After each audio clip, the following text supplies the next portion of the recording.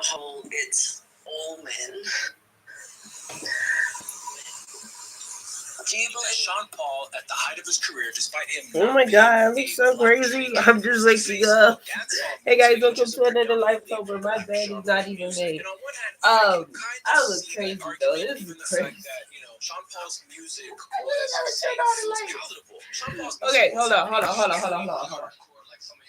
Let me go wash my face and brush my teeth and get back to y'all. It's gonna take a minute. So welcome to another Livetober. Before I go do all of that, I didn't get to do Livetober yesterday because my internet just was not interneting. It was not connecting me.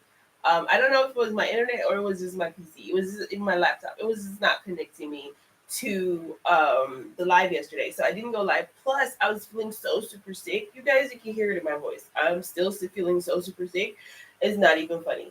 Now, for those of you who don't know, and this is your first video with me with the Livetober video, so I'm doing a Livetober for the entire month of October, where I go live every single day, and you just get to spend the day with me while I'm live, right? And that means you get all the boring shit that I do throughout the day, which includes sleeping, eating, um, whatever takes place in this little room right here. That's what you get privy to because your girl is not moving her laptop around just to film her entire, thing. Plus, and the reason why I don't do it on my phone is because I need to go live on my phone, which I'm gonna go live because I never get to go live yesterday on TikTok because I didn't because like I said, I wasn't feeling well. I was feeling so shitty. So I didn't get to go live. But now I look so crappy and I need to wash my face and brush my teeth. And I'm feel like I'm talking to y'all with like, and burger eyes and all these things. So I'm gonna go wash my face and brush my teeth, and I'm gonna get back to you guys. So you get to watch my blank room for a little bit. Maybe what I'll do when I edit it, I'll put in music over that part. I don't know, but you get to see the boring shit. Okay, give me a second. I'm back. Oh, and no judge, my bed isn't spready. I just got up. See, I just got up. Like I just told y'all, I just got up. Shut up.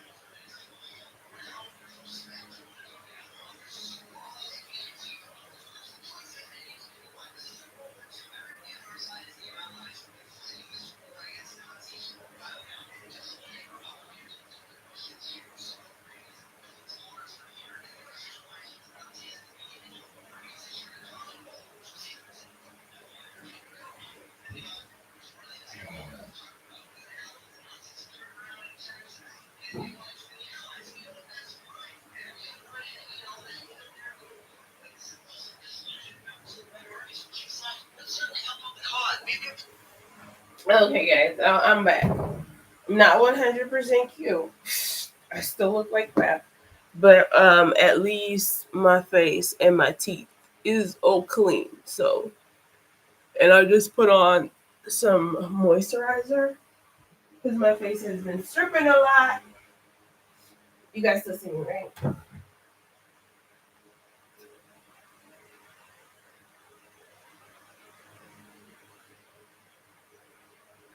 Do you need to comb my hair?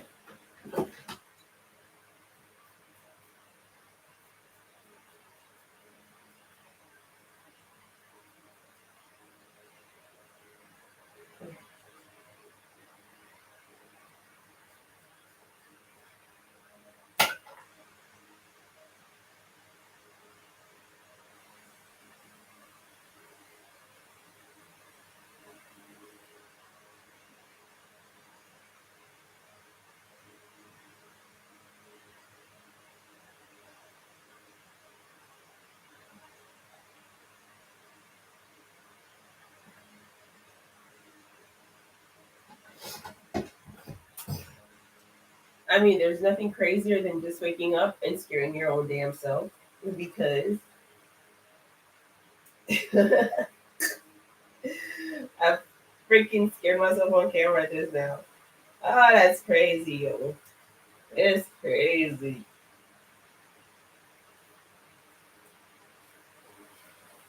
Anyways, when I like to get up, when I get up in the when I like to get up, when I get up in the morning, I like to Oh, I do like to go on TikTok and listen for a bit. I have no water at the house. I don't know why.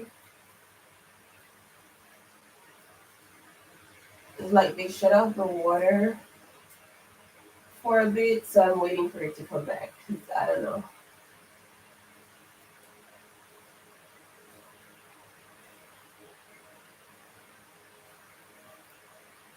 Had water all day yesterday, but I don't have any water today. I'm just so happy that I went ahead and I washed all of the. I'm glad that I went ahead and washed all the my son's uniform yesterday and all the clothing. So the only thing that I have left to wash is the sheets that I took off the bed yesterday. Um, so I have my son's sheets and I have my sheets to wash. Yeah. So that's what I have to do. But there's no water, so I have to wait until the water is back. I don't know. It's been raining a lot, and sometimes they shut off the water to because we get water from the river, right? And they have to purify it, and sometimes like the water because the rainfall it kind of murky the water, so it has to like settle first before they can put in all the solutions and clean it up and blase blase. Sometimes they turn it down to divert water to the hotels. Yeah, that's another way we get up by these hotels, but it's not often. Once upon a time, it was a lot often, like years ago, but now it's not that serious anymore. So that's good. Um, yeah, let me wrap this up.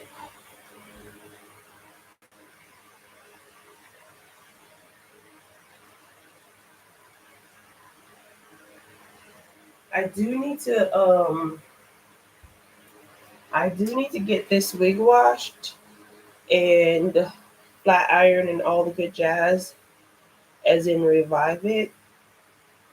I do need to do that with this one. But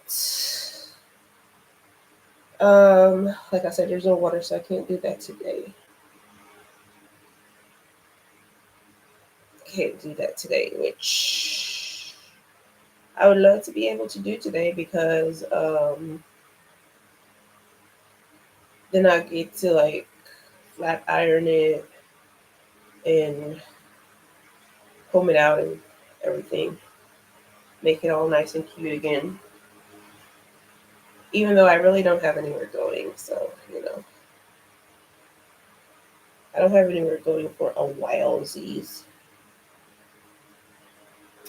I tried to check my shipping company yesterday, but it gave me some crap about planning our beach day in France for a while now, and that doesn't change those plans at all. Let's see. All of this is just a super Let's see. Guys, don't get baited into clickbait trends that probably aren't true, and even if they are, they're completely irrelevant. We have our mission. We've been fighting this battle for a while, and people joining the race does not change that. Now, stay focused. Un momento.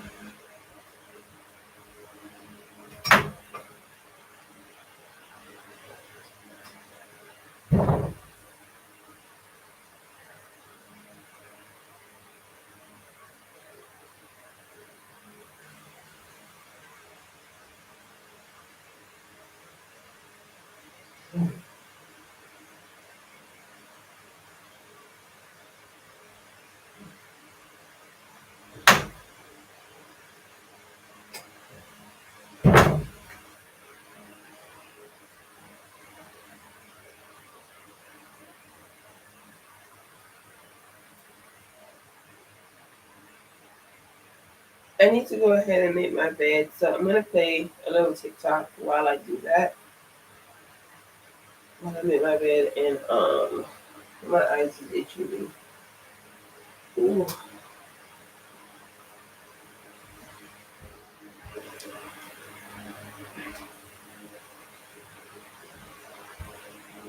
I'm gonna put on my thingy as well.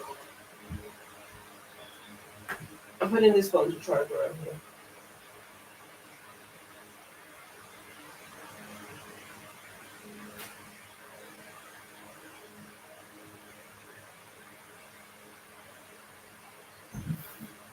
I need to get one of those surge protectors for I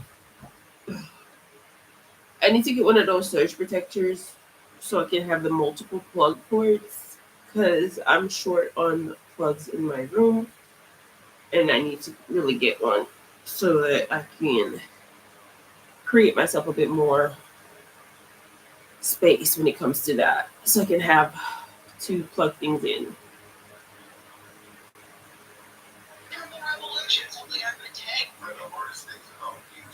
Being married to somebody who grew up with money. Like, this shit is infuriating, what I'm trying to tell you. So, like I said before in the previous video, I'm renovating my basement right now. Let me show you what we're doing so far. So, we painted all the walls. Y'all saw that for the most part. This is what it looks like complete.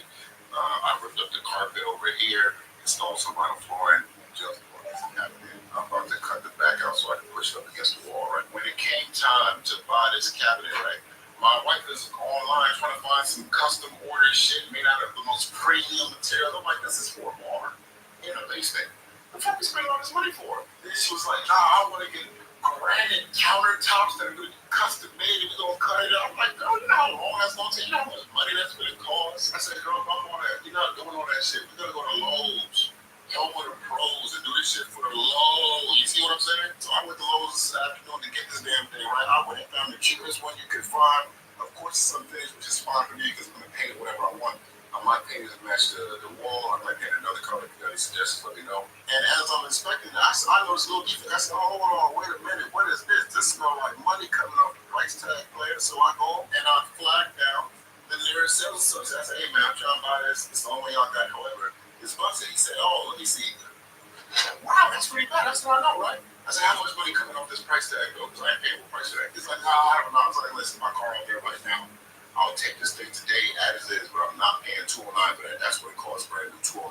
So anyway, he go over to customer service, do a little yip-yap with the lady over there. He come back with this price tag that say $146. I said, so $60 off? That's a take gas. I'll take that. Yeah, no problem. I get it home to my wife. She sees it. She's like, why would you buy this? It's broken. It's broken. I said, girl, calm down. I got it. Like, even looking at it, this is a super easy fix. All you gotta do is unscrew this so you can get this piece out, right? You cut a length of, probably like a 1x2 to the length of this, screw it back in, about boom, you in business. And I got some 1x2s in my backyard already, so I just go get that, cut the size tomorrow morning, install it, and we done. The thing about me, you gotta understand, is that I love a good deal. It really God. So today, me, 28 female, my husband, 33, and my 3 kids, 2 female, 4 male, and 7 male, and my brother, 28, sister-in-law, mom, and dad were at a late lunch, early dinner. My 7-year-old son, let's say Bruce, asked for another piece of bread and then didn't eat it. My husband got upset about him wasting food and said, "You literally asked for it, so you're going to eat it." My son, who was really emotional, starts crying. Check out this stuff. Let's talk on the other side. It's absolutely crazy, even if you're not Swiftie. And let me tell you, the not Swifties have been going absolutely mental, and they couldn't stop her. 3.5 million units at a tracking week isn't even over. The Taylor haters simply don't realize how much what they do contributes to the success of this. You hate it so much, it's the worst thing you've ever heard. It's millennial cringe. Your career's over, and yet 3.5 million copies in a week. And they'll try to tell you that sales don't mean that the album's good. I agree, it doesn't. But it does mean that people like it, which is what they really want to deny. They tried to do Taylor Swift Meanwhile, they tried to do Taylor Swift Races, they tried to do Taylor Swift Mega Party, Taylor Swift Cash Rap, Taylor Swift AI Imagery music video, Taylor Swift song. Going ahead and skipping the concept of the fact that this is the exact same type of rhetoric that the Trump administration uses to justify all its actions because it won the election. No, I'm not comparing Trump and Taylor Swift. I'm comparing the rhetoric around Trump and Swift, which leads to the actual point that I have in this video. The correct answer is New Orleans or New York for anybody with taste buds. The city of the United States of America got the best food. According to these crackheads, Miami has officially been named the #1 foodie city in the U.S., beating out New York and Los Angeles. So like, if I'm this content creator, I'm gonna tag him, and he basically was saying that men be jealous of women's pretty privilege because they want to do shit that women do, but they don't want to pay for it. Because the example he gave was, if a woman is pretty, she can just get on the yacht if a rich guy sees her. But if a guy wants to get on the yacht, he has to pay for it. And in my head, I'm like, but what's wrong with that? Like, here's the thing about men who are always jealous of pretty women. They want to humble you, right? The next week, Boyd's letter arrived via certified mail. I know because when I got home that evening, the whole house felt different. The air was thick and tense, and my parents were sitting at the kitchen table with papers spread out in front of them. They didn't look at me when I walked in. This went on for days with them treating me like I was invisible while also watching my every move. Mrs. Gilmore started checking in with me every single day during lunch period. My neighbor Eliana noticed I was bringing my lawn equipment to her garage more often than usual.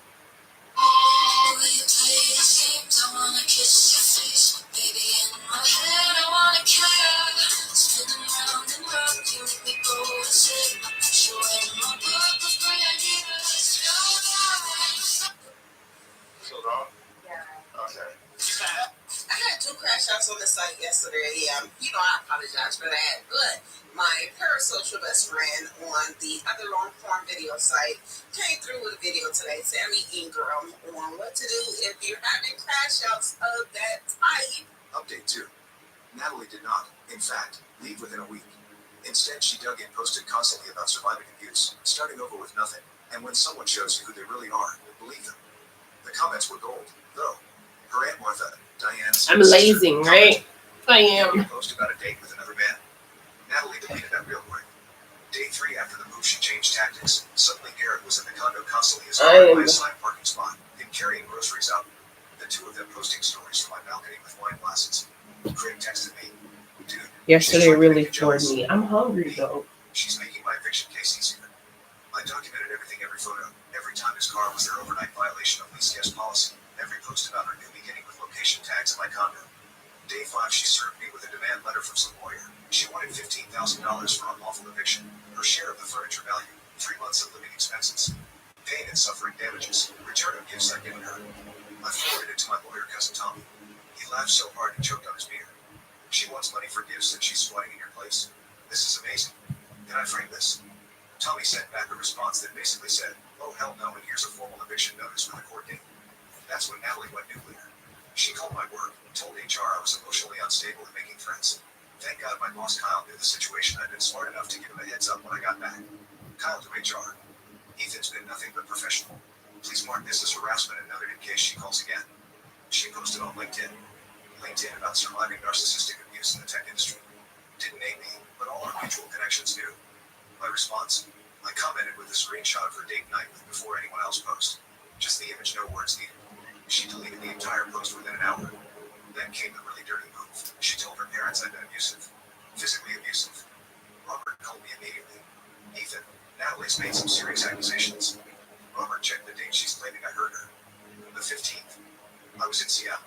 Had plane tickets, hotel receipts, and was literally presenting to 40 people at Microsoft that day. Long pause. I see. Robert, your daughter needs help. She needs more than that. We're coming tomorrow. The next morning, Robert and Diane showed up with a moving truck and 3 men from their church. Natalie tried to refuse them entry. Diane, in the sweetest southern voice. Honey, you can either pack your things like a lady or we'll pack them for you, but you're leaving this poor man's home today. You can't make me. Actually, we can. Either you come with us or we stop paying your car insurance, your phone bill, and that credit card you think we don't know about. Natalie's face went through several colors. You're choosing him over your own daughter. We're choosing not to enable a liar. Plot twist I didn't see coming. Natalie broke down, not fake tears, real ugly defeated tears. They packed her stuff in 2 hours.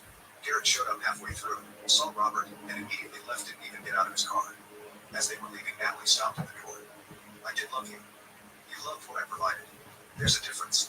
She started to say something else, but Robert physically guided her out. Keep on missing. You ask questions about the fruits and the things, And I was telling you, y'all don't get me in trouble because y'all keep asking follow-up questions, but the short answer is yes. God loves you so much that he will burn you up for not loving him back. And it's pretty simple, actually, because he created you as a sinner. Because he loves you and he hates sin. Okay? So he decided what was a sin and then put it inside you. And then you gotta get it out, right? So he said, I'll send my son and kill him. Because the sin I put in you, I hate it. And I'll burn you up for it. And so he sent his son and he killed him. So he could get rid of the sin that he put in you. Because he hates it. But listen, because he loves you. And so he knew though, when he killed his son, that his son wasn't really dead. He was going to come back again. And when he came back, he was only going to be dead for 3 days. From Friday night to early Sunday morning is 3 days, no matter what you can count. And so he knew that when he killed his son, he was only going to be dead for the 3 days and he was going to come right back. So he was like, listen, son, you only got to die for a little while, but you can go to hell and get the keys to the pearly gates because they're locked. Because security, that the devil had already been in heaven. Okay, he got kicked out, so they had to put the gates up and lock it. And that's where the keys was at. The devil had the keys to the gate. And Jesus had to go down there and get them. And he got them and brought them back, and he's in heaven with them. And he's going to come back for us when he gets done building our mansions, because he's the great carpenter. And it's like he had to come to earth to learn how to do carpentry work so he can build our mansions. And we can go and be with him. And it's honestly really pretty simple. But yes, he loves you so much that he puts sin in your heart that he hates so that you could burn if you don't love him back. So I've seen so much stuff that I've already liked. Y'all will get me in trouble because y'all keep asking follow-up questions. But the short answer is yes. God loves you so much that he will burn you up. So I've seen so much stuff that I've already liked, and then I go back to it because I commented on it, and then I didn't like it.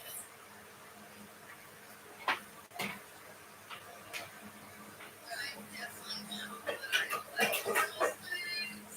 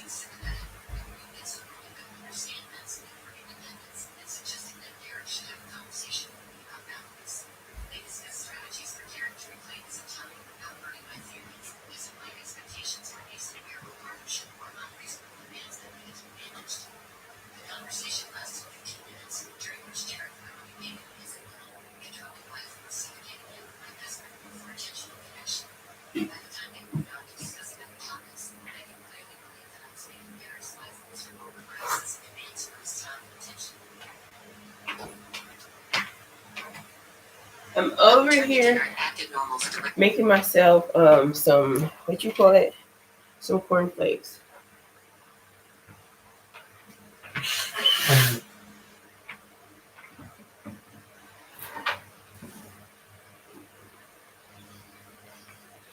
Although I'm not really supposed to be having milk, I'm being a bad girl. I'm a bad girl. Ooh, ooh.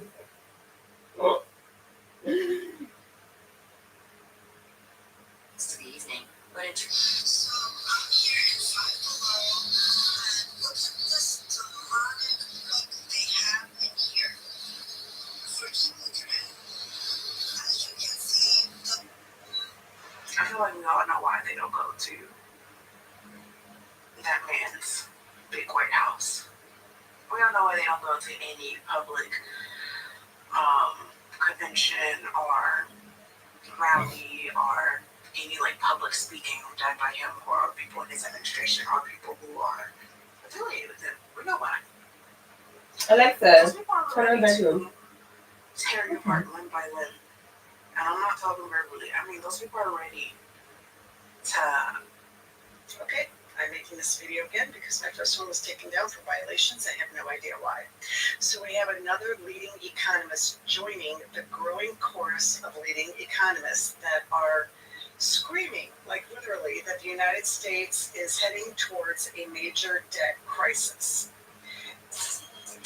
A word by people really enjoy watching your temple. I just found out that a few of my family members found my TikTok and apparently made a group chat and started making fun of the stuff that I've been posting. Like talking about my views and stuff, like what I've been saying, and just like laughing, saying I'm too old for it. And you know what's the crazy part is that I've been in the side of where I had thousands of followers, and I was going out to places where companies were asking me to go, bringing plus ones and all. You're the first people who were begging for me to take them, at least the same people in that group chat. And you know what I mean? Because I think that's sort of over and the other thing. I was over, you know, so these things. I was like, that's the trying to hang out with me and trying to get me posted on my social media networks. They were doing the absolute most.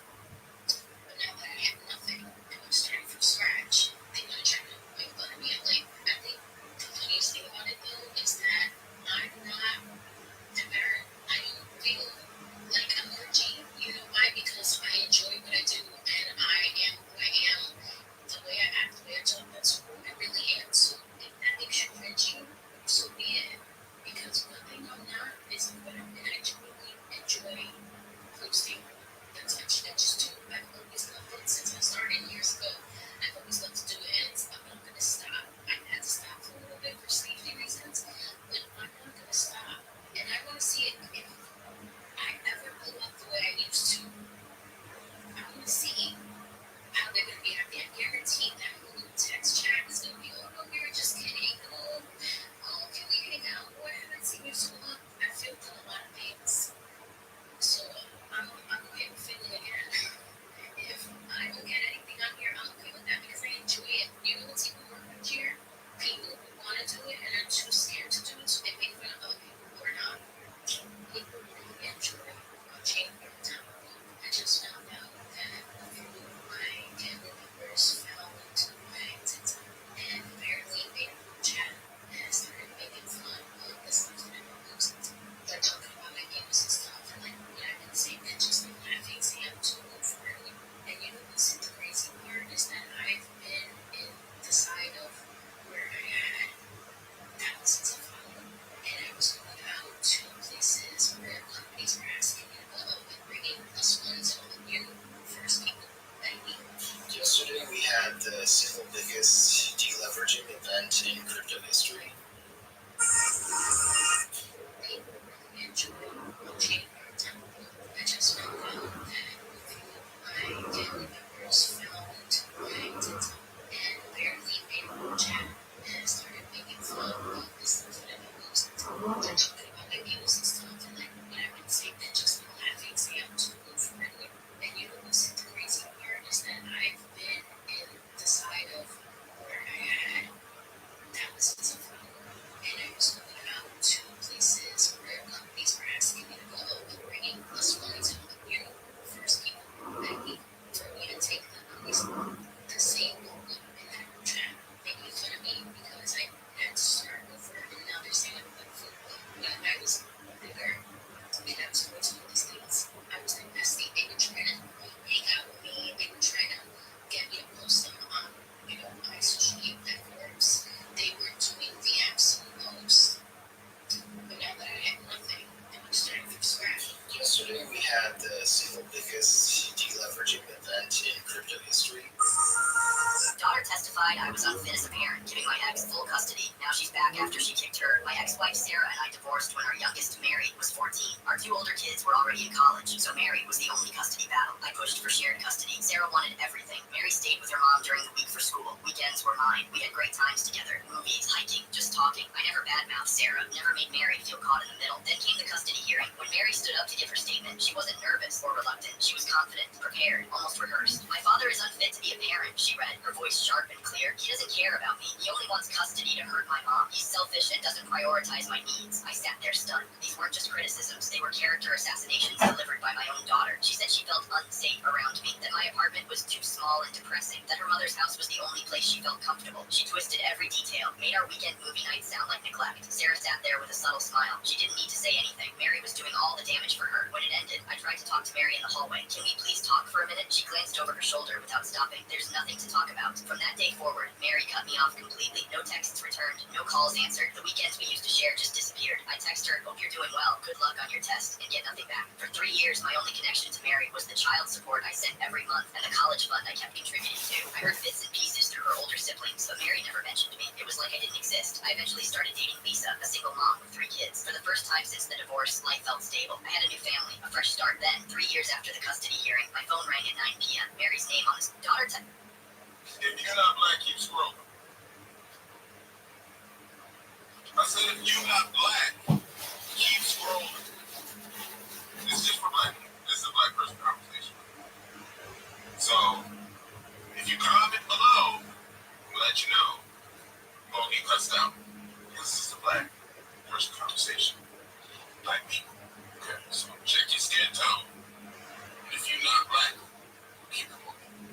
Anyway, what the fuck is going on? I mean, were we right or were we right? Okay, this is barbaric. Barbaric. These motherfuckers are crazy. Listen, we tried to tell these hoes. These motherfuckers are crazy. The only humanity that they got is us. Is us. We are the only fucking humanity that these motherfuckers got. They don't understand that if black people like us, you know what I'm saying, was actually in position, none of this shit would have ever happened. None of it. Daughter testified I was unfit as a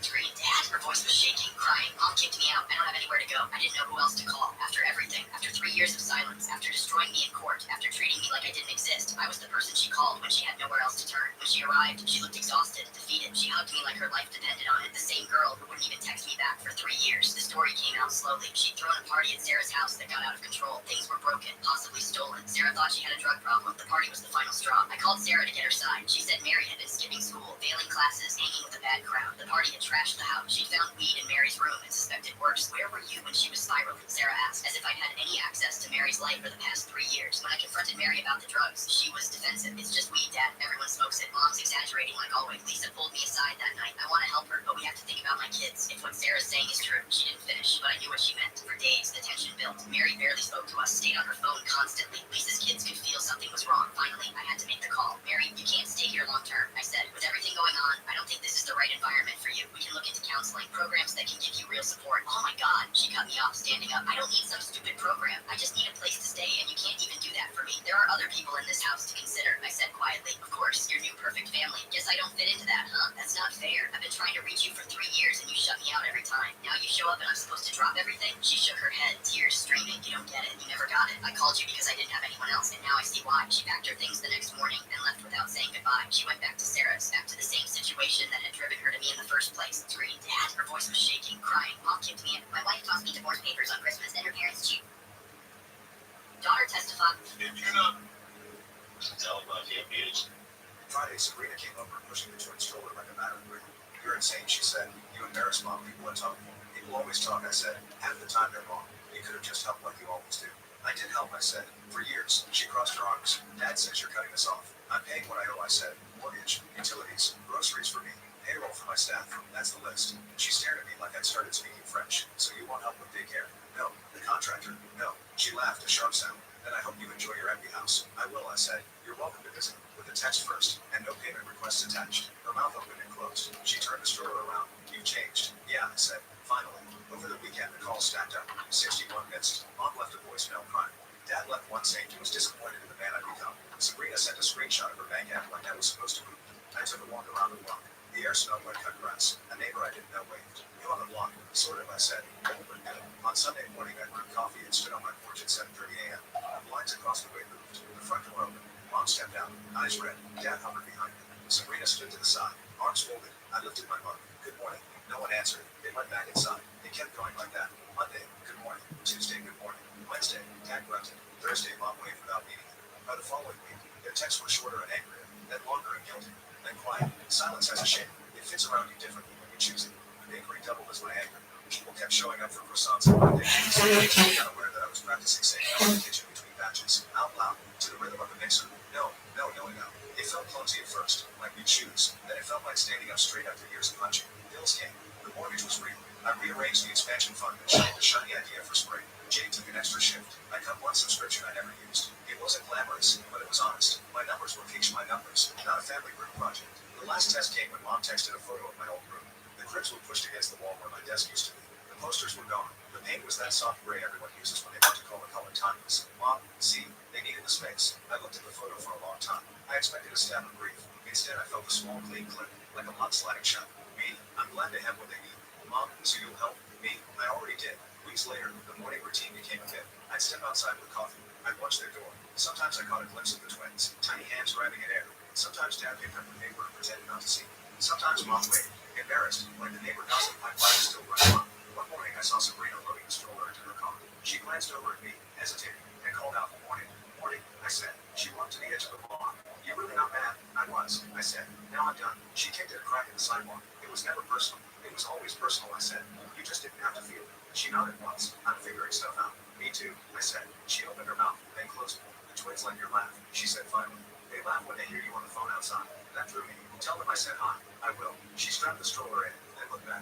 You still making those cinnamon rolls every day? 9 trays by 9 a.m., I said. She smiled, small. Maybe I'll buy some on Saturday. Text first, I said. I'll set them aside.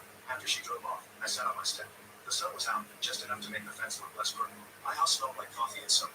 My shelf smelled like butter and sugar, and a future I could actually name. For the first time in a long time, my life felt like something I owned, not something I rented from other people's expectations. People like to frame choices as revenge or forgiveness, like there are only 2 lanes and you have to pick one. I don't want revenge. I don't need their apologies anymore. I needed the quiet click of a boundary locking into place. I needed to hear myself say no, and have it stand.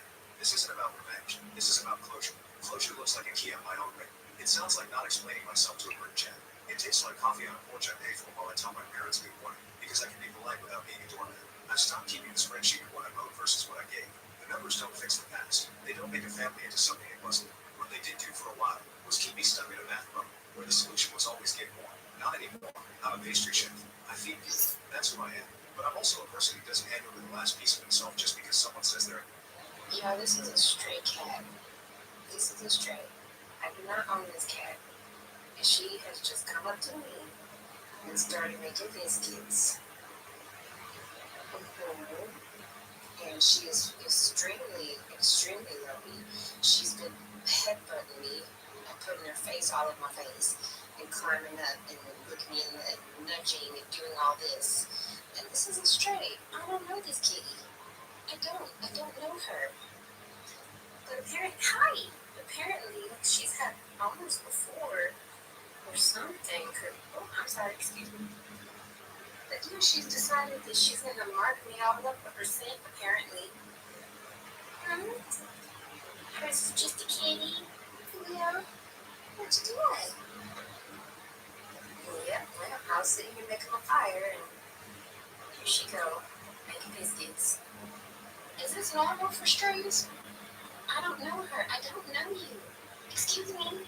So I put up a story time from the woman who had like 6 followers on TikTok, and then she shared the video of her finding out that her boyfriend was cheating on her, and then he shows up unannounced and proceeds to completely like have a mental breakdown. And if you don't know the video I'm talking about, this is it.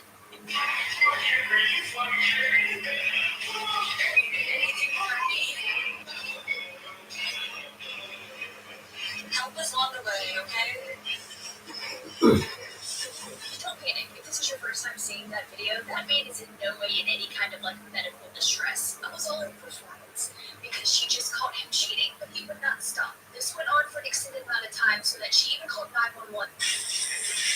Whenever they got there, heard what was happening, heard his medical history or lack thereof, was all a joke even to the paramedics that this guy was just putting on performance to try to make his girlfriend feel bad for breaking up with him for cheating on her for an extended amount of time. Now she gives us a story time, except there's an issue with it. Turns into a 3-part, over 30-minute long video that she promises is going to keep it short and sweet, but when I tell you it's half an hour, I just spent half an hour watching it, so I'm going to go over everything. Super quick and to the point. First off, he's a narcissist. Duh. When she says this, not a surprise. Also talks about how he's controlling. Double duh.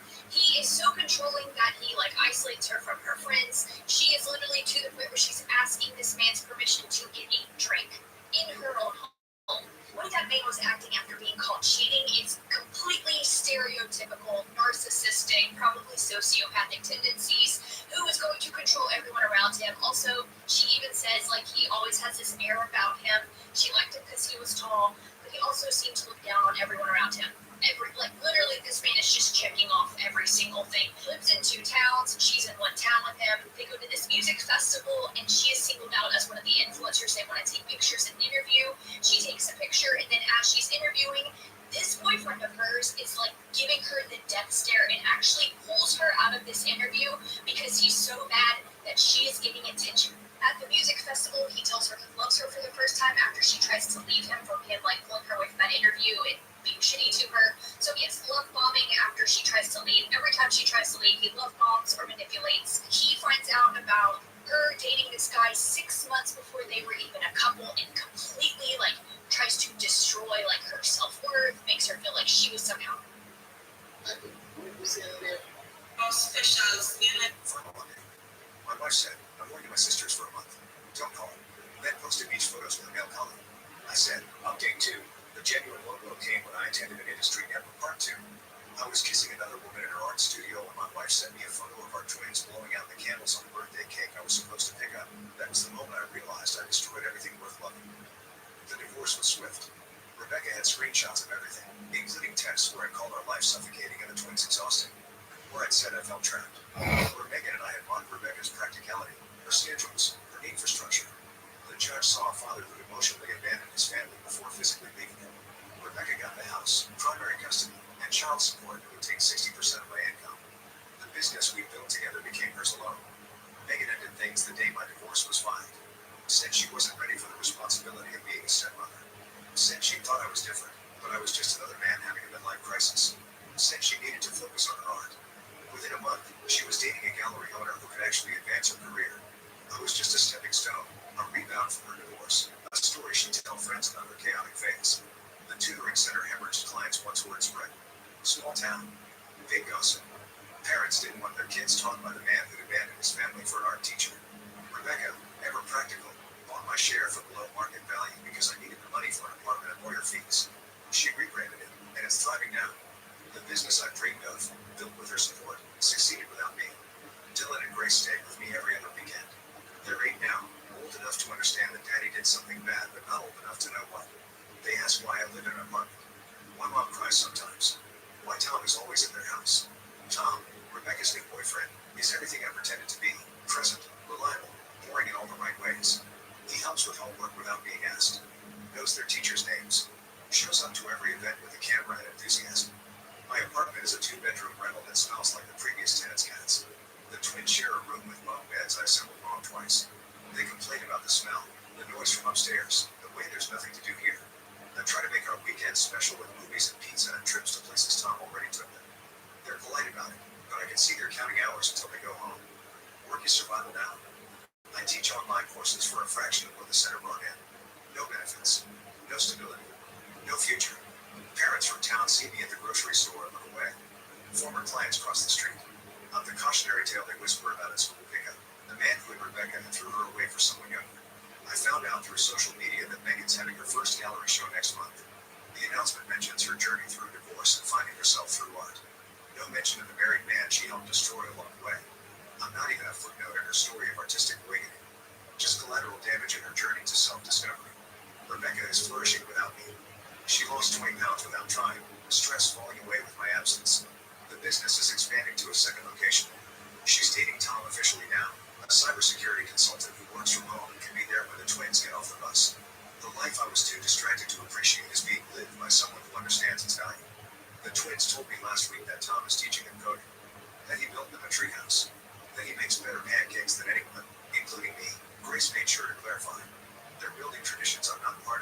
Inside jokes I don't understand. A family structure where I'm the disruption to their routine every other weekend. My brother won't speak to me. He and his wife had struggled with infertility for years, would have given anything for what I threw away. When he found out about the affair, about missing the twins' birthday, he sent one text. You had everything I prayed for, and you treated it like garbage. Don't contact us again. My parents are polite but distant. They see the twins through Rebecca, maintain their grandparent relationship, but I become the son they mention only when asked. Last month was parent-teacher conferences. I showed up, thinking I could be involved. But the teacher looked confused, said Rebecca and Tom had already been there, had already discussed the twins' progress, had already volunteered for the class trip. She asked if I was supposed to be on the pickup list. Even she didn't recognize me as their father anymore. The worst part is watching the twins slowly forget our old life. They don't remember when I lived at home. Don't remember bedtime stories I used to tell. Don't remember when we were a family. To them, this is normal. Mom and Tom at home, Dad in the sad apartment every other weekend. They're happy, adjusted, thriving. The divorce that destroyed me was the best thing that happened to them. I write letters I'll never send. To Rebecca, apologizing for choosing chaos over stability. To the twins, explaining why Daddy left. To Megan, asking if I ever meant anything. But the truth is simpler than any letter. I had a woman who built me up from nothing, who gave me 2 perfect children, who created a life anyone would envy, and I threw it away for a 29-year-old who forgot my name the moment I became inconvenient. There's a unique cruelty in watching the life you abandoned get upgraded without me. Tom is the father I should have been. Rebecca is the woman I never deserved, and the twins are growing up stable and loved despite my choices. Everyone's life improved once I was removed from it. That's not tragedy. That's justice. Last week, I drove by our old house to drop off a permission slip I'd forgotten to sign. Through the window, I saw them all at dinner. Tom helping Dylan with something on a tablet. Rebecca laughing at something Grace said. The dining room I painted, and the table we bought together, living the life I called suffocating. They looked like a catalog family. Complete. Whole. Better. I sat in my car remembering birthdays I missed, promises I'd broken, the way I convinced myself that Megan was freedom when she was really just destruction wearing a pretty mask. The art she created from our affair probably hangs in galleries now, beauty born from the ugliness of what we did. But I'm left with nothing beautiful. Just the echo of my twins asking where Daddy was on their 7th birthday. Just the silence of an apartment that smells like cat piss and consequences. Some men are heroes. Some are villains. I'm worse. Unforgettable. The father who missed the birthday for someone who doesn't remember his last name. The husband who had a chemistry teacher's love and traded it for an art teacher's attention. The man who had everything and chose nothing. Who built a life and burned it down for someone who was just practicing her own rebirth. That's my legacy. Not the tutoring center that thrives without me. Not the family that's happier without me. Not even the affair that meant nothing. Just the empty space where a father should have been, filled now by someone better. Someone who shows up. Someone who understands that 7-year-olds will Out. My 22 father, 76 male at the time of his passing, married his first wife at a young age, and one son, my brother, now 58 male. In East Asian lower communities act and call Black women cowards because we have decided not to be on the front line for life after college. The student athlete power really roller coaster. A lot of us didn't have a backup plan. We had our plan. What's that sound?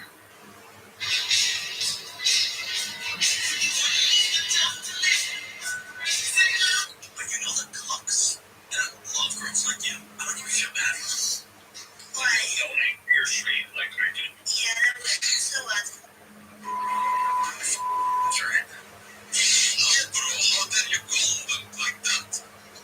Holy yo, I was talking to this other transgender dude. I'm not transgender, I'm a businessman. You were born a man? Of course. So let me tell you something. You're a man. You know you're a man. Of course I love a cop. Of course I love a male-legitimate. You go to a public, don't you? Yeah. And you grow up looking like this. I know I take off the wig, I take off the makeup. I am one of those sons. What about you? That's the thing that not worth that actually just secret. It's just muscle. What? It's just a muscle. Wait, what? No, wait, hold up. How the fuck are you? You go on Twitch doing this? Of course, we love how many donations I get. They think I'm a gamer girl. It's business. I'll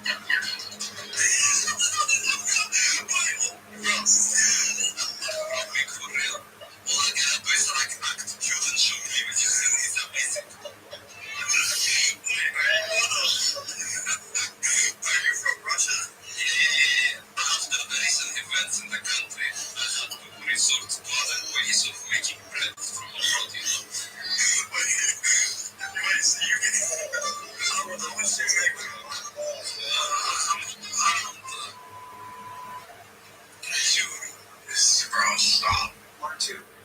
wife left me saying she couldn't think of her first love, but came crawling back 6 months later when he cheated on her with her own sister, and now she's begging me to take her back.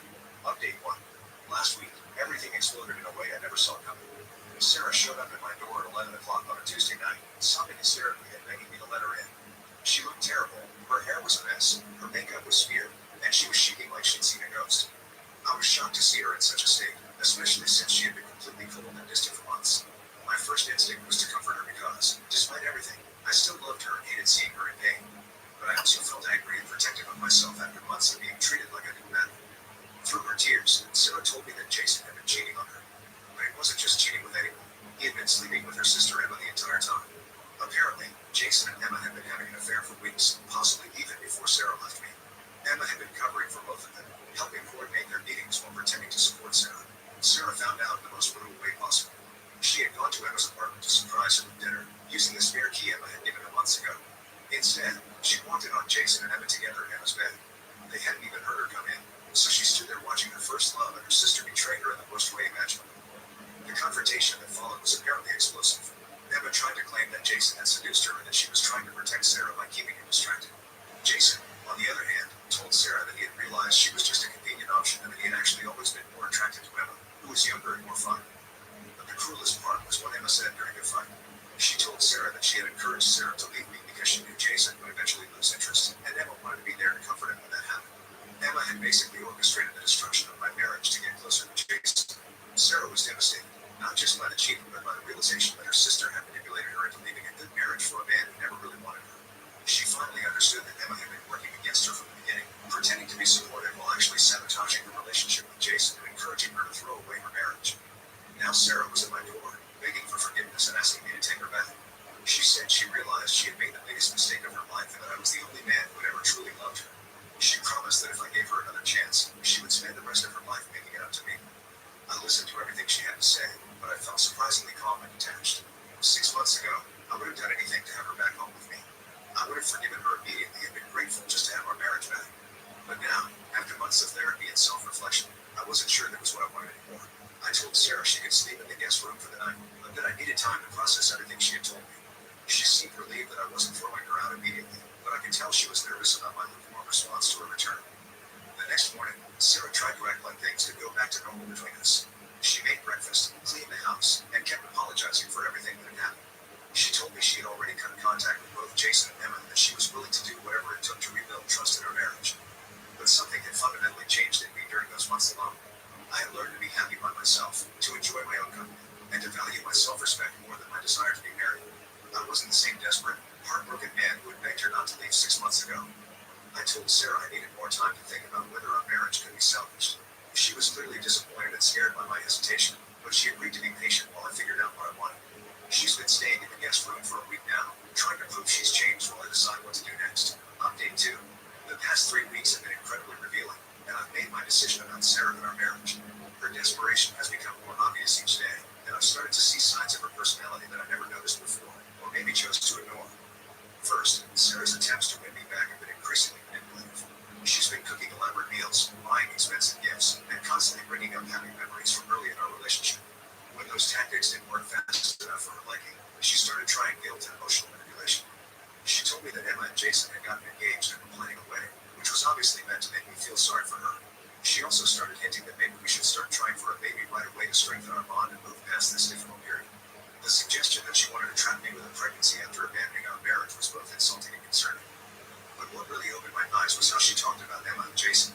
Instead of taking responsibility for her own choices, Sarah kept painting herself as the victim of their manipulation. She claimed Emma had always been jealous of her and planned this whole thing to steal Jason away. She insisted that Jason had manipulated her emotions and taken advantage of her vulnerability.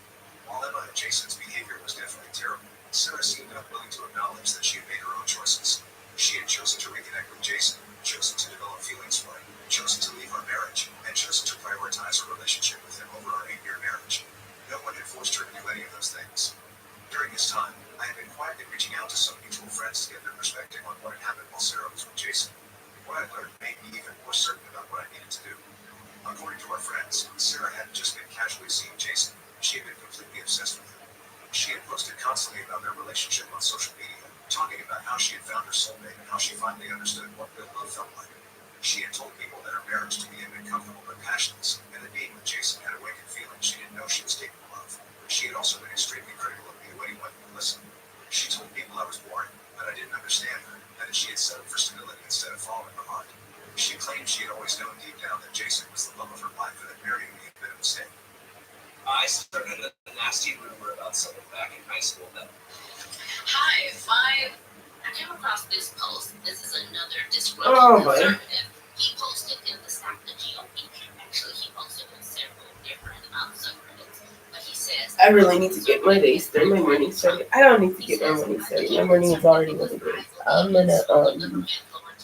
I'm a bad guy. Let me put this on. Trump is all about big government. His big beautiful bill adds $4 trillion to the national debt, and he's violating states' rights by sending the military to occupy their cities. Trump is all about higher taxes. His tariffs add billions in earnest new taxes on American companies that will be passed on to American consumers that are currently being paid by American consumers.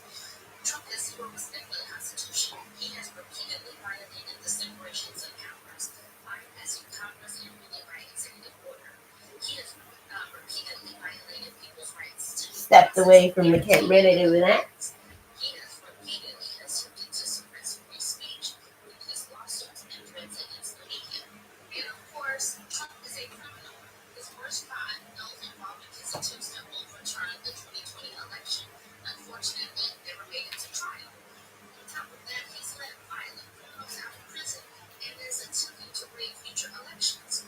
Trump is not a conservative. He is a fascist authoritarian who is undermining the principles America stands for.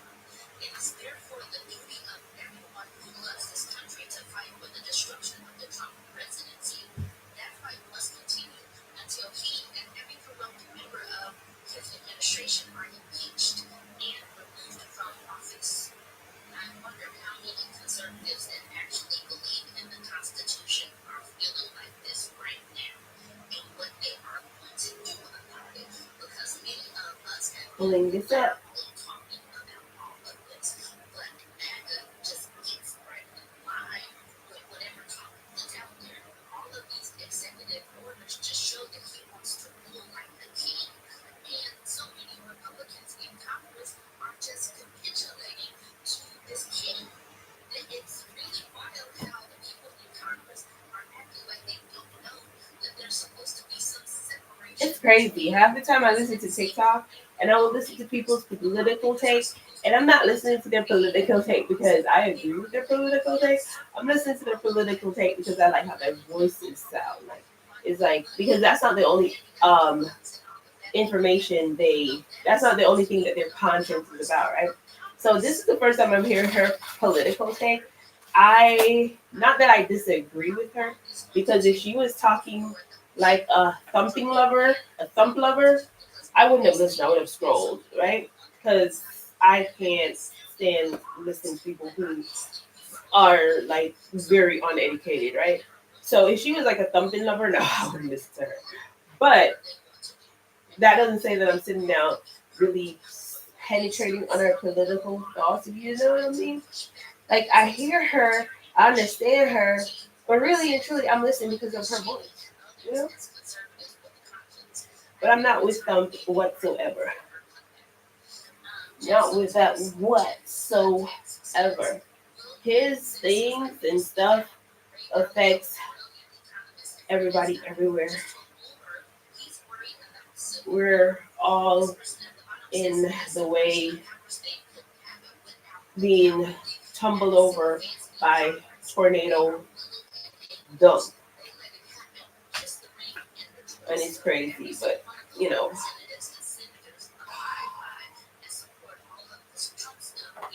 Black Americans did try though. They did try.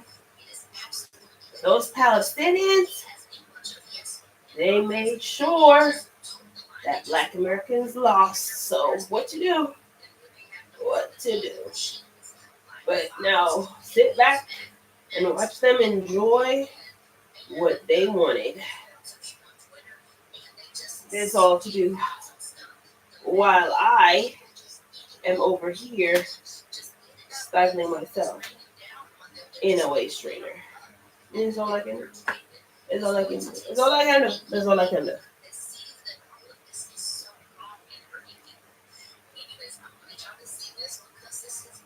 Mm-hmm.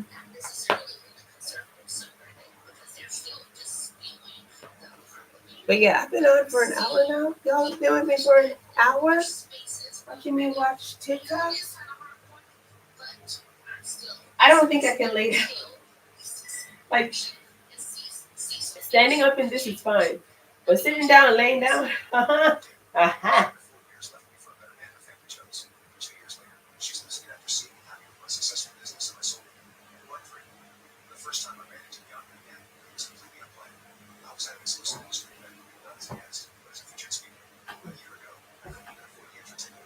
Now, I was one of the main attractions, talking about how our technology was reshaping people's services. As I finished my talk, shaking hands with investors and executives in a single action event this time, I spotted Bianca's parents across the room. They looked different, less smart, less dismissive. They recognized me instantly. Her mother's eyes wide and shocked. Her champagne glass rose halfway to her lips. Her father, who had once mocked me at the dinner table, just gave me a slow nod, like he suddenly respected me, like I was finally really acknowledged. Then I saw Bianca. She was standing off to the side, frozen, staring at me like she'd seen a ghost. She looked good, of course she did, but different. A carefree smile from my cigarette post was nowhere to be seen. She didn't approach me. I didn't approach her. But I saw the way her expression shifted, from shock to realization, to something else. Something that looked a lot like regret. From that night on, things only got worse for Bianca and Adrian. Their relationship was already crumbling. I later heard from mutual friends that he was exactly what I expected. A cold, image-obsessed, controlling man who treated her like an accessory rather than a partner. At first, she had loved the glamorous life, the luxury trips, the fancy dinners, the social media validation. But after the honeymoon phase ended, reality hit hard. Adrian was never home, always working or networking, which apparently involved a lot of late nights with female colleagues. He controlled the money, making sure Bianca never had access to anything independent. He dictated how she dressed, how she spoke in public, who she could associate with, and worst of all, her parents sided with him every time. She wasn't the prize anymore. Adrian was. Bianca had given up everything for security, and now she was miserable. The golden handcuffs were firmly in place. A few months later, I got an invitation from Bianca's father. He personally reached out to invite me to a private business gathering, one of those elite networking events where powerful people shake hands behind closed doors and make deals over $200 glasses of scotch. A few years ago, they would have laughed at the idea of inviting me. Now, they wanted me in the room. I accepted, not because I wanted their approval, but because I knew exactly why I was being invited. I was waiting, and they wanted a piece of me. When I arrived at the event, fashionably late, because why not, I saw Bianca and Adrian standing together. Adrian looked different, stressed, shoulders tense, constantly checking his phone. His firm had been struggling, and I knew why. My company had taken a huge chunk of their clientele. Our software was doing the work of first and second year associates at a fraction of the cost, and law firms were jumping ship from traditional methods to our platform at no longer great. He probably didn't even know I was the reason yet. But Bianca, she knew. The moment our eyes met across the room, I saw it. The same expression she had at the last event. Only this time, it was worse. It was undeniable regret. A week after the event, she reached out. I had deleted her number long ago, but her message still came through. Greater than, hey, it's been a while. I was wondering if we could catch up sometime. Just talk. I ignored it. A day later, she tried again. Greater than, I know things ended badly, but I've been thinking a lot. I missed our conversations. Ignored that too. But then she made a desperate move. She showed up in my office. It was late. Around 8 p.m. my team had already left for the day, and I was finishing up some emails when a receptionist buzzed me. Greater than, there's a woman here asking to see you. She says it's important. I didn't need to ask who. I debated sending her away, but then I realized this was my moment. So I let her in. She walked in hesitantly, looking around at my corner office with its floor-to-ceiling windows and modern furniture, so different from the cramped apartment we once shared. Her confidence was completely shattered. Gone was the smug, entitled girl who once told me I wasn't in her league. Now, she looked nervous, smaller, somehow. Hey, she said softly, giving me a sad smile. It's been a while. I leaned back in my chair, arms crossed, silent, watching her fidget under my gaze. She hesitated, then took a deep breath. I was wrong, she admitted. About everything. I listened to my family, and I threw away something real for something fake. She bit her lip, searching my face for any reaction. I miss you, she whispered. I miss us. I tilted my head. Us. She nodded quickly, hope flickering in her eyes. I know I hurt you, but maybe we could start over. I stared at her for a long moment. Then I laughed, not angrily, not bitterly, just amused. Start over, I repeated, shaking my head. Bianca, the end of the day you chose them over me. She winced, but I wasn't done. You didn't want me when I was broke. You didn't believe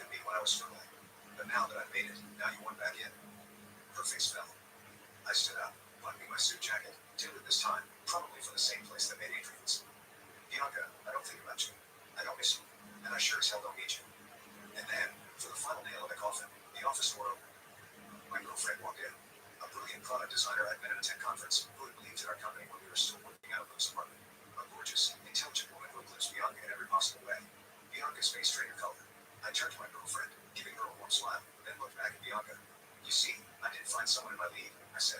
Turns out, it just wasn't me. And with that, I walked Bianca to the door and shut it behind her. But that wasn't the end. It was just the beginning of the real fallout. A few weeks later, word started spreading that Adrian's firm was in serious trouble. Turns out, my company's AI-powered legal tech had been scooping up clients at a terrifying rate, faster service, cheaper fees, more efficiency. We were doing it minutes when they billed clients for hours to complete. Adrian's firm was bleeding money trying to compete. The old ways weren't working anymore. And instead of adapting, the partners were panicking. I heard from mutual contacts that Adrian was losing it behind closed doors, working 80-plus hour weeks, desperately trying to retain their top clients. He was berating junior associates, lashing out at staff. Investors were pulling funding, seeing his firm as an outdated dinosaur in a market they no longer controlled. And the final twist of the knife, Adrian still hadn't put two and two together. He didn't know I was the one behind the company ruining his career. While Adrian was crumbling at work, Bianca's parents were panicking too. They'd spent years trashing me, treating me like some broke loser who wasn't worthy of their daughter. Now, their loser was richer, more powerful, and more respected by their entire social circle. And suddenly, they wanted to pretend the past never happened. Like, you can click on share more to see if there's a part 4.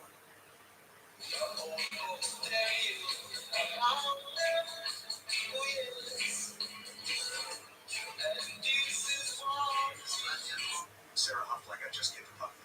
You're being selfish. Good, I said and hung up. By Friday, the flying monkeys were in full force. Phoebe's mom called me and actually had the nerve to say you can't just throw my daughter out. You're responsible for her life.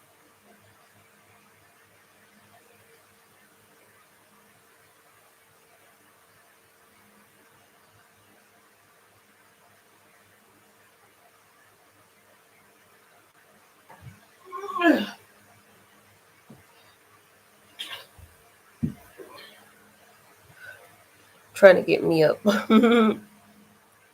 Let's see.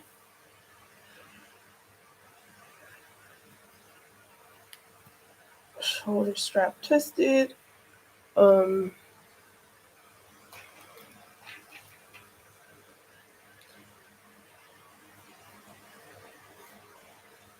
feel like I look fat. I need to go back on my diet and lose some weight. I do need to do that. Let's do this. I'm the bad guy. Toot. I feel like I look fat today. I don't know. Maybe I am fat. Or maybe it's the fact that my face is puffy because I'm not feeling well. I don't know.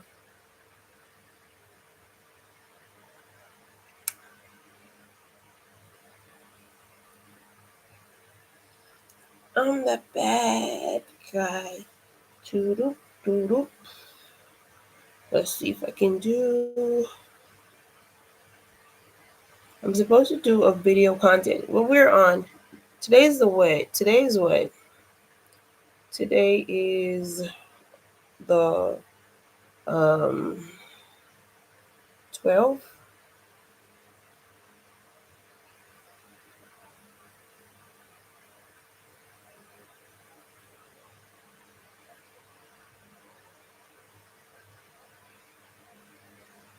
Today's the 12th. Let's go over here.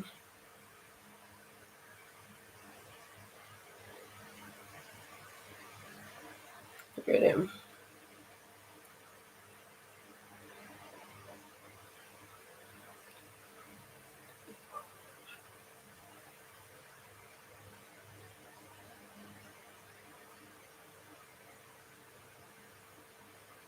Oh.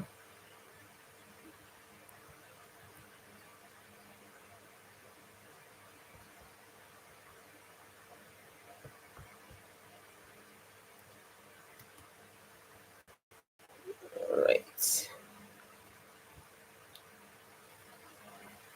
I went live. I didn't go live Friday or Saturday. I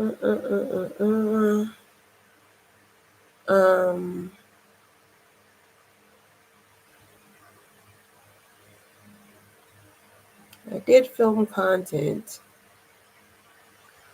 I don't know. Let's go over here because I did the wrong thing. I did the wrong dates. Here. It's Sunday.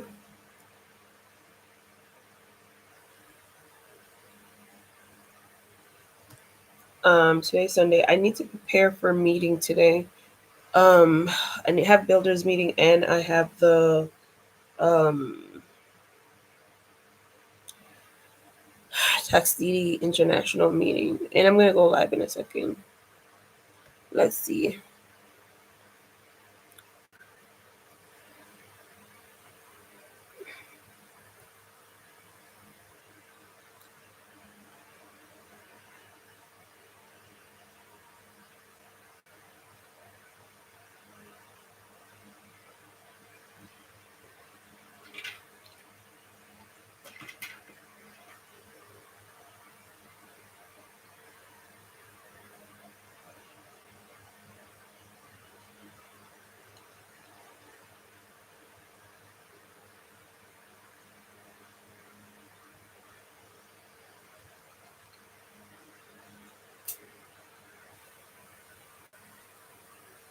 I need to shave my eyebrows.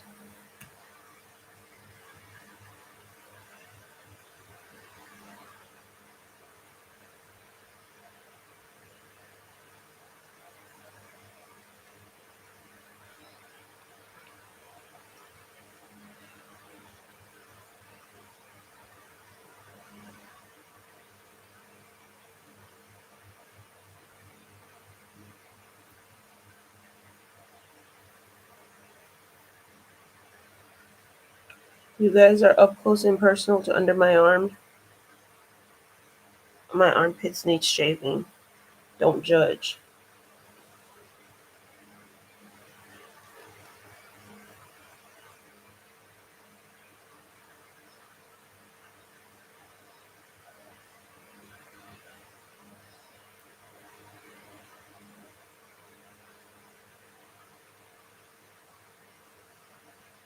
Don't judge, okay?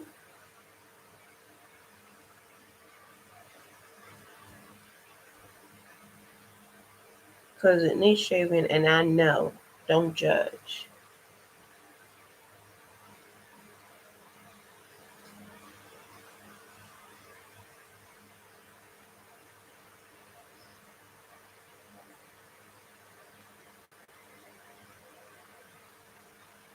Okay.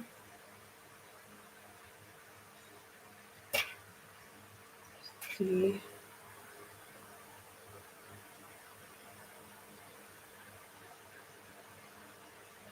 if this is any better.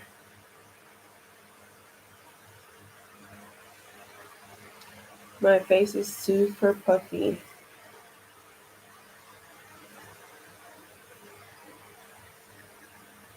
Let's go ahead and film this YouTube shorts that I'm going to post today.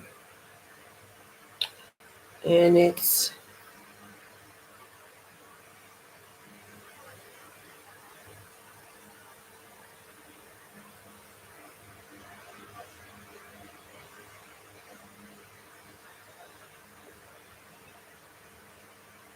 if you're one of those people who are wondering if you need a degree to start a digital marketing program, hold on.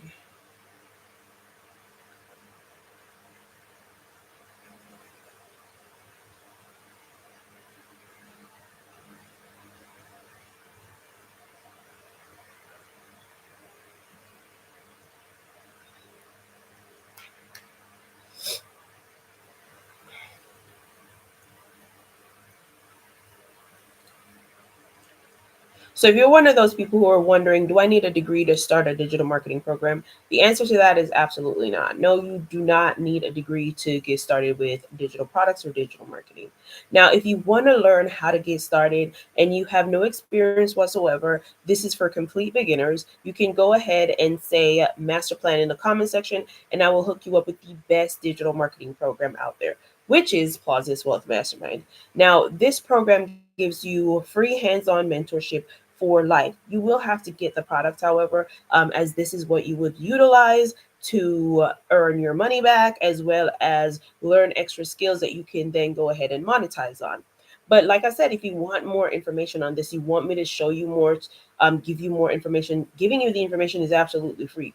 You can go ahead and make your decision from there on out. So go ahead to the comment section, say master plan in the comments, and I will send you guys more information on how to get started with a done for you digital product and get started in digital marketing. Learn extra high income earning skills at I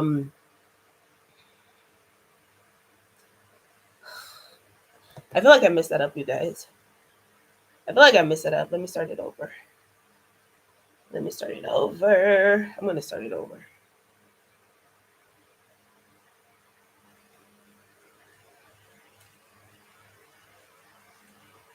For those of you who are wondering if you need a degree to start with a digital marketing program, the answer to that is absolutely not. No, you do not need a degree for you to get started with one. As a matter of fact, you do not need to have any experience whatsoever. What I can do for you guys is I can hook you up with the best digital marketing program out there, which is Plausius Wealth Mastermind. You want to get started today, go to the comment section, say master plan in the comments, and I'll hook you guys up. You don't need any prior experience. You don't need any diplomas. You don't need any certificates. As a matter of fact, you get a certificate at the end of the program. You get to learn high income earning skills, which means this is not a program that you have to resell in order to make money from, because you're learning all of these extra skills that you can go ahead and monetize, as well as you can earn as you learn, because as you're learning, you could have the system out there working for you as you get a free automated system that does all of the selling for you. So while you are learning everything inside of the program, all you got to do is market and promote this program and make 100% profit off of it every single time. Passive income, right? Because you're not doing anything. You're not doing any selling. You're not doing any cold calling. You're not getting on the phone with customers or clientele. You're not going to your family members and friends and bugging them about nothing at all, because this is complete autopilot, a system that you get for absolutely free once you hook up with the program. So if you want to learn more about this, you can go ahead, say master plan in the comment section, and I'll share with you guys how we can get started. See you guys on the other side. I think I'm going to stick with that one. I'm so stuffy, y'all. And I'm hoping that I'm going to go live now soon. So, yeah. Now let's see. Let's take this down. What I can do for you guys is I can hook you up with the best digital marketing program out there, which is Plausius Wealth Mastermind. You want to get started today, go to the comment section, say master plan in the comments, and I'll hook you guys up. You don't need any prior experience, you don't need any diplomas, you don't need any certificates. As a matter of fact, you get a certificate at the end of the program. You get to learn high income earning skills, which means you do not, this is not a program that you have to sell in order to make money from, because you're learning all of these extra skills that you can go ahead and monetize, as well as you can earn as you learn, because as you're learning, you can have a system out there working for you, as you get a free automated system that does all of the selling for you.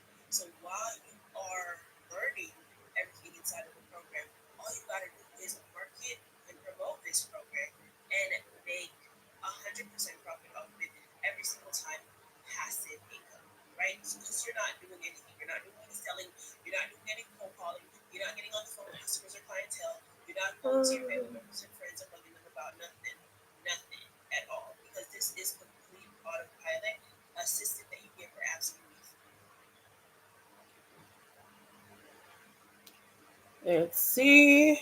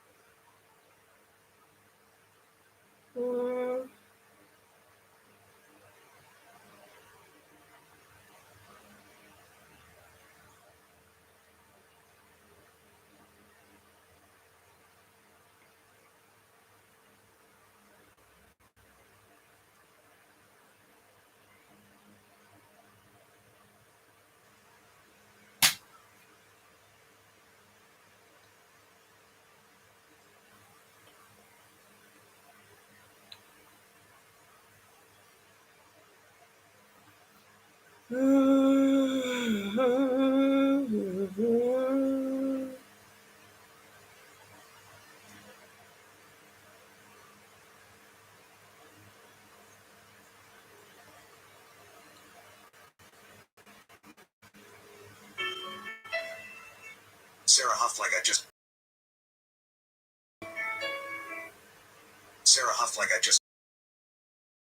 Good, I said and hung up. By Friday, the flying monkeys were in full force. Told me, and actually had the nerve to say you can't just throw my daughter out. You're responsible for her lifestyle. What will people think if you abandon her? I nearly dropped the phone laughing. Cassandra, your daughter's 24. If she needs a babysitter, that's on you, not me. Then I blocked her too. But the real deal came when I remembered the engagement party that weekend. Liam and Chloe, mutual friends, had invited both of us. Phoebe sent me a message. It's going to be so embarrassing for you when you show up alone. That was her plan. She wanted me walking in solo, looking like the bitter ex, while she spun her victim story. She thought public shame would keep me in line. And that's when I decided to rewrite the script. I scrolled through my contacts until I landed on Julia. Now Julia wasn't random. She and Phoebe had a history. Back in college, they hated each other over Julia getting an internship Phoebe wanted. Julia and I reconnected a few months back on a work project. She was smart, funny, and way more grounded than Phoebe ever was. I texted her, "Hey Julia, it's Cameron. This is random, but my plans for Saturday night just opened up. Want to be my +1 to an engagement party?" 10 minutes later, "Cameron, you just turned my boring Saturday into something interesting." I'm in. I grinned. Not because of some rebound fantasy, but because I knew exactly how much this would burn Phoebe. Showing up with Julia, the one person she despised, would nuke her whole narrative. When I picked up Julia, the first thing I noticed wasn't even the dress, it was the smirk. She already knew she was about to walk into Phoebe's little kingdom and burn it down without even trying. That's what made it great. She didn't need to play the look at me game. She just carried herself like she belonged. That alone would drive Phoebe insane. On the way there, Julia asked, "So what's the strategy?" "Strategy? Simple," I said. "Smile, eat free food, and watch Phoebe choke on her own arrogance." Julia grinned. "Sounds like my kind of night." The party was buzzing when we walked in, except the second we stepped through the door, it felt like the room tilted. Everyone expected me to show up alone, sulking in the corner. Instead, I showed up with the one woman Phoebe never wanted to see again. Liam spotted me first. He shook my hand and gave me that respect nod guys give when they know you pulled a power move. Julia worked the room like it was her job, talking, laughing, making people genuinely enjoy her company. And then it happened. That moment you could feel eyes burning into you. Phoebe was across the yard by the fire pit, telling some exaggerated story with Sarah glued to her side. The second she spotted us, she froze mid-sentence. Her expression went from smug to shocked in under 2 seconds. Julia leaned toward me and whispered, "She saw us." "Good," I said. "Let's take the long way around and let it marinate." So we did. We didn't go straight to her. We greeted people, chatted casually.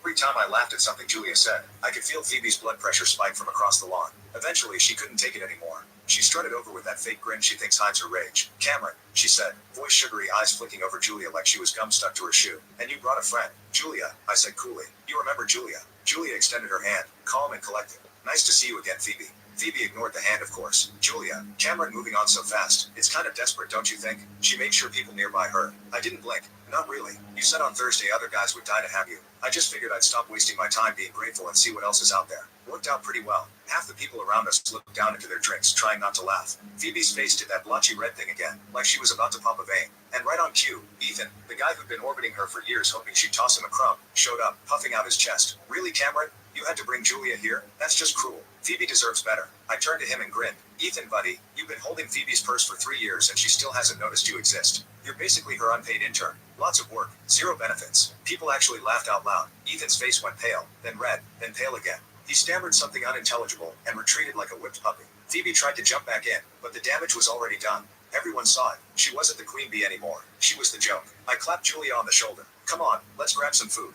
We walked away while Phoebe stood there frozen, Sarah whispering in her ear like a frantic PR manager trying to spin a disaster. The rest of the night was smooth. Julia was the center of attention without even trying, and I didn't have to perform. I just relaxed and enjoyed myself. Okay, I think that's all that I need. For those of you who are wondering if you need a degree to start with a digital marketing program, that is absolutely not. No, you need a degree.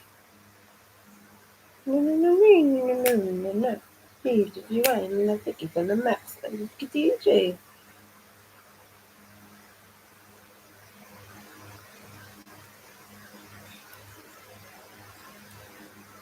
Should I load it now or later? I think I'm going to load it later. I'm not going to load it now. Let's do that part later.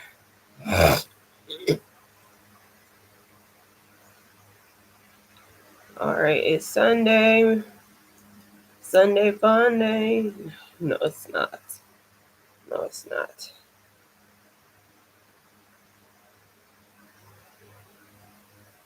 It's definitely not Sunday fun day. I'm barely holding it together as we speak. What if the buyer doesn't come back? That's the question.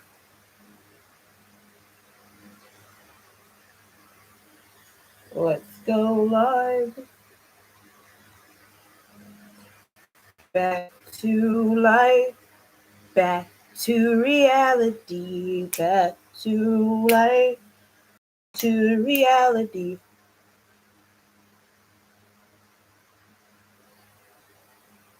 What's this?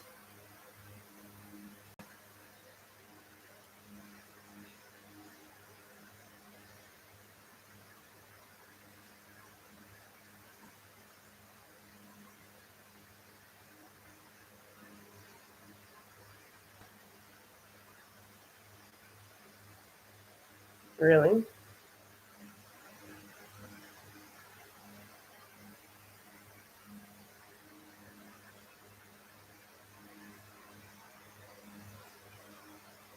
Back to life. Back to reality. Back to life. Back to real. Hold on. Y'all don't listen to me.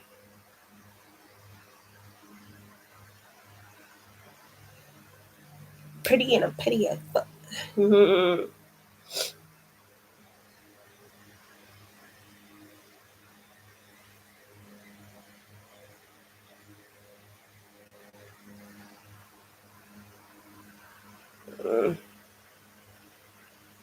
Come on, y'all know what I want. Stop playing with me. Don't play with me. Don't play with me. Don't play with me.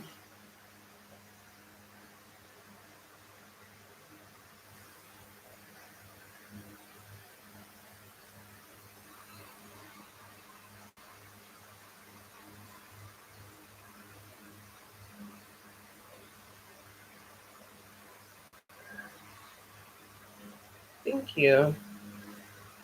I knew what was going on. Why this was giving me the issue it was.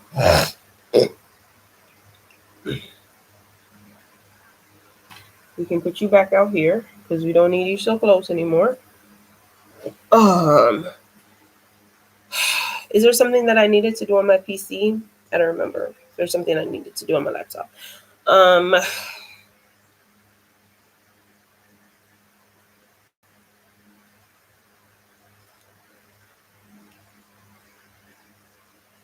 Welcome in, welcome in. Thank you for joining. Guys, I'm now.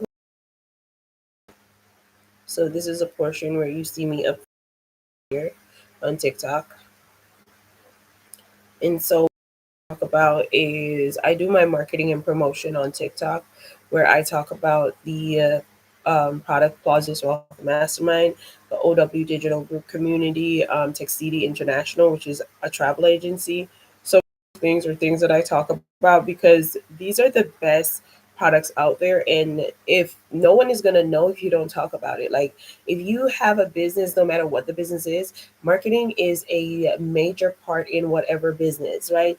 Silence, closed mouth does not get fed, and that's just the simple truth about it. Closed mouth does not get fed. And if you are someone that wants to, that see yourself as a business owner, that sees yourself as someone who's running and operating their own business no matter what, like for example, I don't want to become a business owner because I believe that, oh, if I'm a business owner, then I don't need to, um, I can just work a couple hours a day and I don't have to work all day.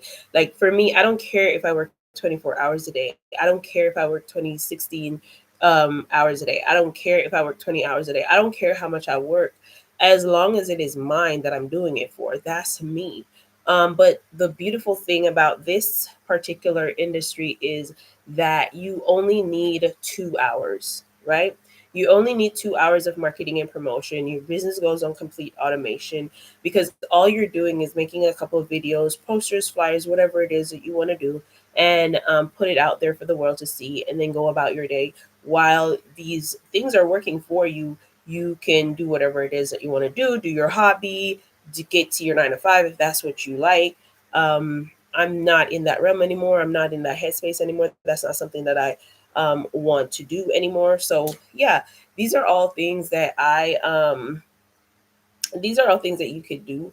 But I would prefer to be putting in um, 20-hour work days on my own than to be putting in 8-hour work days on somebody else's business. I promise you that.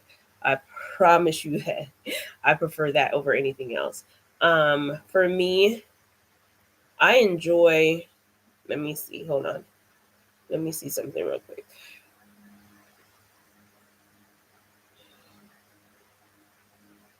I can barely breathe right about now. I can barely breathe right about now. And it's not because of my waist trainer either. It's because of my sinuses. My sinuses is not allowing me to breathe properly. I was so sick yesterday. I felt like I was losing it. The way how I was so sick yesterday.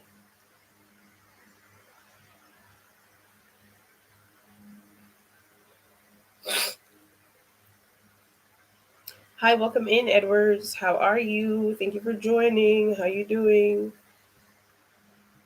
So I was uber sick yesterday. So I wanted to be on live, but I was just too sick to be on live. Hi, Edward. Thank you for joining. Welcome, welcome in. If you could just tap on the screen and show me some love, I would really appreciate it. If you are interested in knowing what my live stream is about, I will be. Let me introduce myself. If you're new here to me, my name is Orphea Wallace. I'm the owner and CEO of OW Digital Group and founder and creator of the Done For You digital products, Plausius Wealth Mastermind. I'm also co-owner of the travel agency Textini International. Now, Textini International is a travel agency where you get paid to travel. You get paid up to 90. You get paid 90% commission, not up to. You get the 90% commission. You have no month-to-month payments or no monthly fees to be taken care of. Like other travel agencies, they have monthly fees, and if you miss the fee, you lose your business altogether. You don't need to have any experience. You don't need to have a degree. You don't need to know anything about the industry. To be honest with you, you just need to come in and we will give you everything that you need in order to be successful, right? Plausius Wealth Mastermind, on the other end, is a done for you digital product that makes you 100% profit on automation, autopilot, right? So there's not much that you have to do with this. You just have to do marketing. So you make 100% profit just marketing a program. And how you market is completely up to you. You can market by, going live like I do. You can make a couple of videos. There's a couple of ways. You don't have to do it all at once. You don't have to pinpoint one thing to do. You can do multiple things. You get to learn high income earning skills. You don't need to be cold calling anybody. You don't need to be bugging family members and friends. All you need to do is show up and show out for yourself and your business, right? Thank you guys for joining. Happy Sunday. Go ahead and tap on the screen as you come in. I would really appreciate those hearts and love to bring me up. I'm trying to get to 10K likes today. That would be super nice if I can get to 10K likes, right? I've been to 5K already. My new thing is 10K likes. Thank you for the share. Thank you for the repost, babe. Ooh, appreciate you for that. Thank you.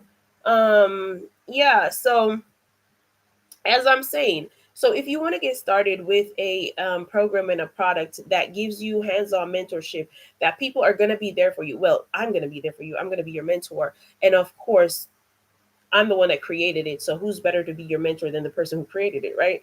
So I'll be there for you to help you and guide you through step by step. You have the videos there that you can watch to, that not you can watch, you should be watching those videos in order to, gain and grasp a better knowledge. Now, there are a couple of ways in which you can win with this program, wherein you can completely let the program run on automation for you, meaning the program is running in the background while you are um, doing your daily dues. You can be at work, you can be out with family members, you can be at the beach, you can be at the pool, you can be anywhere you want to be, and the system is still working for you. It works 24/7, right? It just does not stop, it keeps going. And while you can relax and enjoy your day, the only thing you need to do is put in 2 hours of your time in order to see the success, right? Um, if you should ask me how many hours you should put in, you don't need more than 2 hours. But for me, I like to put in more, because if I'm willing to work 16 hours for somebody else, why the hell not work 6 hours for myself and make way more money than when I work 8 to 16 hours for somebody else? That's my thought process. That's me. And trust me when I tell you, this is an industry that once you get in, you can actually have the time freedom that you've always wanted to have, to do the things that you've always wanted to do. And so We show you how to do this. We show you how to get through and get by step by step. But here's the thing though, you have to be the person that is willing to stand 10 toes down for yourself.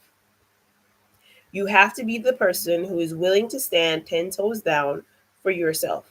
Like, I can show you everything that you need to succeed, but if you don't take action, there's nothing that it can do for you. You have to be willing to take that first step. You have to be willing to take the initial steps in order to move forward. And yes, you get what you need in order to be successful. So whether you want digital products or you want to get paid to travel or you want to do both is completely up to you. You can do both because I have both. I am doing both, and it's real easy because 2 hours a day, who don't want that? And both businesses are on autopilot. They're on automation.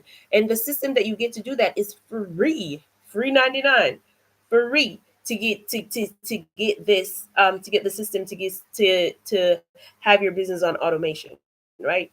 You will need to get the product though, because if you don't own the product, there's no way you can earn from the product, because how are you going to sell something you don't own?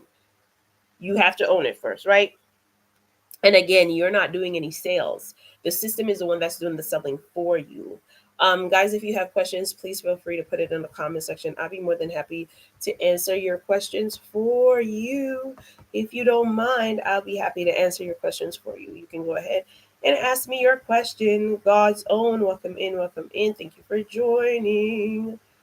Thank you for joining. Again, if you have questions, feel free to ask your questions. Ooh, I'm wearing a waist trainer right about now. I feel like I'm out of breath. I need to get back into the regime of taking better care of myself. I feel like I feel fat. I feel like I've gained a lot of weight, but then I'm looking at it. Yesterday I was completely floored. So maybe what's happening is that I'm puffy from being sick yesterday, because I was out of it yesterday. I was out of it yesterday. My sinuses took me over and just floored me yesterday. And I don't know how some people do it. I really don't know. I went out Friday. I went on the road Friday. I didn't do much. I just went to grab some stuff on Friday, only to come home and then not feel too 100. I didn't feel like 100%, but it wasn't that bad. And I think I took a pill. I don't remember if I took a pill. I don't think, no, I didn't take any pills. And then Saturday I woke up, I did laundry as per usual, and decided to chill out. And then all of a sudden I was sick. I was so sick I couldn't move. I couldn't do anything. I was sick, I was tired. So I took some pills and I basically slept most of the day. But I wanted to come on live. I tried going on YT, but that didn't help one bit. Thank you for the follow, babe. I appreciate it. Shelly Light, appreciate it. Thank you. Thank you so much. If you would like information on what I'm talking about, my lips look dry and cracked. I need to take care of that. I need to take care of my dry lips. Need to take care of my dry lips. I need to take care of my dry lips. Huh. What am I adding to my story? Let me see. I don't know what the hell that looks like. I just saw something that I'm trying out.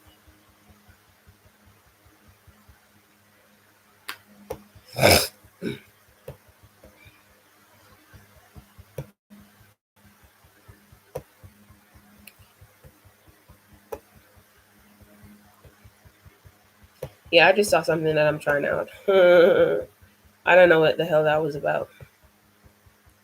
Thank you for the follow, baby. Appreciate it so much. Can you guys tap on the screen and give me some hearts? Anybody want to buy hearts? Anybody want to buy? Anybody want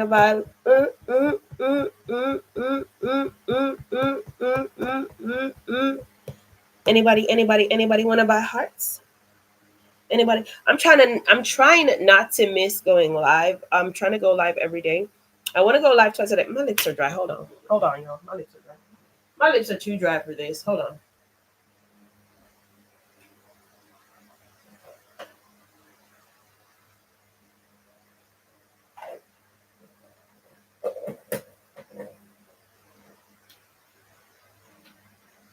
I'm wondering though, is it my lips are dry or is it the camera that makes me look kind of, I don't know. I don't know.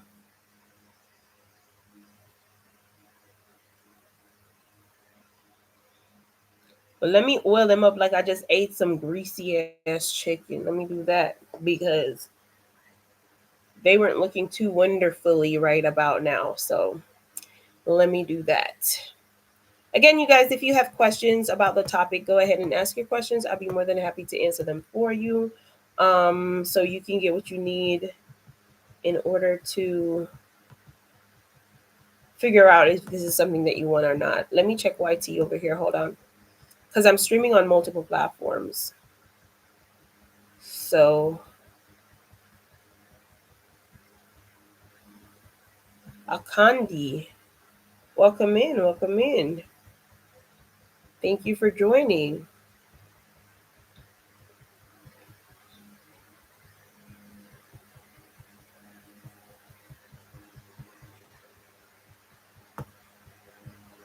Thank you for joining. Please remember if you have questions, don't hesitate to ask. I'll be willing to answer them for you.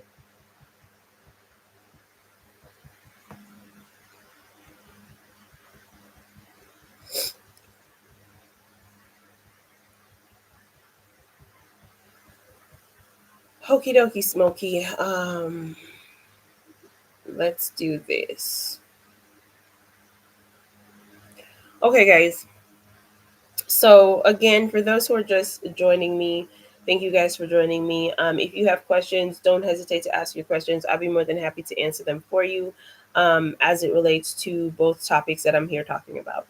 Now, I'm here streaming on two platforms. I'm here on YT as I'm doing Livetober. Livetober is something that I created myself. It's a term that I created myself because what I wanted to do is I wanted to participate in Blogtober, but the thing is, participating in Blogtober means I have to be recording my entire day, and that was taking up a lot out of me. So I decided, why not do Livetober instead? And so instead of Vlogtober, I call it Livetober, where I go live every single day. So I go live on YT. Try to go live every day. I didn't go yesterday because I was having connectivity issues, so I ended up didn't going live, and I was not feeling well. I was super sick, and so I am doing Livetober there. So I'm live streaming on YT as I'm here doing my live over here on TikTok. So I'll be back and forth between both screens. So if you see me going back and forth, that's the reason why I'm going back and forth between both screens, because I'm not just live on here, I'm live on another platform as well. However, if you do have questions, please feel free to ask. I will be checking my comment section to be answering your questions if you have any. Now, my live stream here on TikTok is about, making 100% profit just by simply promoting a digital product, or getting paid to travel, making 90% commission, having no month to month fees, no experience needed, gaining the time freedom that you need, getting free lifetime mentorship for both products. With Plausi's Wealth Mastermind, you make 100% profit. You get free mentorship, you learn high income earning skills, you have no cold calling to do, you do not have to be bothering your family members and friends. This is not a pyramid scheme, this is not an MLM, this is none of those things. This is strictly you getting the opportunity to start your own business, one that will be placed on automation, because you get a free system that does that for you. So it's, if you want to become a part of something that is going to be $1 trillion industry, because we are moving in the age of technology, we are already in it, we're just propelling forward. And if you want to be at the forefront of that and earn while you're at the forefront at that, then Plausi's Wealth Mastermind is the digital product for you, especially if you do not have any experience whatsoever and you don't know what to do. If you don't know what to do, then that's just fine. You get mentorship, which is absolutely free for lifetime of the product, and you get someone to assist you when you need it, right? So getting the products with me, I will be that mentor for you. And you just reach out to me when you need assistance in order to move from point A to point B. I am not scary. Um I don't bully people. I don't shout at people. I don't unless you and I have a really great connection, like we bestie like that, we get close like that, then I'm gonna be a little bit. But if I try my best because I know that people learn differently. They're different learning styles, and as a trained teacher, I learn about all learning style. Hi Denise, how are you? And so I know that we have visual learners, audio visual learners, we have textile learners, we have so many unique learning styles that needs to be catered to. And so with these digital marketing programs that are out there, they only cater to one specific type of learner because no one wants to take the responsibility of teaching someone else how to do exactly what they did so that they are able to make the amount that they were able to make in the space of time that they were able to make it. They're just telling you, go watch the videos, go watch the videos, go watch the videos. Plausius is not like that. We cater to you because we want to see you win. We want to see you thrive. We want to see you succeed. So if you are the person that is going to be determined, going to be coachable, right? And going to be consistent, then this program and product is the one for you because that's what we're looking for. We're looking for consistency. We're looking for coachability, and we're looking for people who are determined, that are easily motivated, or better yet, self motivated, so that they can be successful in this field. Remember, you're making 100% profit. None of it is going anywhere else but in your pocket, right? This is all yours, no one else's. And so if it's all yours, then guess what? You're going to be the one putting in 100% of the work. But the work is only 2 hours. That's all you need, 2 hours. 2 hours, and you have the rest of the 22 hours of your day to do whatever the hell you want to do with it.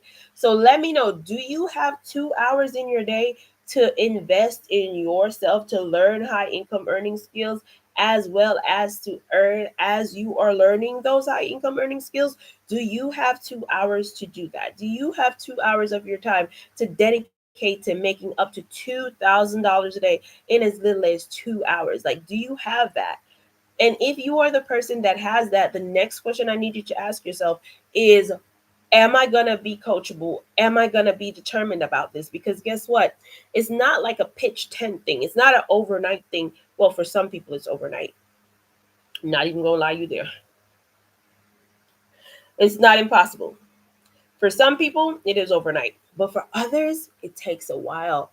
It takes a while, and it takes determination. And some people have to fight really hard to get what they want. And if you know you are the person that is ready for the long haul to make what you want, to get the desired lifestyle that you want, then Plausius Wealth Mastermind is the program for you. Now, we are trademarked. We are trademarked, we are registered. So we are not one of those programs that are going to run around and change our names every 3 seconds because there's a bad connotation to our name. Our name will be standing the test of time because we are tried and true. We are true to this. We're not new to this, right? We know our stuff, we know what we're doing, and what we guarantee you is the mentorship.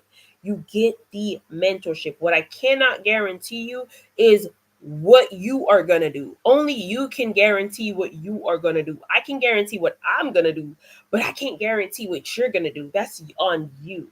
And so I give you the tools that you need in order to be successful in this. I show you exactly what I did, how I did it, to be able to have what I have now, to be able to look in my account then and my account now and be like, I'm glad that I took this route. It is there has been times when I myself felt like, giving up on certain things, giving up on life in general, because just lay there and just let life be, because it's like no matter what you try, it is like something new comes along, something else comes along, something else throws you off your game, something else throws you off your feet. You fix one area and another area is undone. You fix that area and then another area comes undone, and it just feels like a perpetual collapse, one after the other. And it's like you cannot fix one fast enough to go ahead and fix the other. And so they keep piling up. And so sometimes you get to the point where you just feel like, you know what, I'm just going to stop moving. I'm just going to stop moving and I'm just going to sleep. That's all I'm going to do. I'm just going to sleep. I can't take this no more. I can't do this no more. And I get that. I feel that. I understand that because I've been there. I've done that. When I remember when TikTok took away my first TikTok account, which was one that was doing extremely well, and it took away my account. And I was so pissed off because I wasn't doing anything wrong.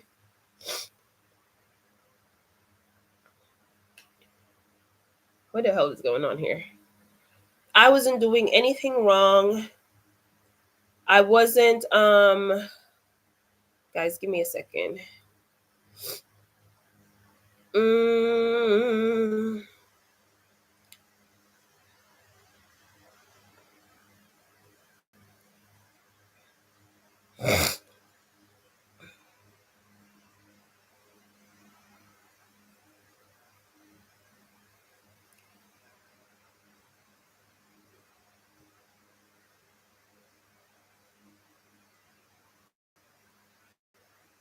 Hold on.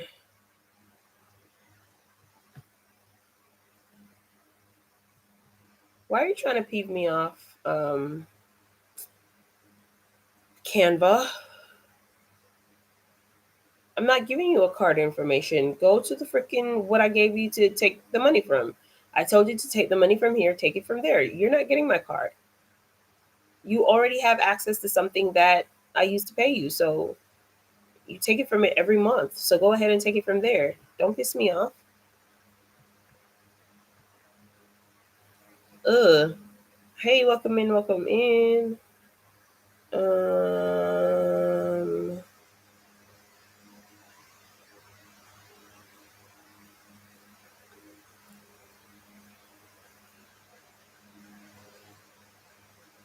Sending me updates and ish.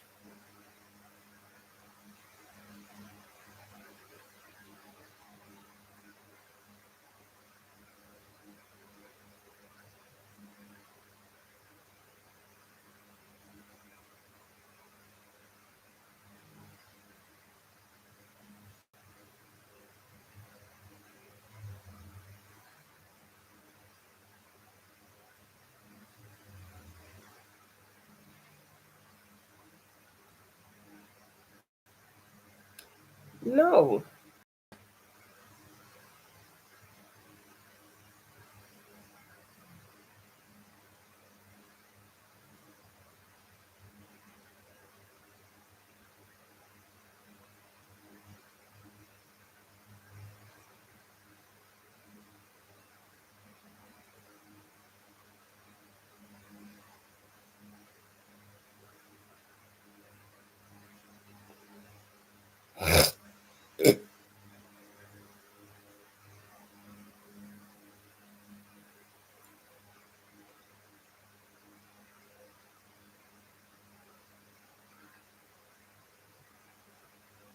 Go back.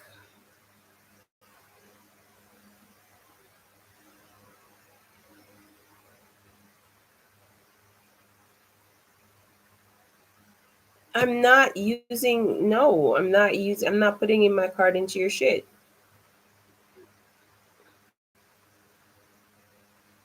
Go ahead and bill PayPal. PayPal is what I gave you. Go ahead, bill PayPal. If you don't want to take it off PayPal, then you.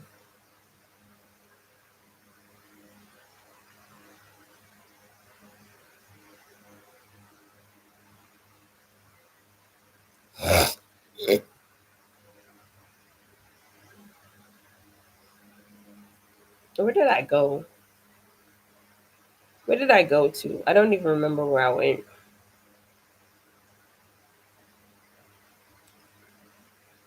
But if you don't want to take it from my PayPal, that's on you, babe. I said retry. I don't want to add no payment methods. I don't want to add no card methods. I said retry, so go ahead and retry.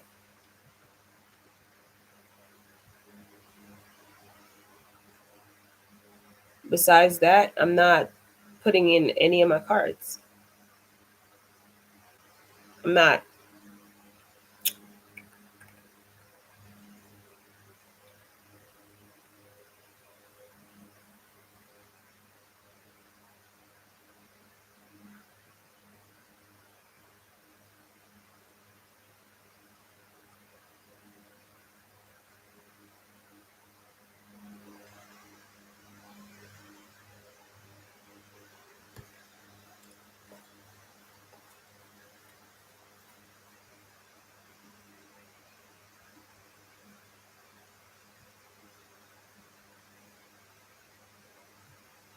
Did I have like a line that I can reach out to?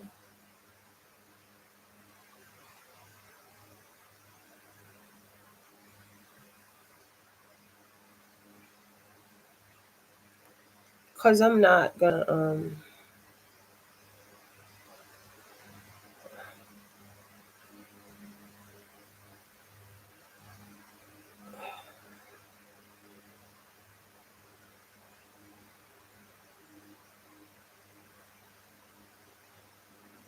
no, I don't need to update my holiday hours. Vamos checking na conta mesmo. Baka klase na na subject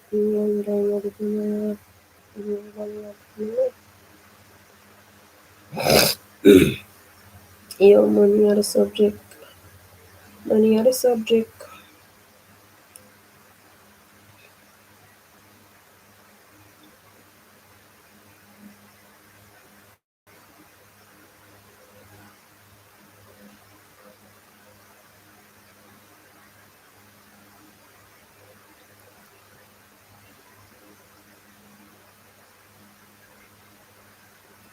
I'm gonna contact the help center because what I'm not gonna do is I'm not putting in another payment method in the shit.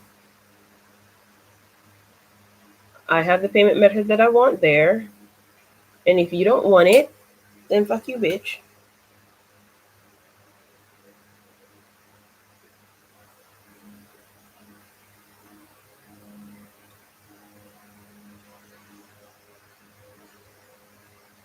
Ah, I see as a blind man.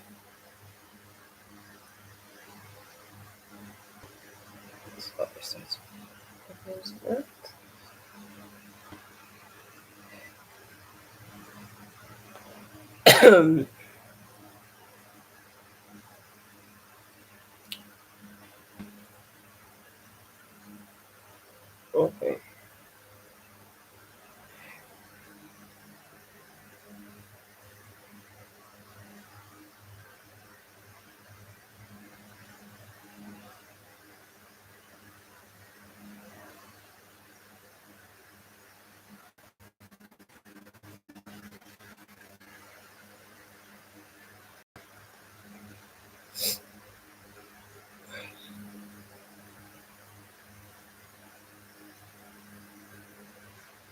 I understand perfectly now what's going on, and that's fine. I'll fix it in a second. Hold on.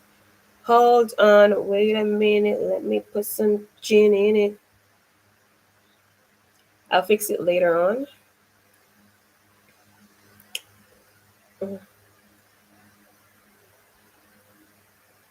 I'll fix it when I'm off TikTok live.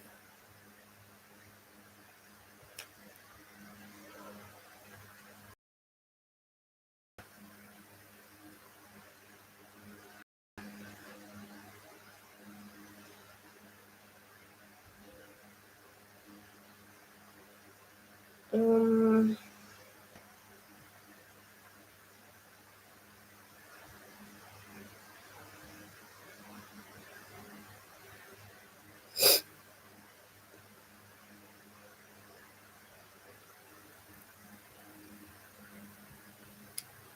um,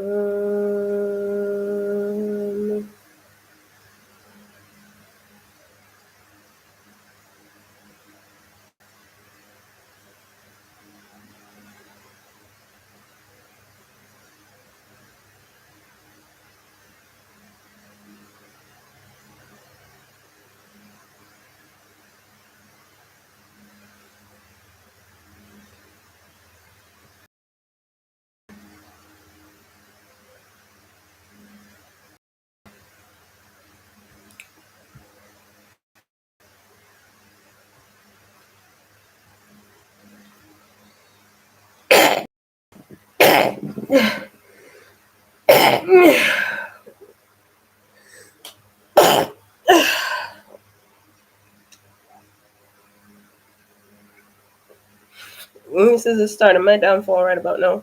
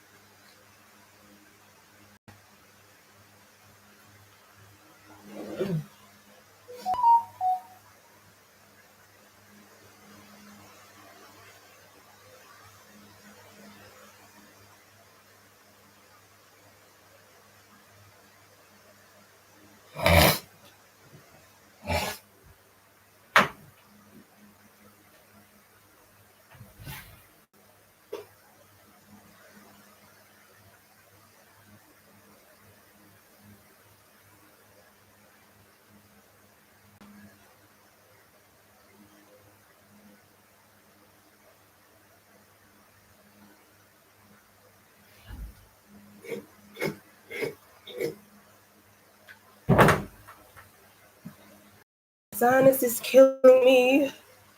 Hi, welcome guys. Welcome. Thank you for joining. Blessed by God, crazy. Thank you guys for joining. How are y'all doing?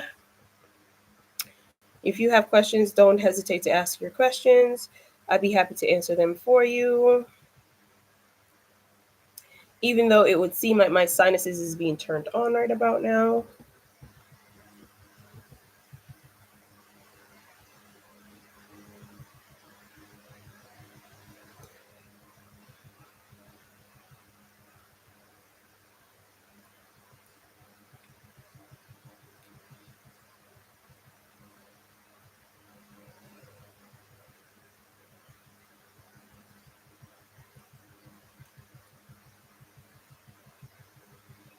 I need to go check something real quick.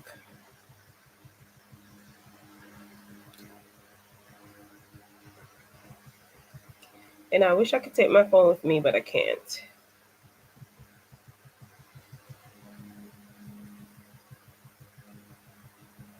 I've been on for only 30 minutes, 36 minutes.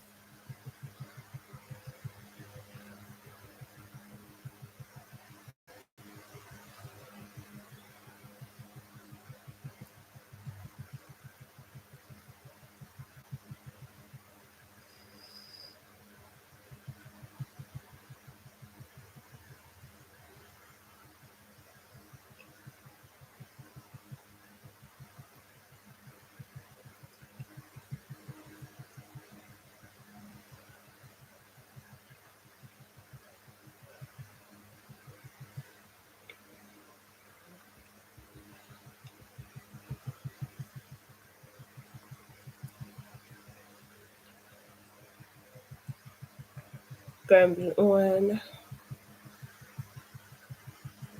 What am I making for dinner today? I have no clue what I'm cooking for dinner today.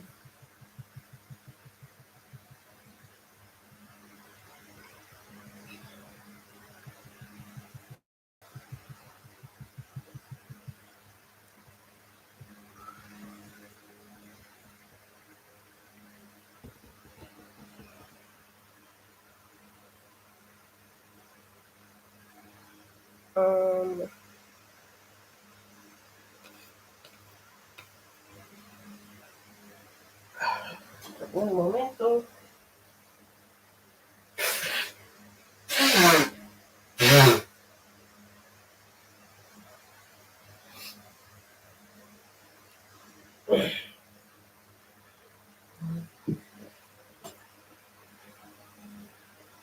My YouTube family gets to see all the gross parts. All the gross parts. All the gross parts. Ooh. I'm sorry, you guys. My sinuses is kicking my butt right about now. I need to do laundry though. I need to get the sheets washed. I said I was gonna wash them today, but I have no water. I'm gonna have to check what is going on with that. Sometimes I get super distracted when things happen.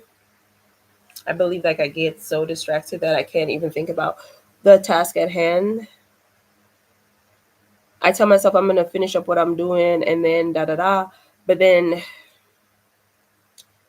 I have myself so freaking distracted.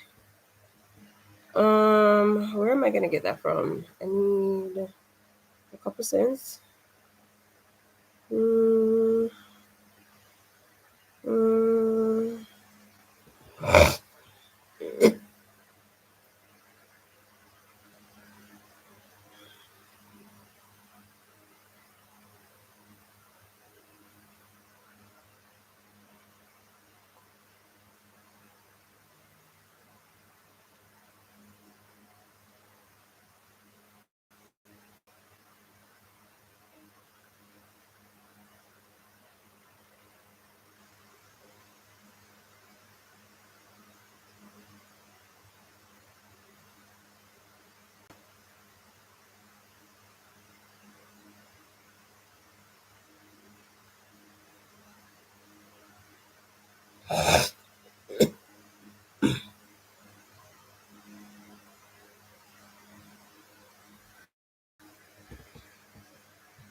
How much you say?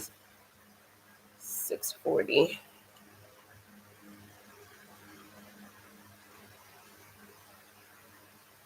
So like I need.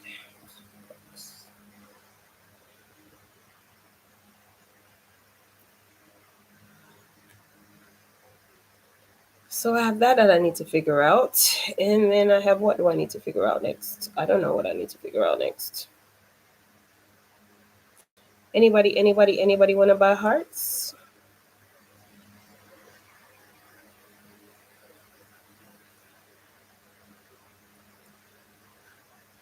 There are a couple of things that I do need to figure out.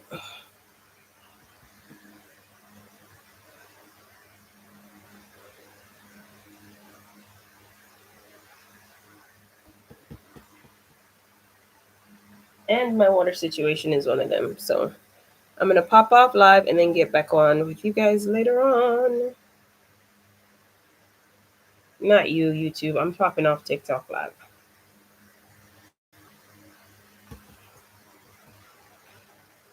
Besides, the traction is not how I want it to be, so. The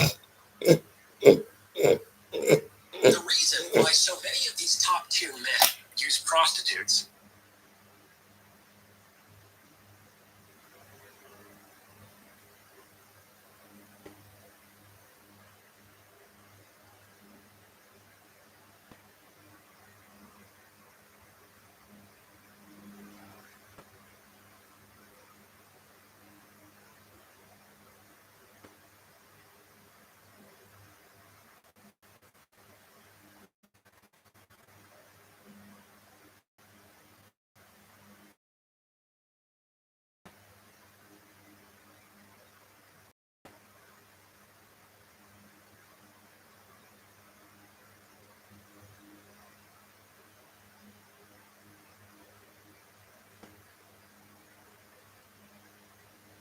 The reason why so many of these top tier men use prostitutes is because it becomes prohibitively expensive to date traditionally once you cross a certain point. Let's examine why this might be the case. One of my good friends is a corporate lawyer, and he bills his time at $1,300 an hour. And that may sound like a lot, but it's kind of the going rate for a partner at a top tier law firm. By the same token, there are folks in MySpace Online who charge $2,000 to $3,000 an hour for a consultation. And then you get into the rarefied realm of bank presidents, celebrities, tycoons, and professional athletes who can easily command tens of thousands of dollars or more for an hour of their time. However, to make this talk more accessible, let's just use the lawyer's rate as the standard of measurement. So let's assume a man is making $1,300 an hour, like my friend. In the traditional dating pipeline, what would be expected of him? Well, first, he'd have to spend some time making something happen. Maybe he has to go out to a bar on a Saturday night and rizz up a girl. And this is hardly a sure thing, even at the local meat market, so you'll have to have the energy and the emotional resilience to deal with the rejection that inevitably stands between him and an actual prospect. Or he'll have to spend time creating a dating profile on an app that won't land him in the invisible 90% functionally ignored by all women, and swiping on hundreds of accounts in order to get some matches. Either way, once he succeeds in getting a number, he'll need to spend more time playing the text game in order to help the woman feel sufficiently safe and sufficiently attractive, which is not an easy balance to strike, to meet up for an actual date. The way that you eat these things is never. Right? No, that's the answer. Never. Never eat that. I don't even know what that is. The video says isobot. What is that? Could I have Googled it? Yes. Did I? No. Why? Because I don't want to see that again.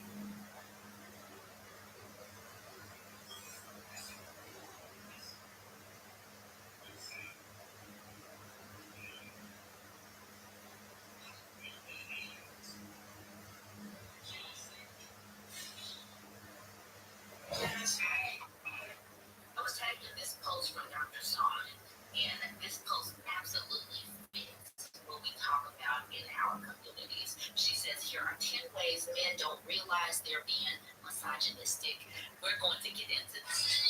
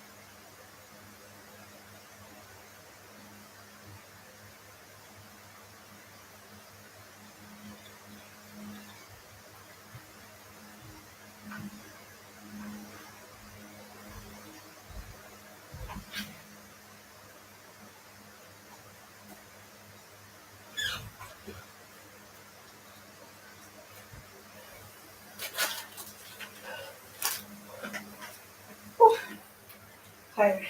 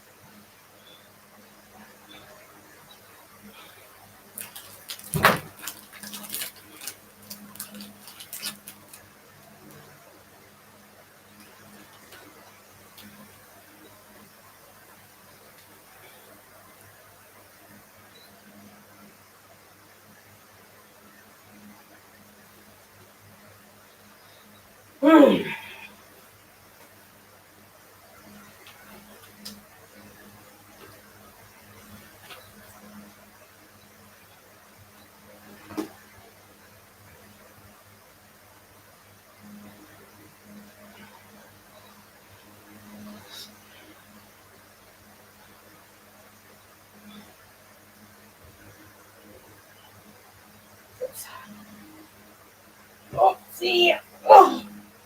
Oopsie poopsie. Too much Family Guy.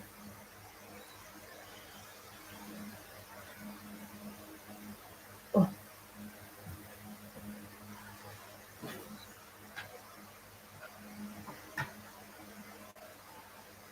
Oh my goodness.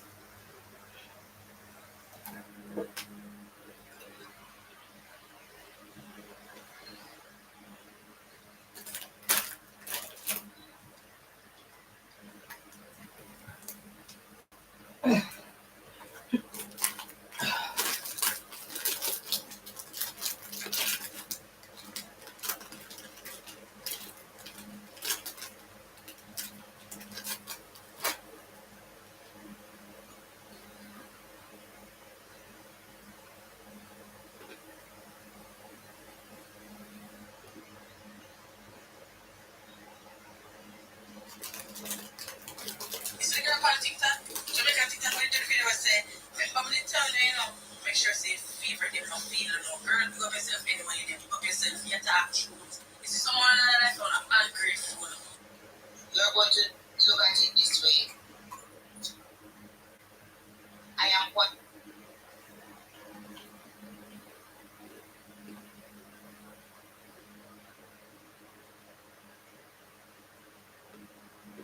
So when you set that goal and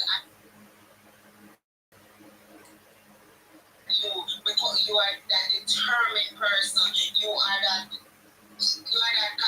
consistent in a way. Alright, I'm drunk. Let's go. So, if you're feeling broke, you're not alone. Dude, I don't open up about what I do very often on here. But I've been in mortgages for the last 12 years. So, if you want to lump that in with finance, that's fucking fine. There's a little bit of a tech angle on there. It doesn't matter. But here's the deal. Up until the last handful of years, I've been deep into the six figures. I have a corner office overlooking a lake. Things have been pretty good for me for a long time. They're not good for me anymore. To the point where I'm trying to survive like the rest of y'all. Now look, I know what you're gonna say. Oh, we've been like this the whole time. Look, the point to this video is people like me have been catching up to you over the last couple of years, and now people above me are starting to catch up to you.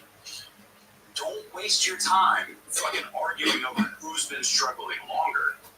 Everyone's starting to realize how fucked, how cooked everything is now. And we need to embrace each other and join together. And when I say struggling, I mean, dude, I left my corner office on 5 o'clock on Friday, and I've been driving Uber, Lyft, and Uber Eats nonstop since then, just to keep the fucking ship afloat. Because to own the home that you owned when things were good, to feed your kid, no matter whether things are good or bad, all of those things, you have to do what you have to do. And it means swallowing your pride and driving fucking Uber and DoorDash and whatever the fuck else is coming on. I just got tied up with the fucking Walmart Spark. I don't know. I did one. I didn't really like it. I may not do it again.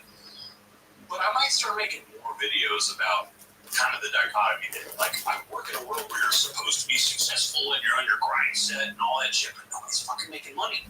Everybody's fucking faking. Because what a lot of people don't realize is, no matter where you fit in the kind of finance world, the real estate world, the mortgage world, they're all super related, but it's all either mostly or 100% commission. If you ain't fucking closing deals, you ain't eating. So all of us are coming up with these weird side hustles. This is one of them.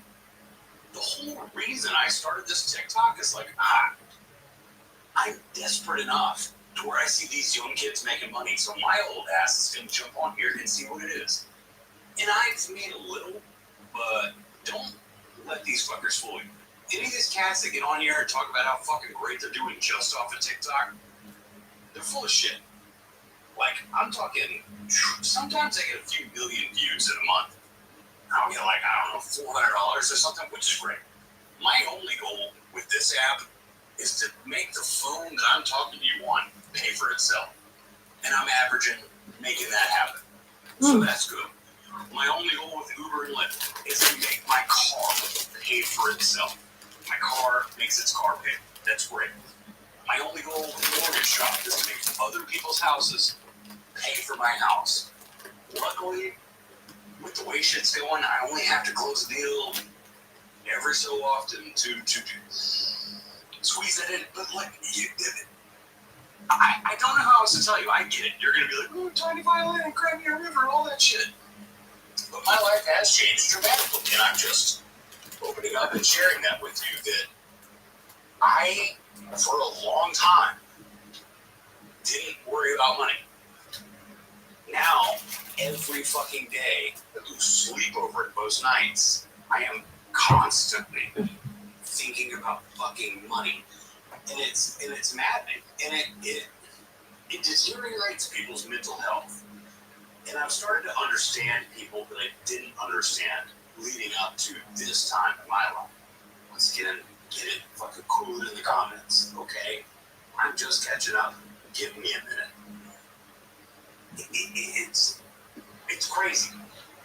The mental health effects of not having access to food and like making decisions on which bill is going to be late and things like that. It crushes you. It crushes you. And it makes me fucking sick when I get on here and see people with the, nobody wants to work anymore.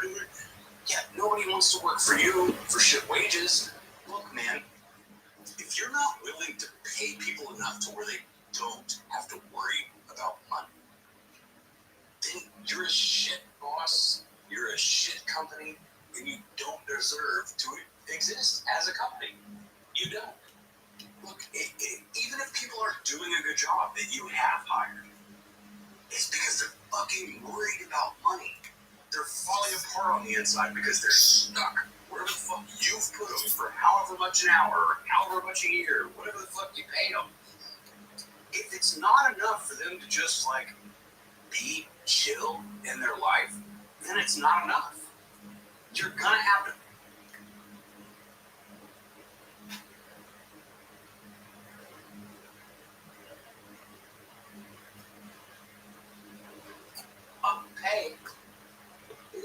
just gonna have to either lose the people or keep the people and let your business suffer. That's what I don't understand, is nobody considering that your business is suffering because the people that work for you are suffering. Where's the breakdown here? It's just, dude, it makes me crazy. Every fucking year, just sit down. You don't even have to do the math yourself. Just go Google cost of housing, cost of this, cost of that, and come up with a very basic, I'm talking survival level amount of life. Housing, food, school, daycare, whatever. Maybe add 5 to 10% on top of that. And just be like, okay, here's the base salary my company offers, and you can earn your way above that. But if you crunch those numbers, I have a feeling so many people, if you're a boss of any kind, went and just Googled those random numbers, added them together, and expanded it out to a year, that number is probably going to be higher than what you pay most of the people that work for you, and that's a fucking problem. It's a fucking problem. I don't have the solution right now. As a black farm operator, the one thing that I'm sick of hearing from white farmers is how you're struggling. Excuse me, my people not only struggle, the USDA objectively spends more money trying to keep black farmers out of farming than to actually help us. Meanwhile, white farmers were not only getting land, you're getting conservation payments. Do you even know what that is? The white farmers and their families for generations were given land, and they will be paid to not farm that land because it's for conservation, it's for environmentalism. The same white MAGA farmers who vote against climate change initiatives, who vote in favor of policies that harm the environment, are now the same crybaby bitches who are crying about them not getting conservation payments. Excuse me, you don't even believe in environmentalism, but you want payments for not farming your own land. You want payments for not working your land. You want payments for being... My husband accused me of using him, so I told him the truth. He wanted a trophy wife. I wanted stability. Now he won't speak to me. Follow Reddit Rocky for daily stories. Before I, 28F, met my husband, 51M. So I had to wait for the checks to clear, but here's why and how I quit my job of 3 years. About 4 months ago, an auditor comes into the building. I don't have a problem with that. They had put in a bunch of new policies, and I really didn't even come to remind me what was going on anyway. So he comes through and says, just nitpicky stuff here and there, nothing too crazy. I have some recommendations. I'll pass them over to your manager. He'll get back to you if there's anything worth changing within the next couple months. Okay, cool. The next month, half of my team is laid off or they quit, leaving me with 3 people, really 2, because one of them doesn't count as a real employee. So it's me, 2 others, just holding the whole DMV area together. Fuck it. But in this 4-month period, I still had the highest numbers throughout the company. Did not falter, did not fail. Shit kept going. That didn't matter though, because the next month they sent in an auditor and a regional manager other than my own. I've never met this dude a day of my life. That regional manager comes in as a surprise visit and goes, hey, you're not meeting expectations. We were just here 2 months ago and we left you with a laundry list of things to do. You haven't done any of them. What's going on? And I said, well, you left a laundry list of recommendations and you didn't give them to me. You gave them to my manager. And when you gave them to my manager, you just said, these are things that you could change if you want. So he didn't pass that information over to me. And I don't quite understand how I'm not meeting expectations when, again, I have the highest numbers company-wide. I don't know what's going on. I'm like, well, numbers don't really matter. It's all about us trying to make sure that things are seamless in each one of our locations. And the way that you're running things here is not seamless. It's just not efficient. There's too much clutter. There's too much going on in this building. Okay, cool. Everything that's going on in this building is approved by somebody above you, but whatever. We'll go from there. I hit up my manager. I tell him what the conversation was. He's pissed, makes some phone calls. The next day, I get an apology from that regional manager. He comes through and he's like, oh, all of that was just a miscommunication. It wasn't that you're not meeting expectations. It's just, that we as a company, we just have this look that we want, and it's not happening here. So, you know what, we'll get back with your manager and we'll make sure that he's clear of the look that we're going for so he can get back with you. Okay. Instead of that happening, because everything that they had was just a bunch of nitpicky nonsense, they instead take my manager, who's working 5 days a week at home, by the way, and say, we're going to send him into the office 2 days a week because you need more guidance and leadership in order to bring our vision to light. At this point, I already had interviews with different companies set up because what the fuck are you talking about? What are you talking about? I go to one of my interviews, get an offer, really good company. I'm like, okay, cool. I'm going to go back to them and let them know I've been here a long time. 3 years is pretty long for somebody my age. So I am willing to negotiate something, if you want to try. And my boss was like, okay, yeah, you know what? I'll call people above me, see what they want to do. The people above him said, tell her to submit her resignation by the end of the day in writing, which I did. But I also submitted 2 weeks worth of PTO because I'm not coming back here. I don't know what's happening in this place, but it must be turning into a level of hell that I don't want to experience. My manager, he does try to salvage what's left of my employment there, and he goes to him and was like, hey, again, look at the numbers, look at some of her recent accomplishments. I really don't know if we can keep doing this if, without her, she's not here. And I'm like, well, those numbers, I don't think that they're accurate. I just don't think they're accurate. I mean, look at her team. She doesn't have enough people for those to be accurate.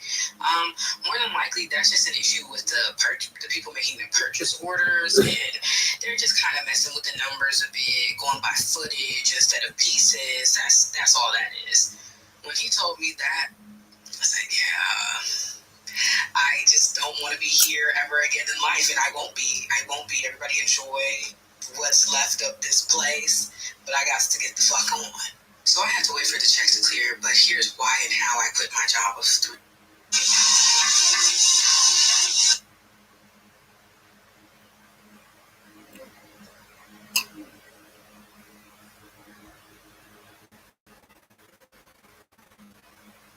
I don't know what's going on. Why I can't log into my account.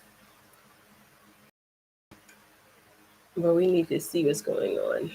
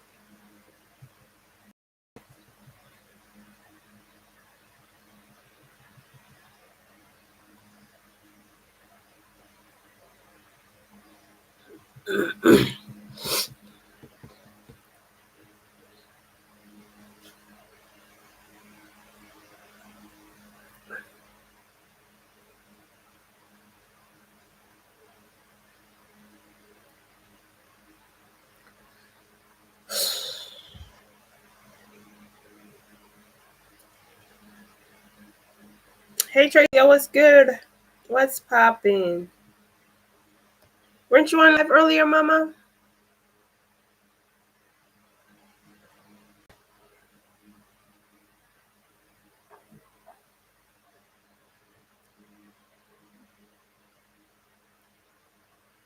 Oh, you finished your live?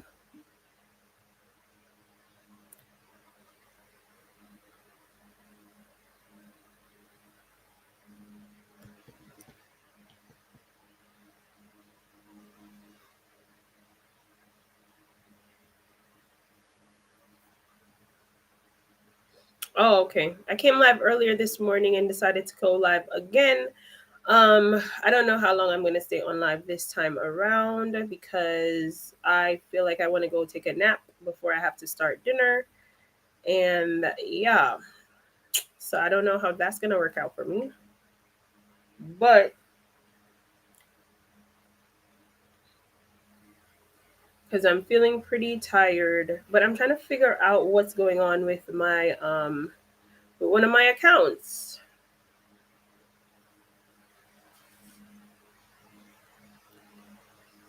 Oh, I don't know if I don't think I'm gonna go live that many times. Hey, Golden Bulls, how are you? Thank you for joining. I don't think I'm gonna go live that many times, but I am gonna go live for long periods of time. Like I probably go live for like 2 to 3 hours or something like that. But I won't be doing live. I won't be doing live multiple times. Like I won't be going live multiple times. But I will be going live and staying on for a hot minute. But I'm not sure I'm gonna do that this time, this live around. Thank you for the roses, babes, and thank you for the hearts. Yep. But I'm having issues with an account of mine, and I don't know why. So I'm trying to figure that out right now. Thank you for the roses. Thank you for the teamwork. It makes the dream work. Guys, welcome in. Welcome in. If you're new here, hi, my name is Orphea Wallace. I'm the owner and CEO of OW Digital Group, founder and creator of the Done For You digital product, Plausius Wealth Mastermind. Now, if you are curious as to know and also co-owner of Succeed International, which is a travel agency. So if you're one of those people who are curious about, what is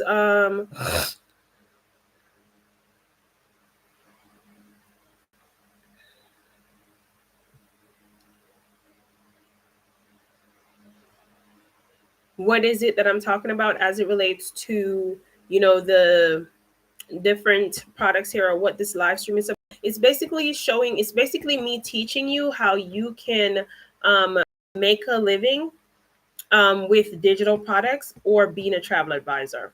Um,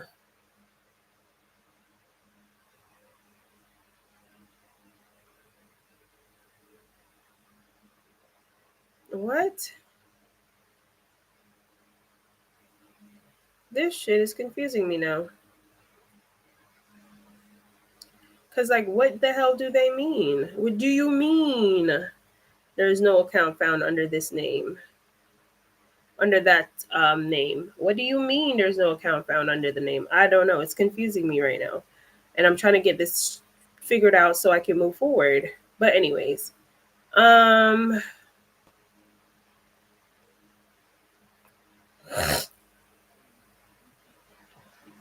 what was I saying to you guys? So what I'm here to do, I'm here to essentially teach you guys how you can utilize social media to earn an income without being an influencer, not having any followers, and building your own business and your own brand by doing so. So that's what I do, right? It's simple how to do that. You can learn multiple high income earning skills, where you can learn additional ways in which you can earn and monetize yourself and make additional income, however you want to do that, right? In your own time, in your own session. And so that's essentially what I show people how to do and what I teach people how to do and how to get started. So if you want to become a travel advisor with a travel agency that does not require you to have any month-to-month payments, meaning that you're not paying any monthly overheads, no one is there to take money out of your pocket. You're just getting the information that you need and being able to move forward and earn an income as a travel advisor rather than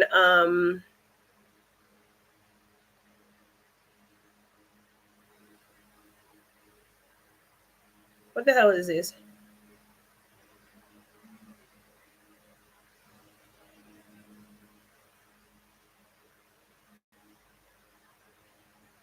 I don't know what the hell is this.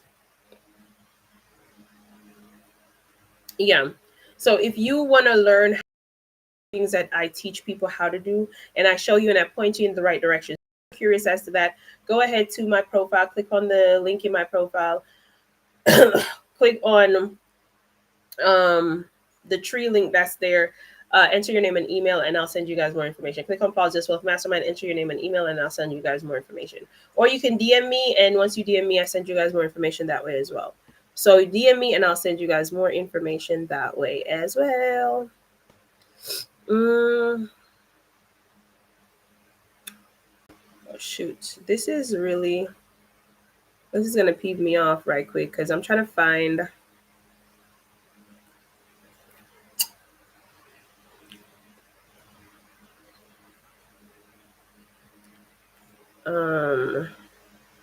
trying to find my stuff here. Can't find it.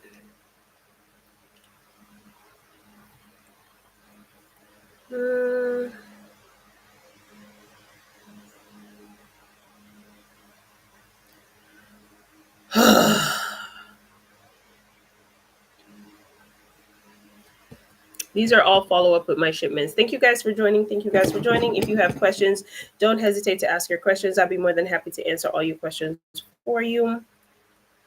All right. I always seem to get semi-distracted whenever I'm on live doing something. Maybe it's because my attention deficit disorder. I don't know. Not saying that I do. Like, you guys are not asking questions, so it's like, what do I say to you guys? What do I tell you guys?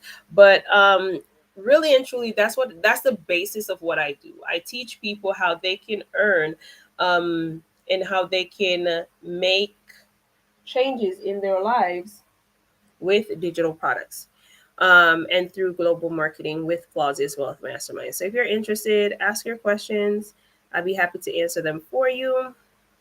Don't be shy about asking your questions, as I'm here to answer them. That's the whole point and the whole reason for me to go live, so that I can answer your questions for you, so you can make an informed decision on whether or not this is something that you want to be a part of, or if it's something that is for you. No, we are not like other programs that are going to leave you high and dry. We don't make empty promises. You are the one that determines the failure or the success of your business. We're just here to help guide you through and to give you the information necessary for you to be successful. So if you're willing to follow the step-by-step instructions and guidelines, you're willing to, keep abreast with your mentor, ask questions, you're coachable, you're determined, you are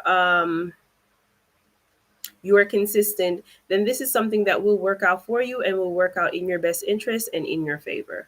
And I can say that because it is honestly something that has worked for me, because I've done this before.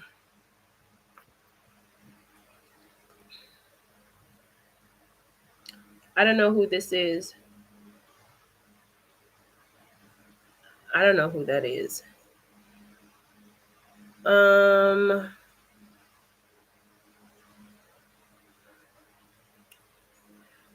Oh, baby, I love the way. Let me see if I look in the starred places if I'm gonna find what I need. Because right now I'm feeling kind of a little bit pissy that I'm unable to find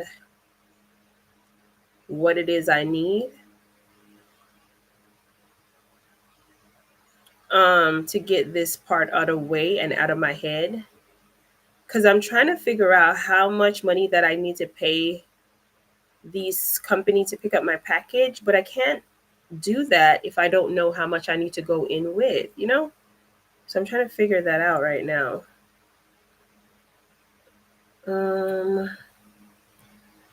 Let's see if this works.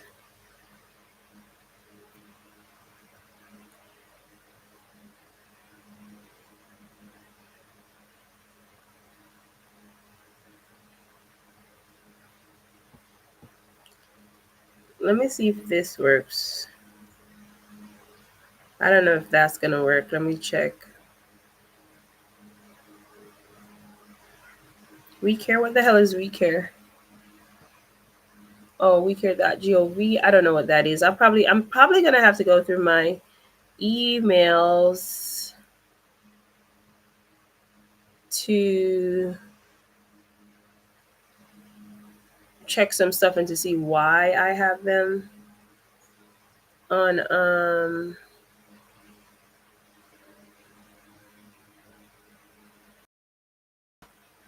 why I have them starred.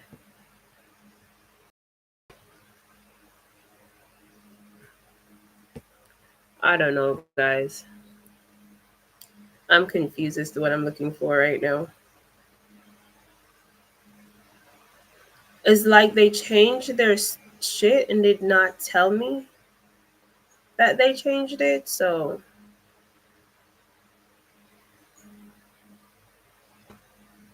now I'm feeling crazy going through trying to find out what it is.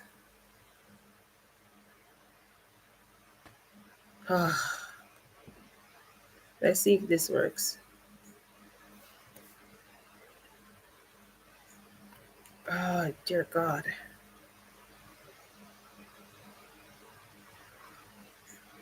Yep, it's my email that you guys need. Why are you talking about? You don't have an email with this account.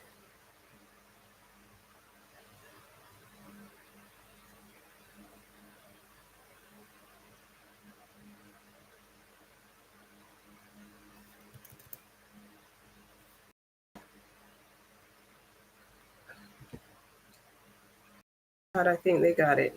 Okay.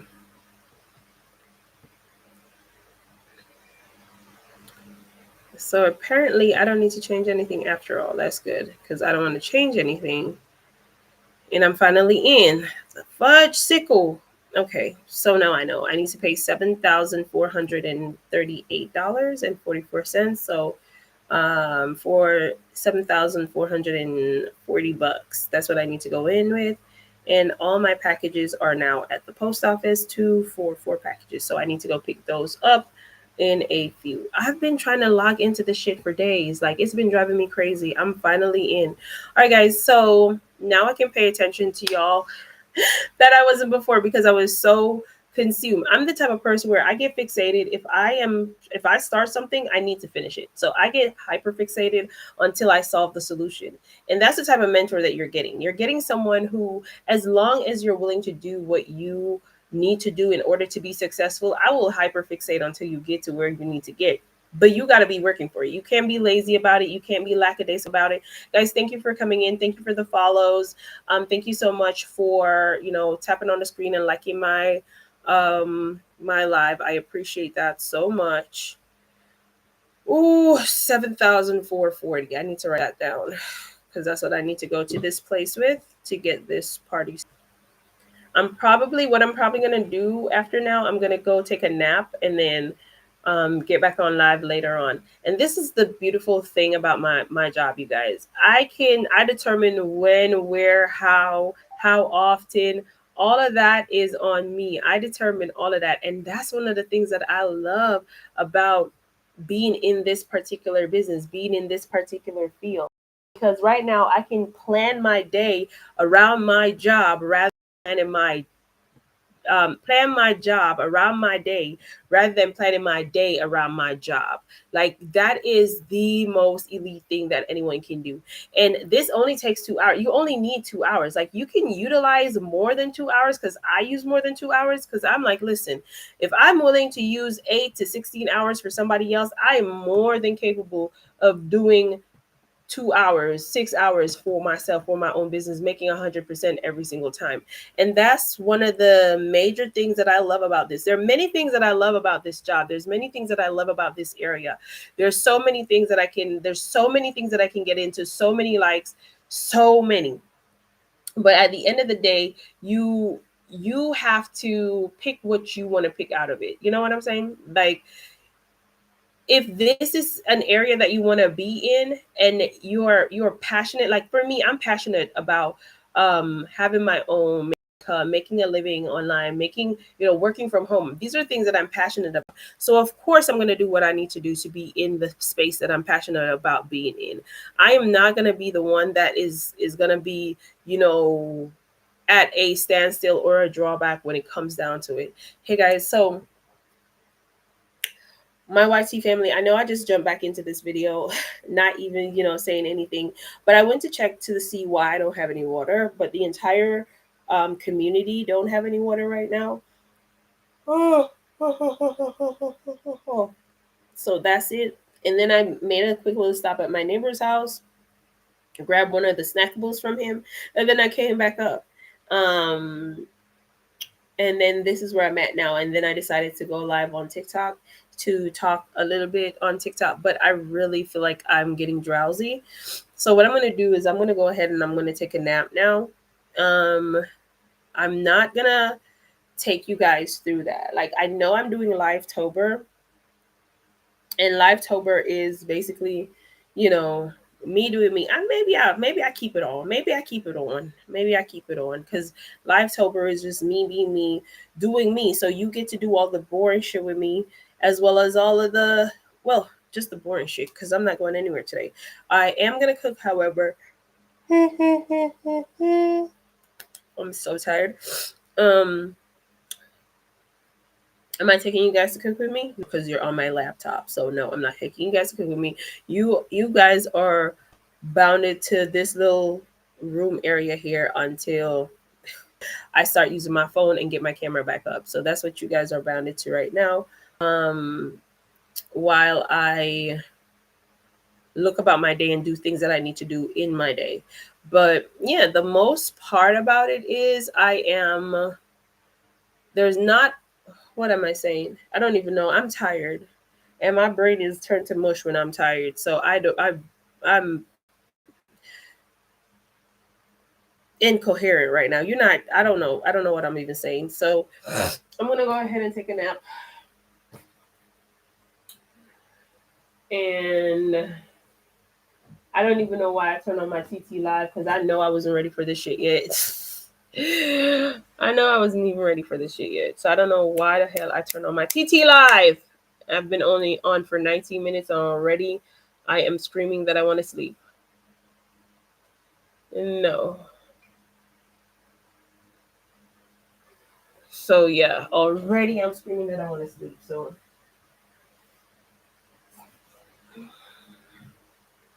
that's what I should have done. I should have taken my ass to bed, got a little nap, and then came back on live. For TT, that is.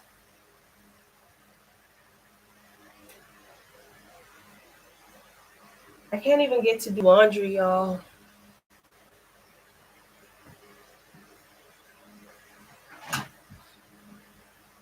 And I can't do laundry because I have no water.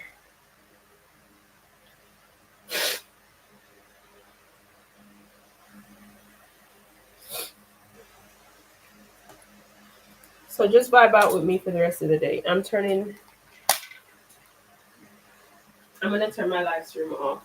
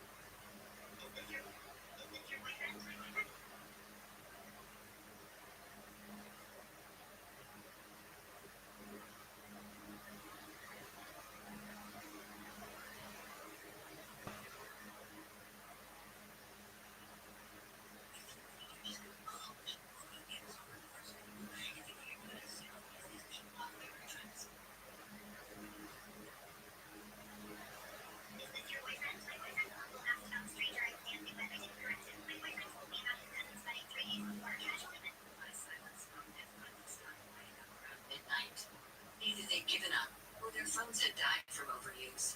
At exactly 2 p.m., the time when Melissa was supposed to be walking down the aisle at the Four Seasons, my prepaid phone rang.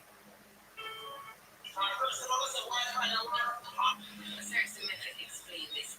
Second one to do affiliate marketing.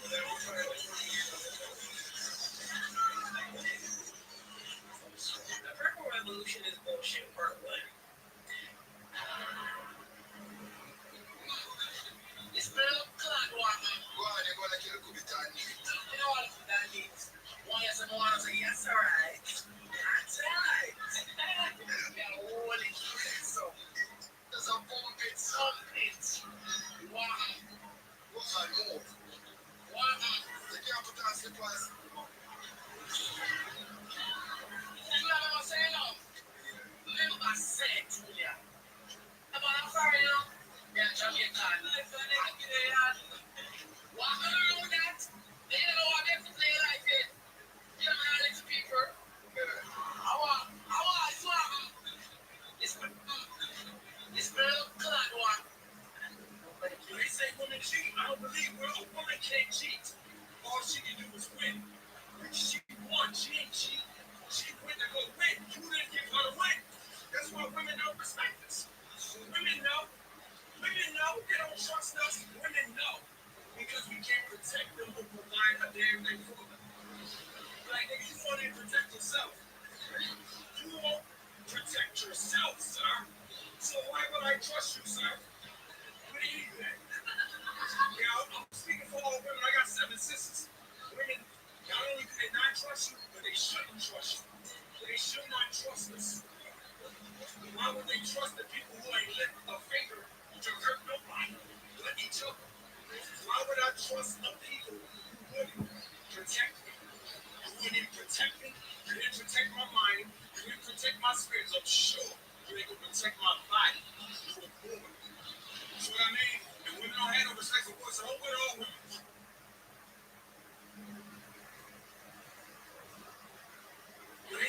I heard you bitches looking for me. Bitch, here I go. Honestly.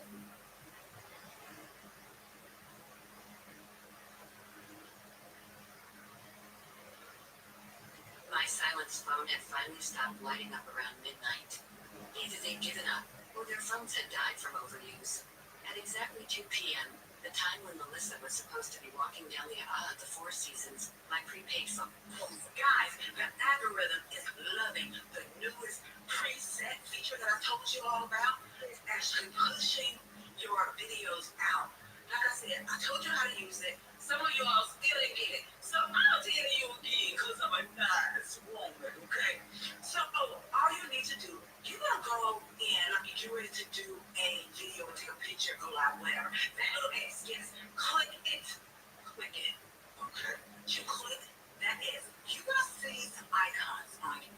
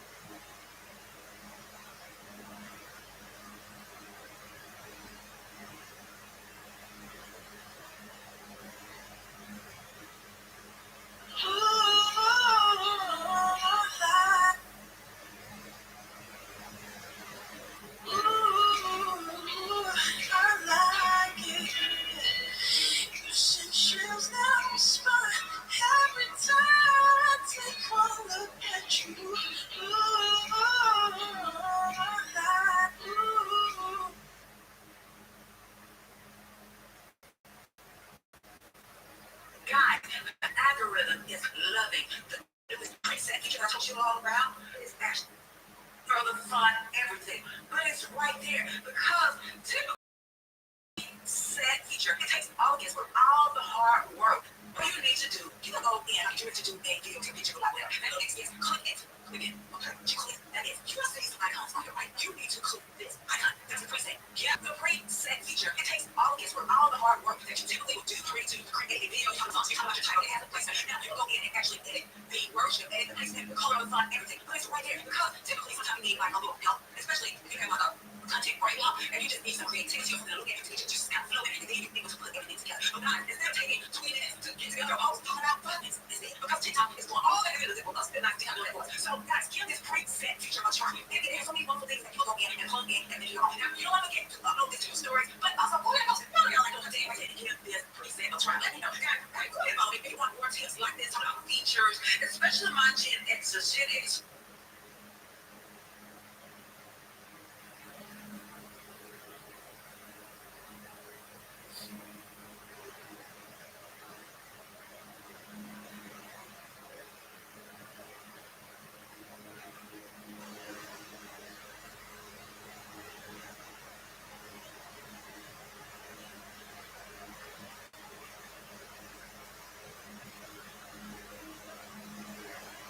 Guys, the algorithm is loving the newest preset feature I told you all about. It's actually pushing your videos out. Like I said, I told you how to use it. Some of y'all are scared of it. So I'll tell you because I'm not as strong, okay? So all you need to do, you can go in, I'm curious to do a video to picture for my winner. And the next is click it.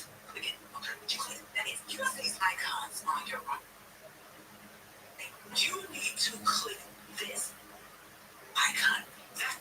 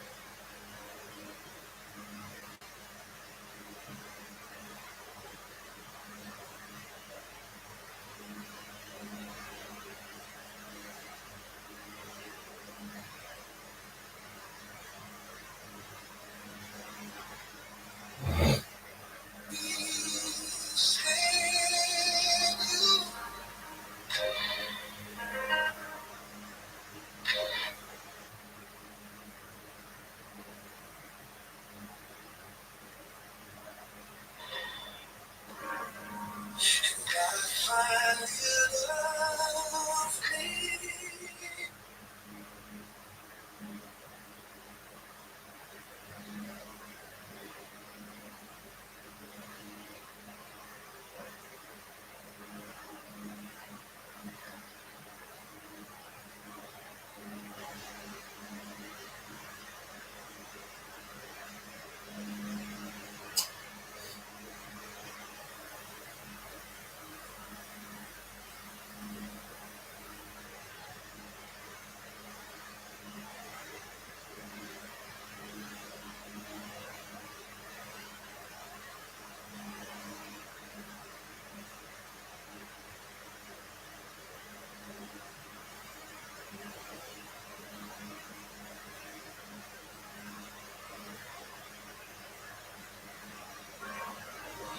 I found my peace.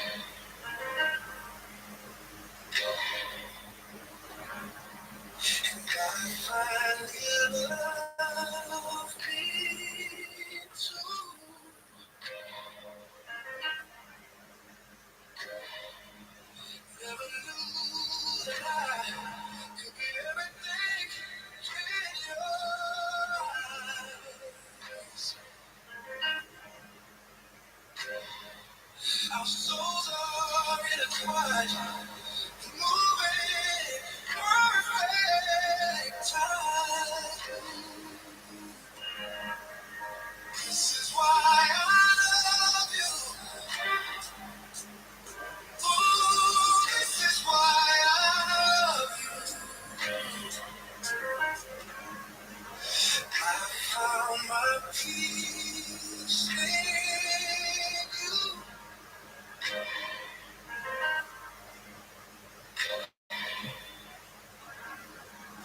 I finally love me too.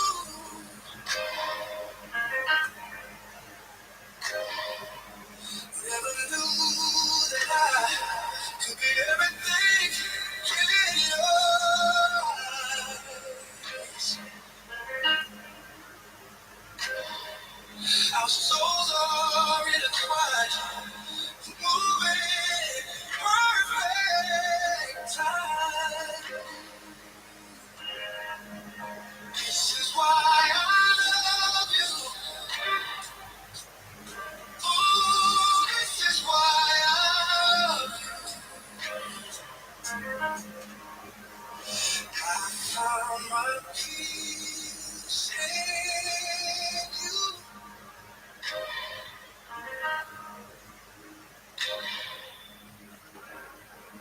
And I finally love me too.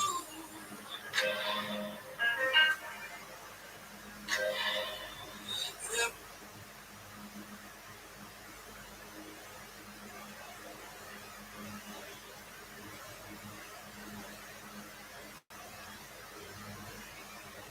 Since Harmony made the wise decision to pull that stupid ass inflammatory ass video down, I'm gonna refrain from posting the stitch that I made to that video, but I'm still gonna use her as a lesson because I still don't fuck with her and she's still disingenuous as fuck.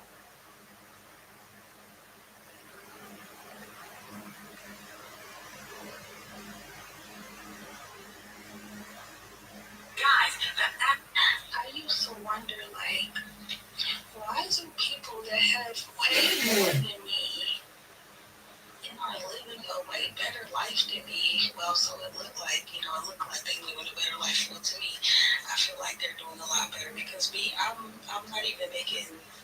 not making that much money. So I used to think, why are these people who are doing better than me, why are they being so rude and so...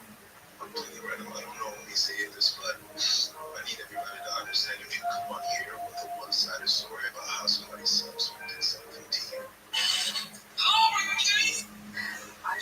this guy in Highland Park serving you like he had like a whole barista setup, like a. The reason y'all keep telling people, oh, it could be you or David, is y'all don't stay on business, and y'all know bitches that really stay on business. I don't know what the heck I did wrong. I did exactly as the direction said. I made 2 rights and 1 left, and somehow this is not my therapist's office. The reason why your life is the way it is right now. Let's get into a crash course on Creator Search Insight. I'm seeing a lot of people on my content that don't know how to use it, and that it's I feel like I'm about to give up on the TikTok because I post consistently. I am engaging with other people. I don't know about the rest of America, but I don't think I can do this anymore. I wake up to go to my corporate job where I spend my entire day and give them back the money they pay me to buy food from them so that I have energy to finish the rest of my shift, to go home to my apartment, sleep, and come back to work. Rinse and repeat. I'm so sick of this. And it's weird because I feel weak for why can't I do this? Everyone else can do this. Nobody else is breaking down about, working. Like all of my coworkers are fine. People have been at this company for decades, and they're fine, and my coworkers have been here for years, and they're fine, and they can still do it, and it doesn't matter to them. I've been here for 6 months, and I can't stand it any longer. I cannot stand it any longer. And then we have the other perspective where people don't handle it. People aren't doing this. Like, I'm looking on TikTok, and I'm seeing people say the exact same thing that I am. Humans weren't made for this. We weren't made to work like this. We weren't made to live like this. You can't even call this living. We slave away to put more billions of dollars in these fucking old fat rich white man's pockets while we're here living month to month. All of us are living on. Update 2. She walked in and froze. Kevin was in the kitchen. Marcus was standing near the door. I was on the couch. Jake, what's going on? Why is security here? I stood up. You said you're moving out.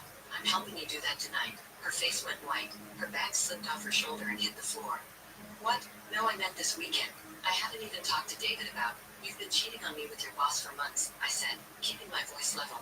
You texted me about it this afternoon like you were changing hair salons. You don't get to control the timeline anymore. This weekend doesn't work for me. You can't just kick me out. I live here. This is my home. I pulled out my phone, opened the PDF Tom had sent me. You live here as my guest. This cohabitation agreement, the one you signed 2 years ago, states that I can terminate that arrangement with written notice. I'm providing verbal notice right now, and I'll email you the written version within the hour. You have 2 hours to pack your essentials. Anything you don't take tonight, I'll have professionally packed and shipped to your mom's address in Wisconsin. She stared at me like I'd grown a second head. Then the tears started. Jake, please, can we just talk about this? I made a mistake. I got confused. David and I, it's not what you think. What do I think? I don't know, but we can work through this. No, I said simply. We can't. She tried a different approach. Anger. You're such a controlling. This is exactly why I needed someone else. You always have to have everything your way. Everything planned out. Everything perfect. Kevin stepped forward. Sarah, stop. You cheated. You don't get to make him the bad guy here. She whirled on him. Stay out of this, Kevin. This doesn't concern you. He's my brother. It concerns me. Marcus cleared his throat. Miss Mitchell, I suggest you start packing. You have 2 hours. She looked at all of us. Me, Kevin, Marcus, and seemed to realize this was actually happening. She pulled out her phone and made a call. I heard her side of the conversation. David, it's me. I need you to come get me. No, tonight. He's kicking me out. I don't know. Can you please just come? I need you right now. She hung up and looked at me with something like triumph. David's coming. He'll help me. Great, I said. Tell him to wait in the lobby. She started packing. Kevin helped carry boxes from the storage closet. I sat on the couch and watched. Every item she put in a suitcase was something I bought or we bought together. The sheets, the towels, the kitchen stuff. I realized I'd have to replace most of my apartment's contents. She kept trying to talk to me, apologizing, then getting angry, then apologizing again. How long have you known? Were you spying on me? Did you hire a private investigator? Credit card statements. I said. You used the card I gave you for emergencies. Hotel.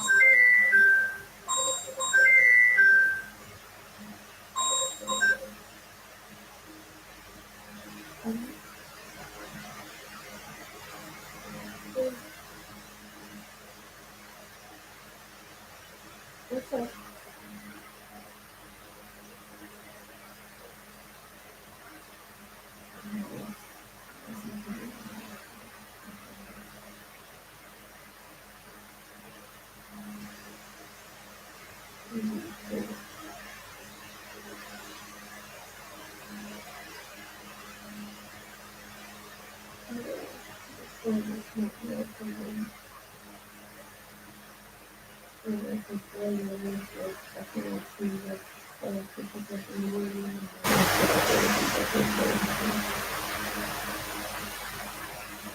What happened to you?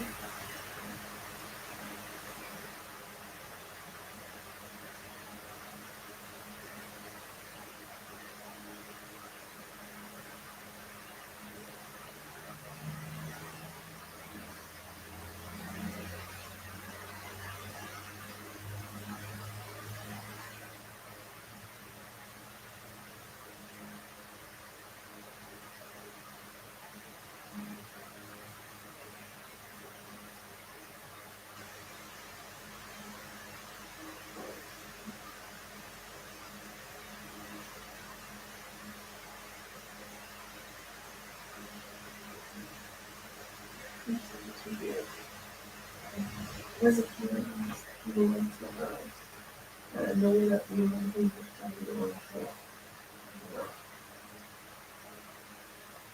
happy, you know, I'm not feeling like you so just everything that everyone out there plus like you know when you want to compare with them, what is happening to the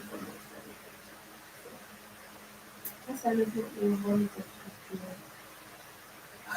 I'm feeling like I think that's a good thing. Just like when you like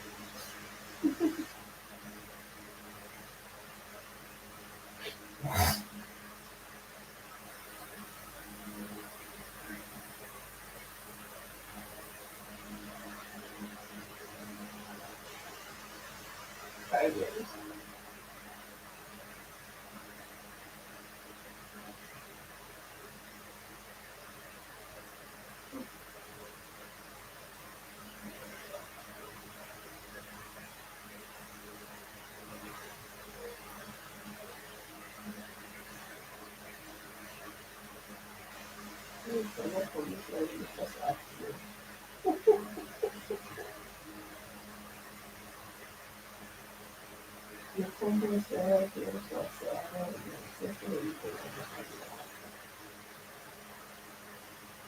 so, you have a membership with them. So I'm going to do that. I'm trying to do that you are maybe I thought you probably be extra good.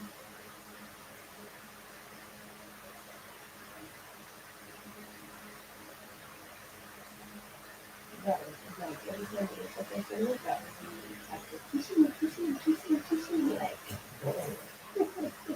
like maybe could be whatever breed that choose the noise. I need to get you from a process and make it.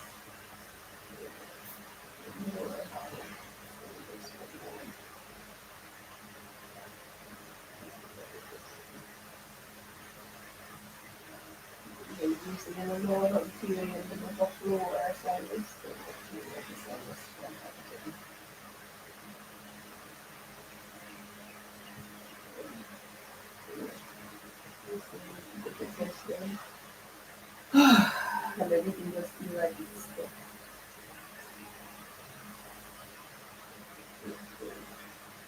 Everything just feel like it's I'm starting to feel like it's stuck in the middle of me.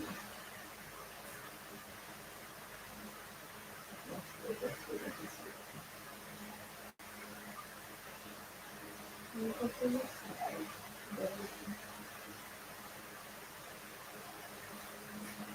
Pay attention to them.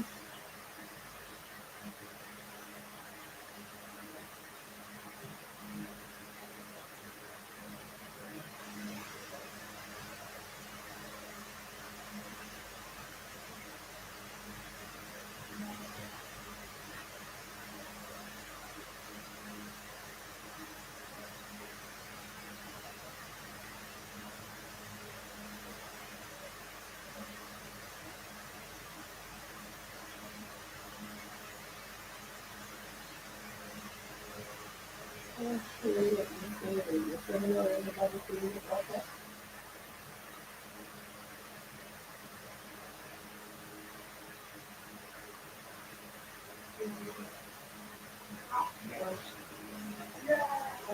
At least mabakagad. Ali Gabwa. At least maybe that it's just that it was really so easy to look at the music elements and then and then turn off the treat the clowns because you don't want to find out that really tough. So I was watching them turn off the treat the clowns after I used to have no sleep. I can't forget it, but I don't know if I can, that's for sure. I have nobody to help me with that. That's my friend. You can empty out that level of you. You can empty out that. You can empty out that. You there's anything empty out that you so you really do Friday and stuff. Everything that you need. Because I'm valuable. And I have to be more for public. Take care of everything by the time. So clearly we're going to do stuff. You know the other one? What do you do? And then you can take it enough. And then you can get my phone. And you just take me to dinner. I usually come in and ask that. And then kind of like just say, cook dinner, go live, and see how much you can get for the open machine. Just give up the platform and everything. Kind of go up on top. And I need to set the number. Do you feel like they have anything you need for Tuesday? Like, is there anything you need to go through for Tuesday?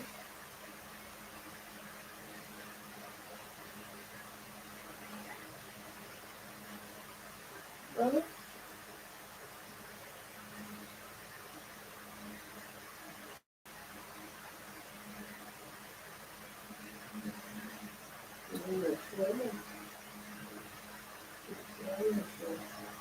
It's like something.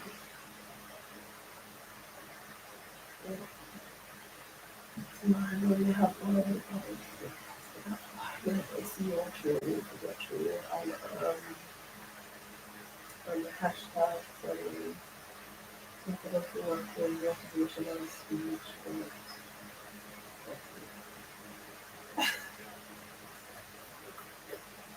it's not we don't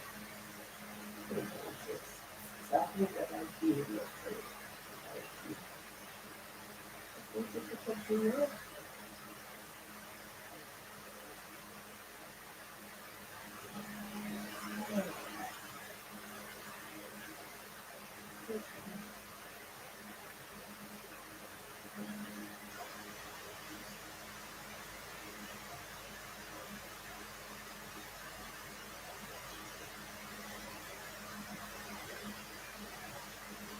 people out here with like 87 missed texts or 902 unread emails on their phone just going about their lives. I cannot get my head around that because I need to clear notifications as soon as I see them. And God forbid there's one that I can't get rid of no matter what. That app is deleted. Like you're just walking around with hundreds of thousands of notifications you didn't acknowledge. Like no wonder you didn't see my text. It's mixed in with the 436 other missed ones that you have on there. I don't know, maybe that makes me insane, but I cannot imagine the anxiety I would feel knowing there's that many things I have not acknowledged on my phone. Like just throw it away, start over, new number, I don't know. There are people out here with like 87 missed texts or 902 unread emails on their phone just going about their lives. I can... Hashtag no more free dates. No more shit on having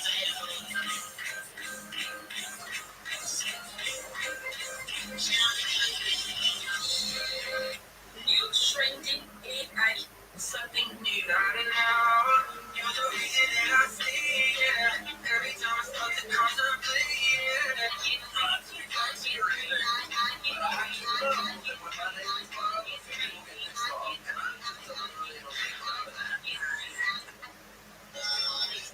Hey y'all, so I was watching a video of a gentleman who said that if you were wanting to watch the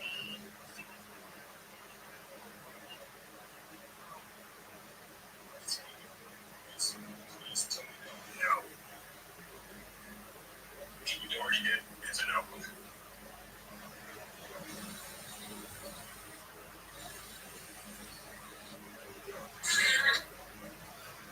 Here are 5 jobs you could do. Because you couldn't have any love editing a CapCut, but notice. What's the best skincare advice for women? The best skincare is removing the fat that stresses you out. Time for something sweet. I am sure that probable fact is somewhere on my mind. 没有什么是有的。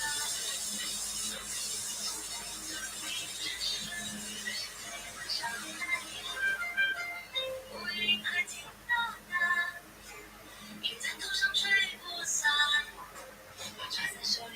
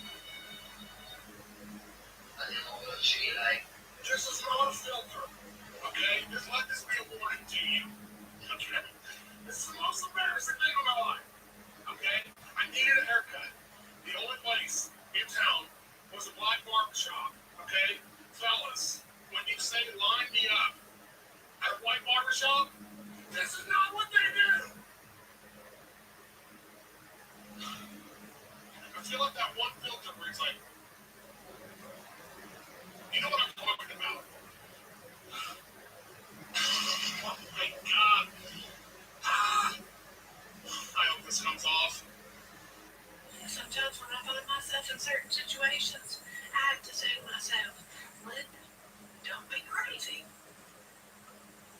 But my name's not Linda, so we'll get on that crazy train today. Cheers, cheers, cheers. I want to hear my new mantra. Okay, here it goes. Feel free to use it yourself. I am no longer available to things and people that make me feel like shit. And now, when they give this man the cognitive test before they let him out the damn hospital, I'm asking because there's no way in hell he just posted this late last night. He said that Biden was the one that placed 274 FBI agents in the crowd at January 6th and blaming the FBI for the January 6th insurrection and saying that what a scam. Do something, President Donald J. Trump, because January 6ers are owed an apology. I went ahead and just took my ass to Wikipedia so we can get this fact straight. On January 6, 2021, the United States Capitol in Washington, D.C. was attacked by a mob of supporters of President Donald Trump in an attempt of a self-coup. 2 months after his defeat in the 2020 presidential election, with the victor being President-elect Joe Biden. That means Tupe Fiasco was the president at the time of the January 6th insurrection. Y'all really need to start monitoring this man's posts because maybe he's telling on himself. He let 274 FBI agents into the crowd. If that's even true, he is to blame.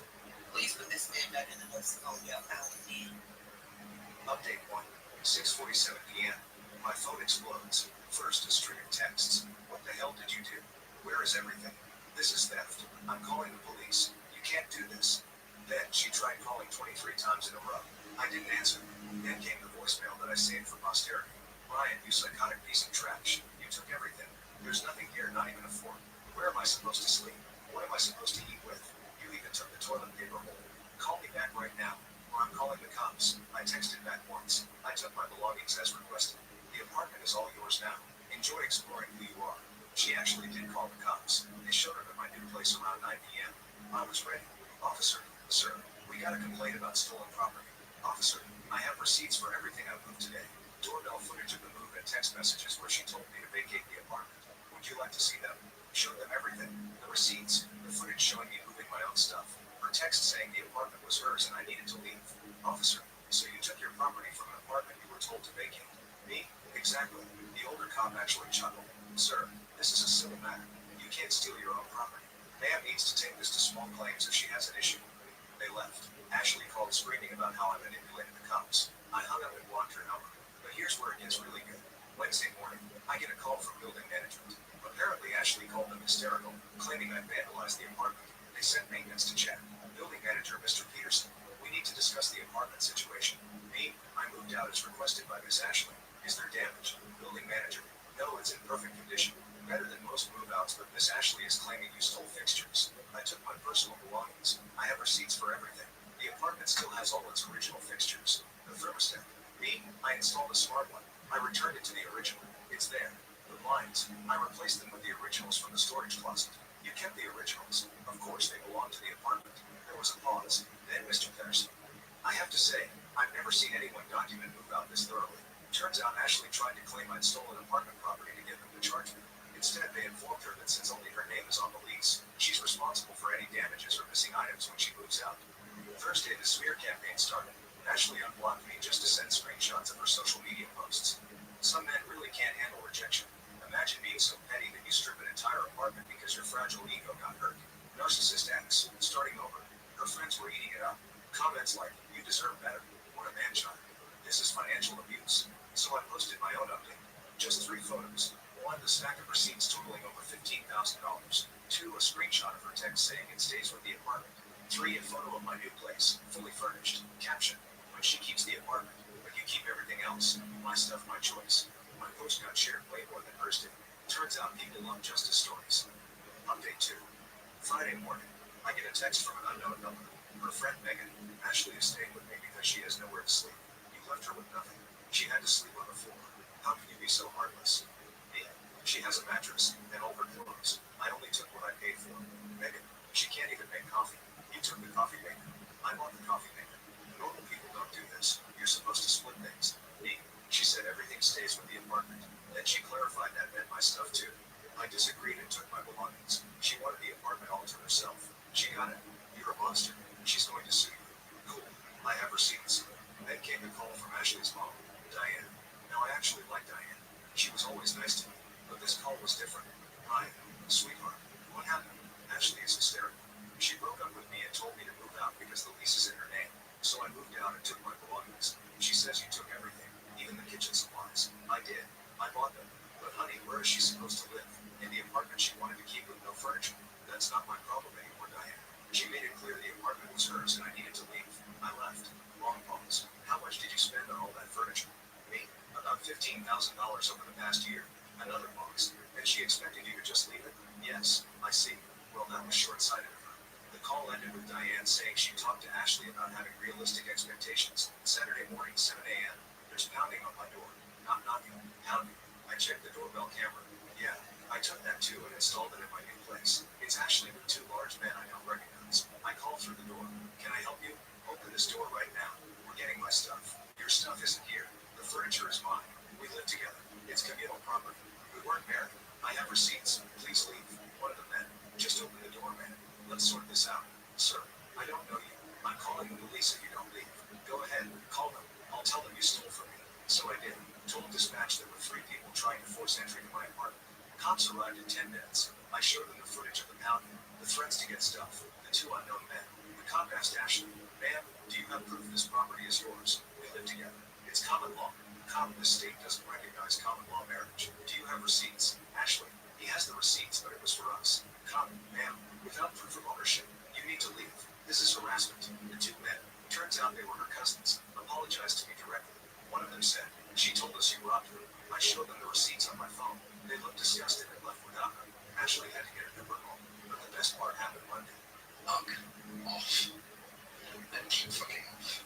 Keep fucking off until you get to a gangster. Update 1.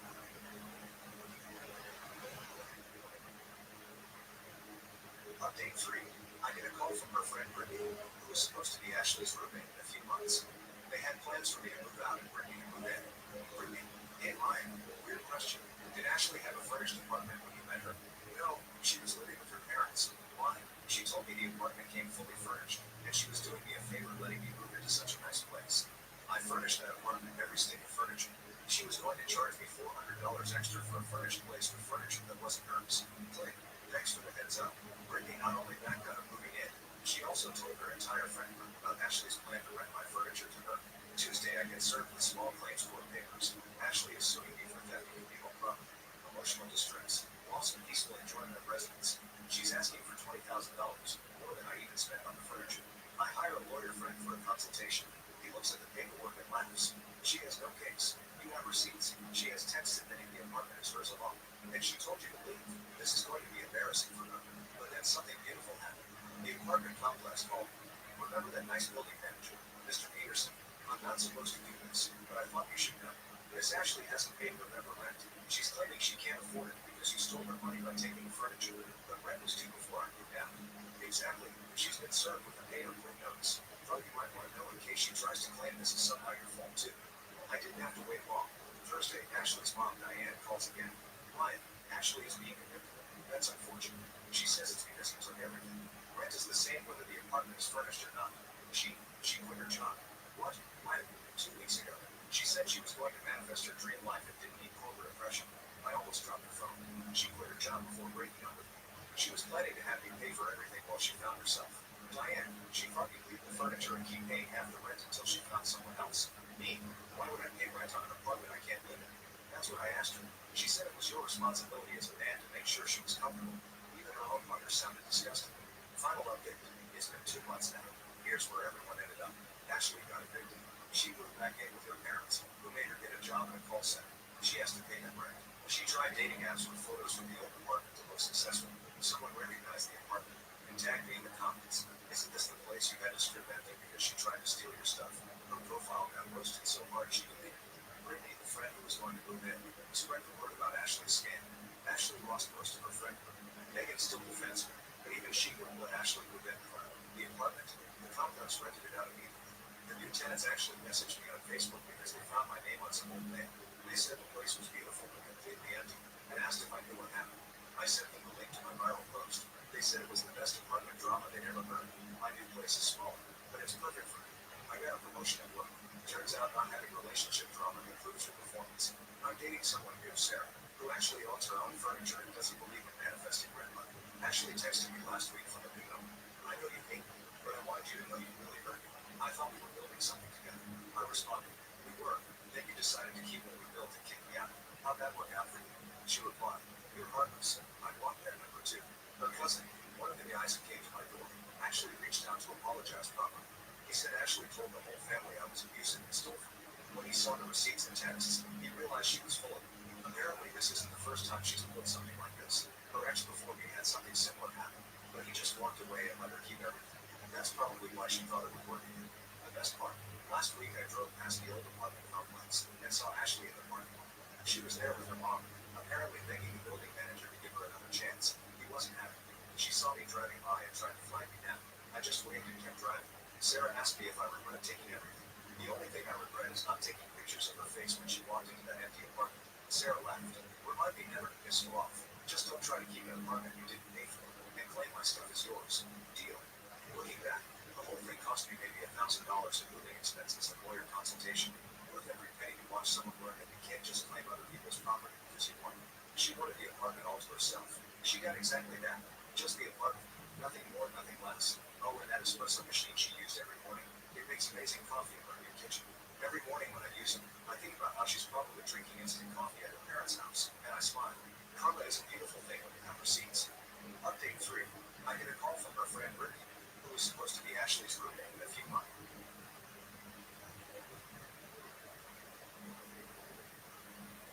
Update 1. Okay. Crazy. But guess what? I never been bitch wrong. I mean, shit, I'm just really trying to holler at you for real. How would it be for what? You said what? How would it be for what? I mean, you pretty. Oh, Nice smile. oh, I love your personality. It's about two people that if they get run over by a moose right now, I give that moose a smack.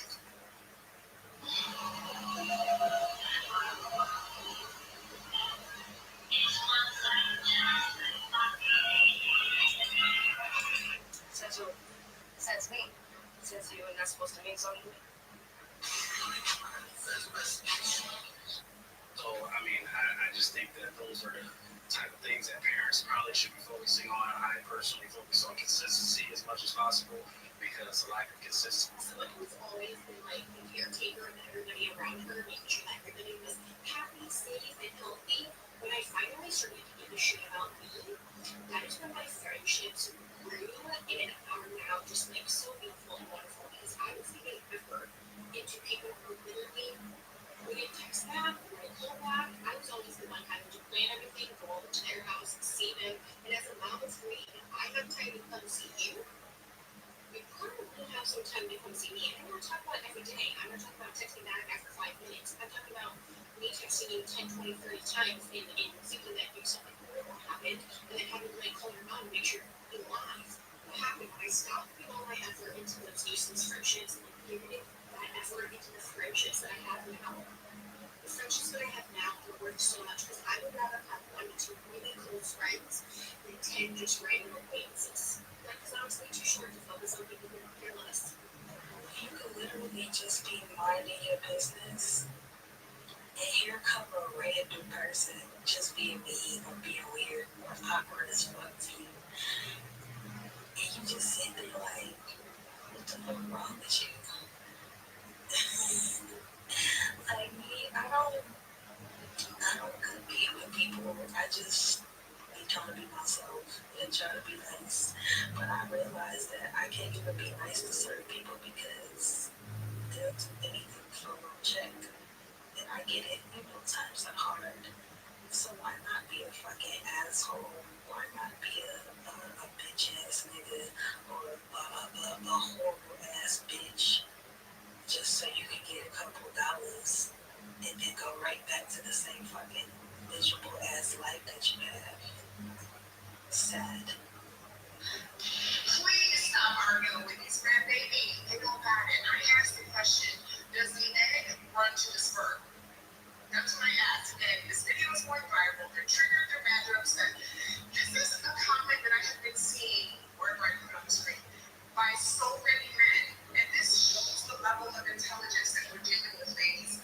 Stop arguing with these men. I'm not arguing in my comments. I actually have a man, Aaron, who is going in and educating and letting these dudes know, but the intelligence level, the IQ level is very, very low.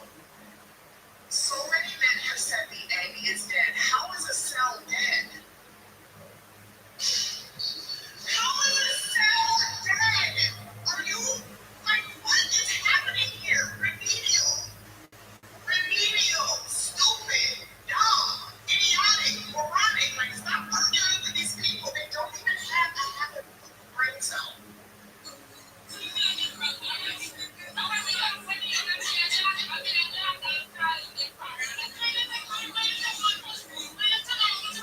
While with my own brain, try to ruin my own day. Like whose side are you on, bitch? I need your help. I can't tell you what it is. You can never ask me about it later. When it hurts me. What's going on there? I don't care if you don't like me. The voices in my head do. And we party pretty hard. Dang, the girls are came right back. What do we have? The line to talk about is love. You a super situation, child. Yeah. She have two people in our school. See me, she have two people in our school.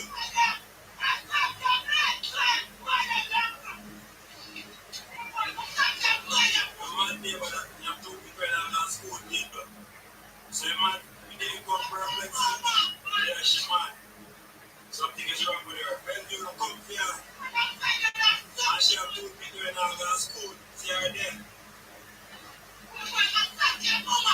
See her there. Her people in our school, people. The people, she mental. When you come here, and she violent, she not moving down them something and give me a problem, people. Yeah, man.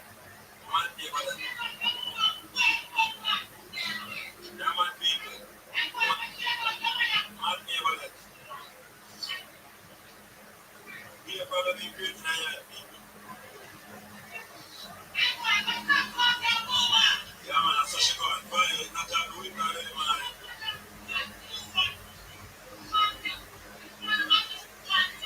Yeah, people. Show mental disability. Yeah, she have gone. Yeah, man, she have two people in our school. And they man two. They have about 6 or 7. Yeah, man. Let me use the numbers. Yeah. She mental. That's all about girl. Yeah. She's sick. Yeah, people. She's sick. She mental. Yeah, her own is up. Yeah. But she not that sick though. She's sick, but she's not sick. She know what she have. Yeah, man, people. I show that team. Every day this man watching. Update 1. The text started within 2 hours from Natalie, 62 and counting. What did you do? My mom is freaking out. Dad's driving here right now. This isn't what it looks like. Garrett is going through a divorce. I was just being supportive. He forwarded my post to my mother.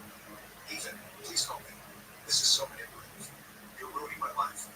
From Amanda, her sister, 14, unread. You're such a petty little man. She was just having dinner. You know Garrett's marriage has been over for months. How dare you involve her parents? You're supposed to trust her. From Diane, her mom. Ethan, we need to discuss this situation. Please have Natalie call me immediately. We are praying for you both. I didn't respond to any of that. Just kept working presenting compliance, running installations, my phone buzzing constantly in my pocket. That night, Natalie tried calling 31 times. I know because the phone kept count. She left 8 voicemails that I deleted without listening. Then came the Instagram stories. She posted a black screen of text. When someone you love betrays your trust by trying to turn your family against you. Really? I betrayed her trust. Next morning, the narrative shifted. New story for everyone asking. Yes, I had dinner with a friend who's going through a hard time. No, I didn't cheat. Some people just want to create drama with her as men.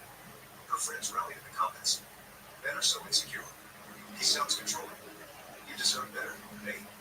Meanwhile, Robert, her dad, I called my phone once and left a voicemail.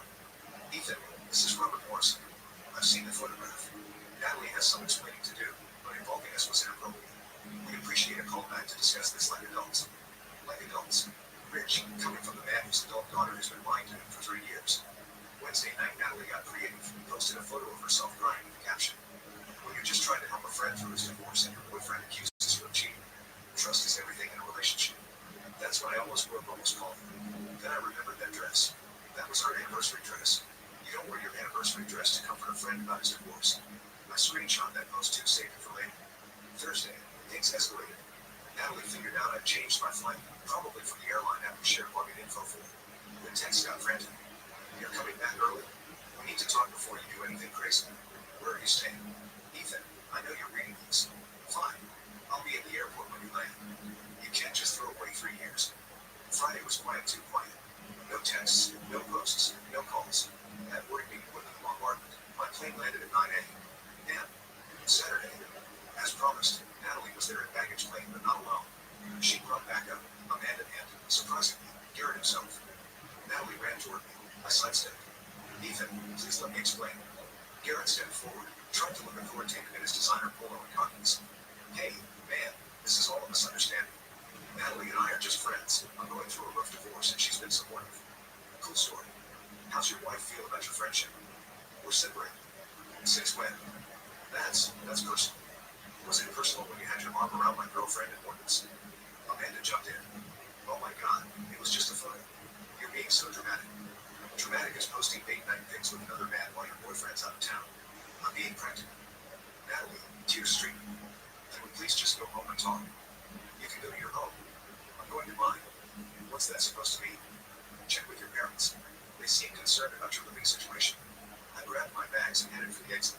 They followed Natalie crying, Amanda yelling about toxic masculinity, Garrett trying to whip her piece like some kind of bootleg UN negotiator. At my truck, Natalie grabbed my arm. "You can't kick me out. I have rights." "Me? You're not a police. You're a month-to-month guest. Here's your 30-day notice." I handed her the formal eviction notice I had created for now. "Yeah, I came prepared." Her face went white. "You're seriously evicting me? You have 30 days to find somewhere else or move back with Robert and Diane. I'm sure they'd love to hear more about your support and friendship." I don't like this conversation or this person, but I think I'm hiding it pretty well. We'll put together good. Until I feel like we stay on. Let's make sure you're part of it. Make sure you're part of it. Share the life. Share the life. I do isolate because I've got massive potential to be a murderer. I isolate because I don't want to go to prison. Blocking the Oracle account on TikTok. Does it work? Or is it a load of shit? I see a lot of people on here that are saying, like, "Oh, you gotta do it." Some people are saying, like, "It's just super intellectual bullshit." There's no way that fucking works. Based on my personal experience, which I would give for all of you. For the past few months, I have been getting so the most obnoxious fucking AI swap constantly. Usually falls in the category of like MAGA propaganda, Christian propaganda. You know, you can link those little accounts where it's like a motivational Donald Trump page, and he's like, "I'm winning. We're doing so much winning right now, and we're gonna keep winning, and it's so tremendous. The country's gonna be winning, and we're gonna, and it's gonna be so good. If you'll just give me a like and a follow, the link in the bait workshops, and like I will block it and unlike it, and no matter what, I constantly keep getting bigger." And then the other day, I kind of saw this thing where they're like, "Oh yeah, block the Oracle page." I kept getting propaganda. I blocked it, and now my page's good. And while it wasn't like, what I was getting was exactly what they were describing, I can't remember exactly what it is. I decided to give it a try. And sure enough, all of that AI swap that's been driving me up the wall, gone. The TikTok viewing experience has been so much better since then. So, you know, if it's super intellectual bullshit, if it's a placebo effect, call me out. You know, I'll be more than happy to admit I'm wrong. I'll be more than happy to make it one of the way. Just based on my own personal experience, I'd recommend it, honestly. Because it makes the app less insufferable if you're in that happens. Yeah. I hate when my brain just starts making up stuff. It's like, we've been doing good. Why would you tell me that? The minute you keep calling this beautiful people, let me tell you what happens. The image, the title, description, all the information about this. You got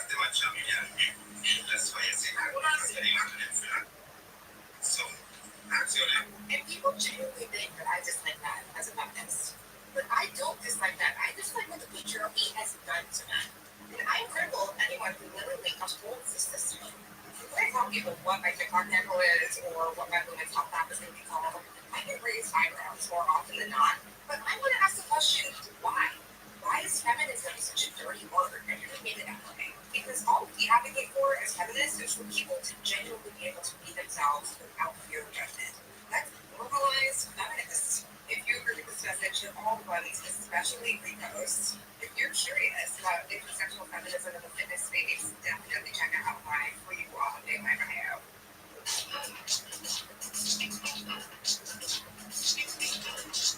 Everybody wants to be an entrepreneur until they find out what it takes to actually be an entrepreneur. And that means so much more than what you can even imagine. You have to show up even when you're tired.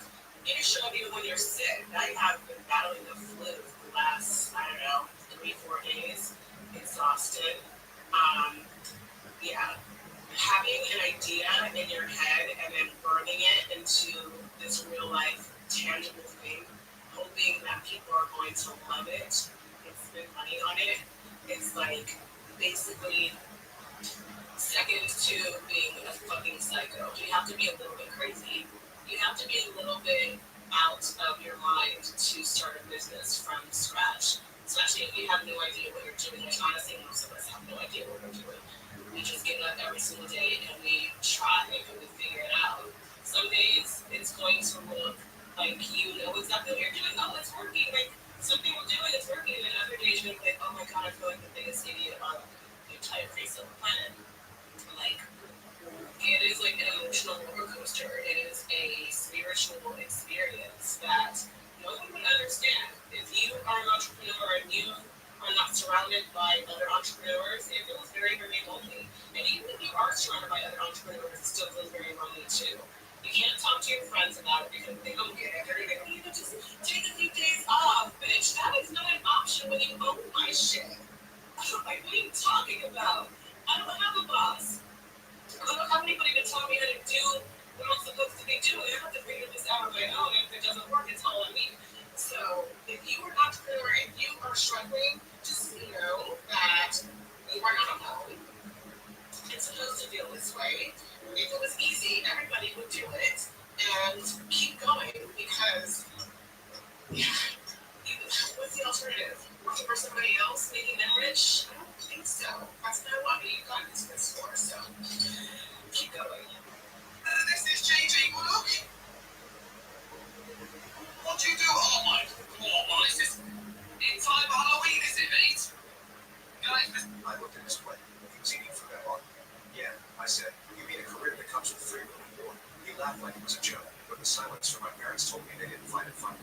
They never did when I reminded them it was actually footing the bills. By the end of that night, I realized something that honestly pissed me off more than anything. They only noticed me when something went wrong. That realization hit harder than I expected because once you see it, you can't unsee it. The holidays, the fake smiles, the small talk, all of it revolved around keeping the illusion alive while I quietly financed it. Ryan was the potential, Mom was the heart, Dad was the fighter, and me, I was the damn power company. That night, I sat in my apartment, small, quiet, everything paid for by me, and stared at my phone, thinking about how I got here, somewhere between being a good son and being their lifeline. I stopped being seen as family. I wasn't their son anymore. I was their safety net, their backup plan, their walking wall. A week before Christmas, the family group chat lights up. Christmas dinner.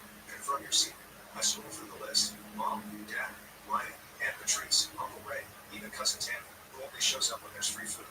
My name isn't there. At first I think it's an oversight. I type, did you forget me? A few seconds later, the dots appear. Then Ryan replies, limited seats this year. Try next Christmas if you chill. I stare at my screen. Chill. The guy who's been living off me for 2 years is telling me to chill. No one says a word. Mom doesn't reply. Dad reacts with a thumbs up emoji like a cow. Aunt Patrice sends a heart like this is some kind of wholesome family update. I type again. You serious? Then, wait. The chat goes dead. I call Mom. The sound of laughter and clinking plates spills through the speaker before she even says hello. I can hear Ryan in the background bragging about something. Probably his new business. Hey Mom, I said, what's going on with the Christmas list? She sighs like I'm already exhausting her. You're not invited this year, Em. I blink. Not invited. Why? Her tone turns sharp. Because you need to apologize to your brother for what happened at his birthday dinner. You embarrassed him. My jaw tightens. You mean when I asked why he's bragging about crypto profits while borrowing rent from me? Exactly, she snaps. You made him feel small. We were celebrating him. I almost laughed. Celebrating him for what? Being unemployed in a more creative way. Mom, he's been starting a business for 3 years. He doesn't even have a website. Evan, stop being negative. She says, if you want to come for Christmas, say sorry to Ryan. I pause, then ask flat, are you serious? Completely. until you apologize. Funny, respect only ever goes one direction in this family. That's when I hang up. I don't throw the phone or yell. I just hang up. I sit there in my quiet apartment and realize this is the most peaceful December I've ever had.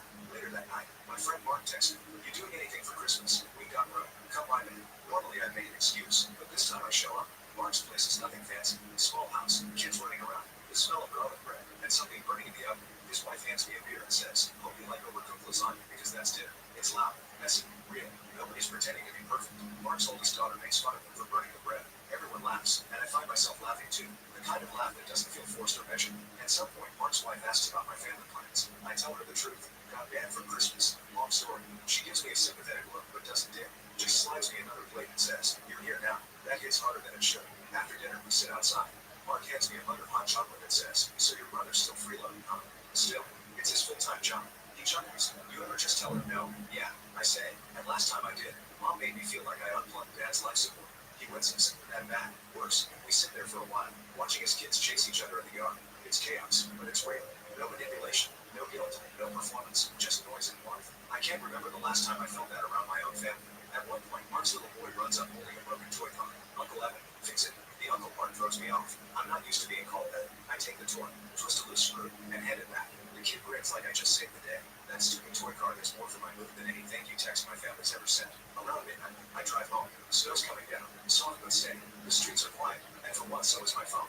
No guilt calls, no last minute "can you send money" texts, just silence. When I pull into my driveway, I glance at my phone again. The group chat's still active. New photos, Ryan posing in front of the Christmas tree.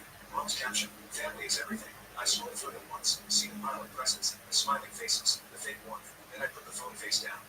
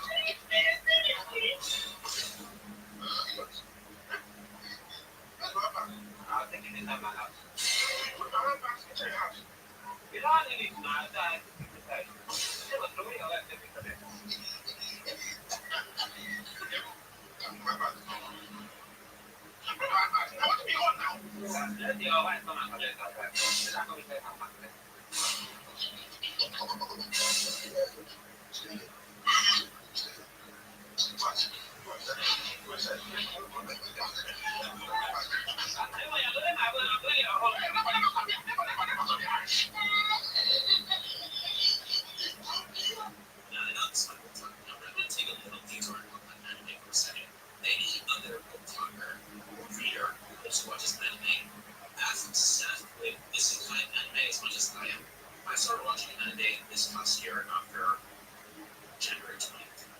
We'll just leave it at that. And that's also when I really started reading it. And I have devoured like 7 different isekai animes. I have even devoured like 3 different isekai books. I love isekai. I'm obsessed with it, and I don't know why. And I need someone to explain that to me. You guys know. If you guys control the ride, can't do anything so much for them. Move in. Take a break. It's all up to folks. You guys know every single. I'm going to tell you why it is you don't like J-Lo singing this. A long time ago, we don't know the time, like 10 years ago, somebody once asked me, okay, can you teach anyone to sing? Not me, but like, can anybody learn? Okay, the short answer was yes. But there are these things called tones and textures that exist in our voices, even just when we speak, right? Some girls talk like a Disney princess. I don't, okay, but also, some girls have a much deeper and lower tone than I do. So essentially, yes, you can teach Jennifer Lopez to hit the exact same note as Christina Aguilera. It's going to sound the same note because they have different tones and textures. Britney Spears, when we love her, has a 3-octave range. Yeah, she has a 3-octave range. Okay, so we can probably use it. They don't have a 3-octave range. However, if they were to sing the exact same song, you're likely to prefer Whitney's version more because of the clarity and tone. In the same sentence, though, if Britney Spears and J-Lo were to sing the exact same song, you would probably prefer Britney Spears because of the sultriness of her tone. Britney Spears has more of an octave range than Adele, which you probably prefer Adele more because of her tone. Mariah Carey has a 5-octave range, okay? Listen. A siren, okay? A siren.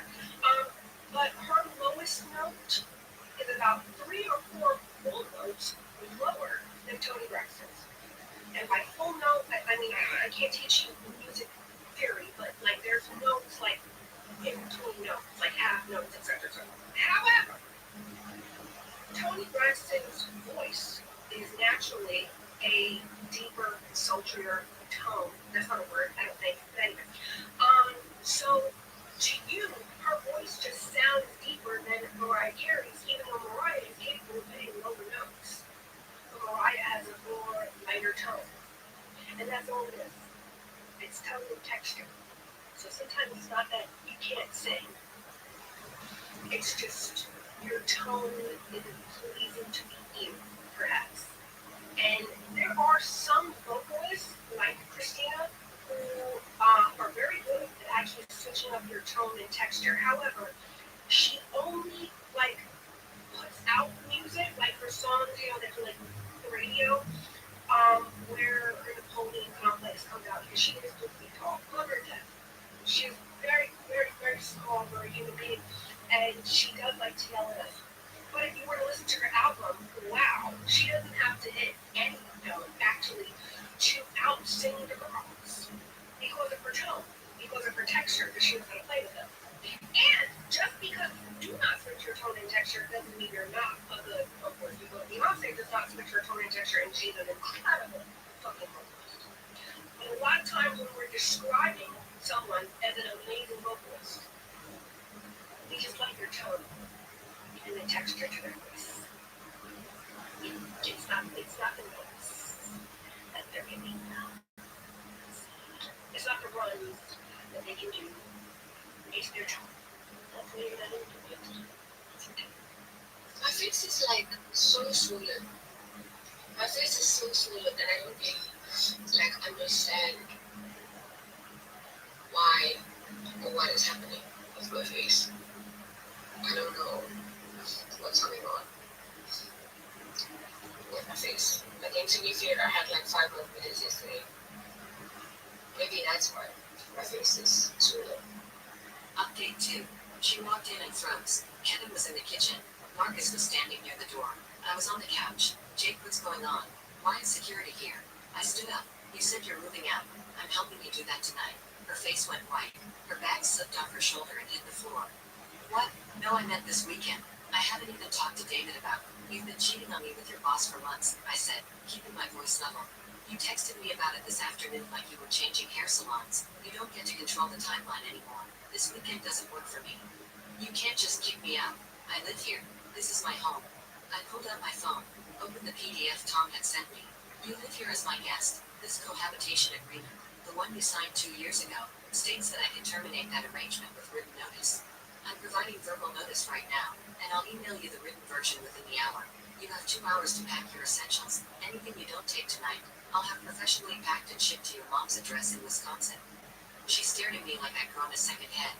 Then the tears started. Jake, please, can we just talk about this? I made a mistake. I got confused. David and I, it's not what you think. What do I think? I don't know, but we can work through this. No, I said simply. We can't. She tried a different approach. Anger. You're such a controlling. This is exactly why I needed someone else. You always have to have everything your way. Everything planned out. Everything perfect. Kevin stepped forward. Sarah, stop. You cheated. You don't get to make him the bad guy here. She whirled on him. Stay out of this, Kevin. This doesn't concern me. He's my brother. It concerns me. Marcus cleared his throat. Miss Mitchell, I suggest you start packing. You have 2 hours. She looked at all of us. Me, Kevin, Marcus, and seemed to realize this was actually happening. She pulled out her phone and made a call. I heard her side of the conversation. David, it's me. I need you to come get me. No, tonight. He's kicking me out. I don't know. Can you please just come? I need you right now. She hung up and looked at me with something like triumph. David's coming. He'll help me. Great, I said. Tell him to wait in the lobby. She started packing. Kevin helped carry boxes from the storage closet. I sat on the couch and watched. Every item she put in a suitcase was something I bought or we bought together. The sheets, the towels, the kitchen stuff. I realized I'd have to replace most of my apartment's contents. She kept trying to talk to me, apologizing, then getting angry, then apologizing again. How long have you known? Were you spying on me? Did you hire a private investigator? Credit card statements. I said, you used the card I gave you for emergencies. Hotels aren't emergencies. Her face flushed red. I forgot that was connected to your account. Clearly, David showed up 53 minutes later. I watched on the building security app as he walked into the lobby, all confidence and expensive suit at 8 p.m. on a Tuesday. He approached Marcus at the security desk. I'm here for Sarah Mitchell, unit 23004. Marcus checked his tablet. I don't have you listed as an approved visitor for that unit. I'm her boyfriend. She needs help with her things. Then you can wait in the lobby. The resident will send Miss Mitchell down when she's ready. I watched David's face change on the camera feed. He wasn't used to being told no. Do you know who I am? No, sir, but I know you're not on the approved visitor list for Unit 23004. Eventually, David sat down in the lobby, pulling out his phone, typing furiously. Upstairs, Sarah's phone kept buzzing. She checked it, typed back, looked at me. David says you're being unreasonable. He says he's calling his lawyer. He can call whoever he wants. He's not coming up here. She finished packing around 9:30. 3 large suitcases, 2 boxes, a bag of shoes. Kevin helped carry everything to the elevator. Marcus accompanied them down. I stayed in the apartment. From my window, I watched them load up David's Tesla in the parking circle out front. He had his arm around Sarah. She was crying. He was talking on his phone, probably to that lawyer. They drove away. Kevin came back up. That guy's a piece of work. Yeah, you okay? I will be. We drank the beer, ate the pizza, watched a basketball game. Kevin crashed on the couch. Around midnight, I went to bed in a room that suddenly felt enormous and empty. Update 3. The text started the next morning at 6:47 a.m. Sarah, I'm so sorry for how everything happened yesterday. That wasn't fair to you. You deserve better. Can we please talk? Just talk. I didn't respond. I was in the shower, getting ready for work, trying to pretend my life hadn't just imploded. By the time I got to the office at 8:30, there were 4 more texts. Sarah Jane, please. I made a terrible mistake. I see that now. Sarah, David isn't who I thought he was. Sarah, can I at least come get my grandmother's necklace? You know how much that means to me. Sarah, please don't ignore me. I forwarded all the messages to Tom. He replied, don't engage. If she needs belongings, she can arrange it through me. With the necklace they got to me, it was a real thing. Her grandmother's necklace, gold with a small emerald, may be worth $2,000, but priceless in sentimental value. I checked the bedroom. I had it professionally packaged and shipped to her mom's address in Wisconsin. Signature required. Cost me $85 for rush shipping and insurance. I texted her the tracking number. Nothing else. She called immediately. I didn't answer. She texted, thank you. I'm sorry, I'm so sorry.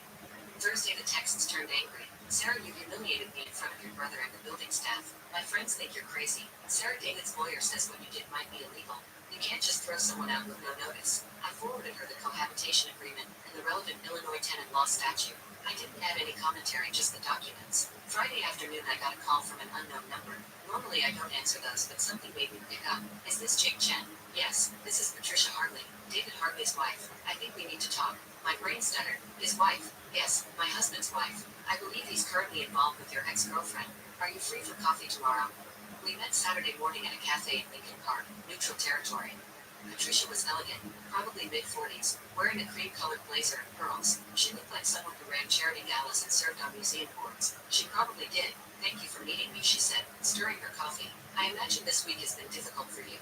You can say that. She pulled out an iPad, opened a folder, turned it toward me. Credit card statements, hotel receipts, screenshots of text messages. David has done this before. 3 times that I know of, possibly more. Always younger women who work for him. It usually lasts 6 to 8 months. He tells them we're separated, that the divorce is complicated because of our business interests, that he loves them but needs time to handle things properly. I felt sick. Sarah doesn't know you exist. Oh, I'm sure she knows I exist. I'm sure he's told her we're separated. Technically we are now. I filed for divorce Tuesday morning, but we weren't separated when their relationship started.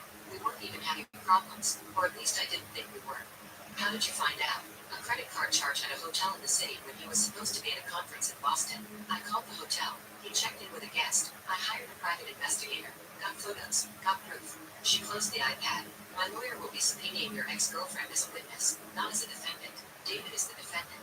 But her testimony about their relationship, about what he told her, will be very valuable in court. Why are you telling me this? Because I wanted you to know that you handled this correctly. You cut her off cleanly, decisively. What she's about to experience with David, it won't be what she's expecting. He's losing the house, majority stake in his business, probably his Tesla. And when men like David lose their money and their status, they show their true colors. Why does it feel like there is a full court press to get Black people's attention right now? It's coming from all sides. Everywhere I look, it feels like there are people who are trying to get their revolutions off the ground, and they keep coming to Black people to get us involved. But then remind them that this is not our time. You know, we have a long history of protesting, fighting for civil rights for all people.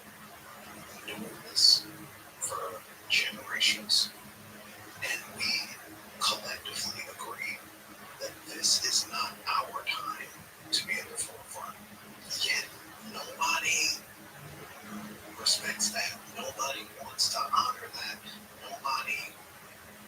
understands where we're coming from.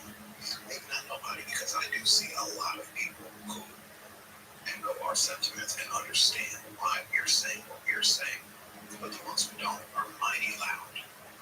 And they're mighty arrogant, if you ask me. People quote saying that you can't fight for freedom from the comfort of your couch. People saying, oh, you guys are going to understand when it comes to you.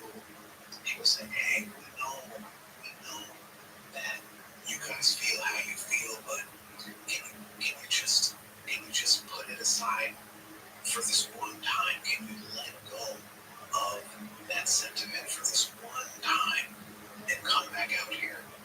Or people just getting angry, right? Just getting full-blown angry and just, again, laying the problems of society at our feet. I don't know how else to get this message across to anybody who does not understand where the Black community is coming from right now during this administration.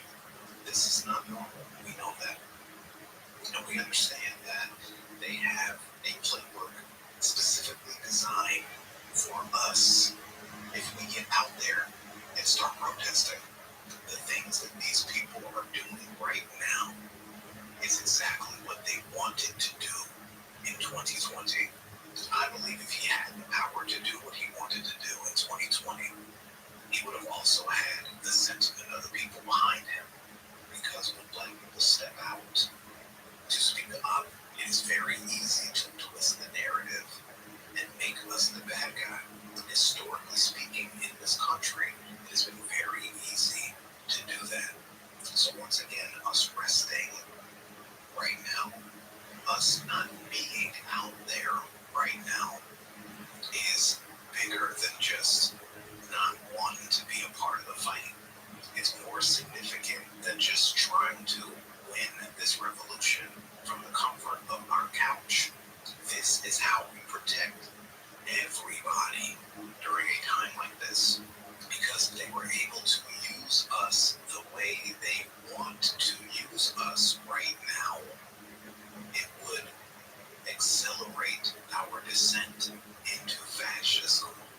It would expedite all of this military stuff. It would expedite any and every attempt that this administration would make to send troops to whatever city they wanted to send. But because we are not taking that bait, you guys are safe.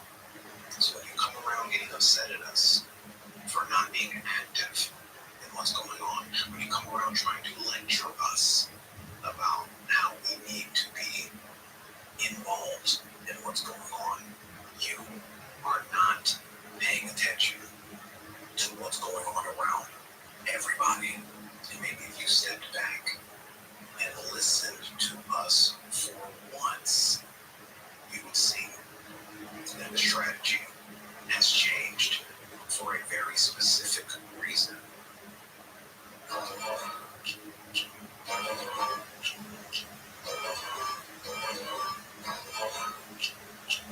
Just have one question to ask you that I will leave you be. Okay, so really a while ago, I commented on this post that kind of blew up, but really didn't, of this dude who had robbed the McDonald's. They were talking about he robbed the McDonald's, and the manager's in the back. It's one of the employees. The manager's in the back, crying that he didn't clock out. He didn't clock out. I'm talking to him, I said, can you clock out? Bitch, why is that your concern right now? Because what? These two people won't go back and forth. These two people are going to go back and forth in the comments talking about they're going to edit his time. Will he still get paid until he clocks out? Bitch, he just robbed that place. He's not getting that fucking check. He's not getting that. Mama, he's not getting that money. He just robbed the building. He just took all the money on the same thing. They're sending him his last check. Really? Welcome in.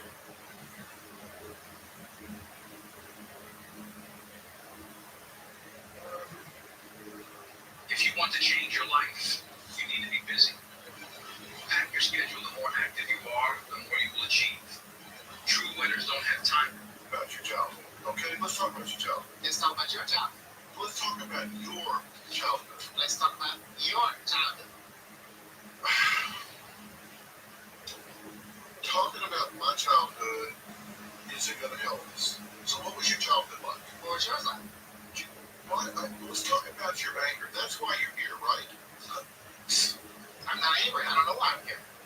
Let's just try another approach. Let's try another approach. All right. Do you sleep well at night?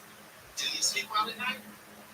She was a black woman, and she said she went to a dating event. Thanks for that. I'll take it from here. It was me. I went to the dating event. Welcome back to my page. It's been a while. I missed you guys. Let's talk about it, okay? So, a lot of you asked me in the other video what type of concealer I used. In my original video that clearly went viral and got a couple of feathers ruffled. But this was this was my contour. It is NYX Buttermilk Bronzer in the shade Butter and You. I think I also use this sometimes. It's a lighter one, and the shade is Back in Butter. So NYX. Okay, the concealer. I am not a colorist, but I'm in between my lighter skin for winter and fall and my summer skin. So I need to use two concealers. And I want to buy another one because this is my winter one. It's so light. And this is my summer one. So this is the NYX Can't Stop, Won't Stop. I think I said photo finish in some of the comments. Disregard. Still a good one, not the same that I was using. And then Idea. Sorry if I'm saying it wrong. And I don't know what shade this is, to be very honest. But you'll have to find your own shade anyway. So I do a double concealer. And I already put my base and primer on and everything like that. I do a double concealer. My makeup routine may not be your makeup routine. This isn't what's the YouTube awesome. So you're gonna have the equipment. Upon my G, I demanded you either rise to my level or this doesn't work.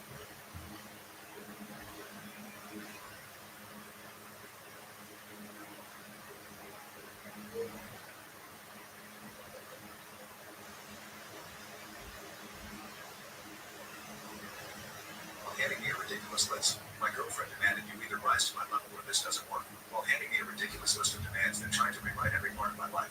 So I gave her my own list with one item. Dump your insane girlfriend. Hey Reddit, I thought I was in a normal relationship until one night over pasta. My girlfriend handed me something that made me realize just how wrong I was. What followed was the wildest series of events I've ever dealt with, and it got messy fast. I made 27M for about a year and a half. We'd been living together for 6 months. Looking back, the signs were there. She always had suggestions for me. If I wore my favorite hoodie, she'd wrinkle her nose and say you'd look more put together if you wore a button up. If I told her I was hopping on Xbox with friends, she'd sigh and mutter about time wasted. Even grocery shopping turned into an evaluation. Apparently buying generic cereal meant I wasn't thinking long term. So last Thursday she texted me, meet me at El Forno at 7.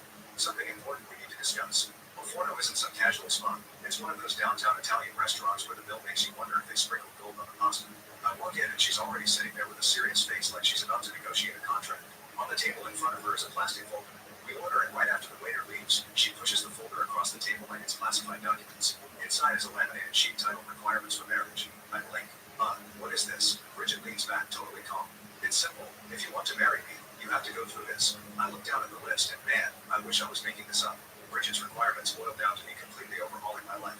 Start applying to management jobs because my current one lacked ambition. Join our Pilates studio and run a 5K so we can be a power couple. Ditch my Subaru for a Tesla hybrid SUV. Total wardrobe redo with Zara and Nordstrom pieces from the Pinterest board. Cut off my friends Connor, Matthew, and Travis for being immature.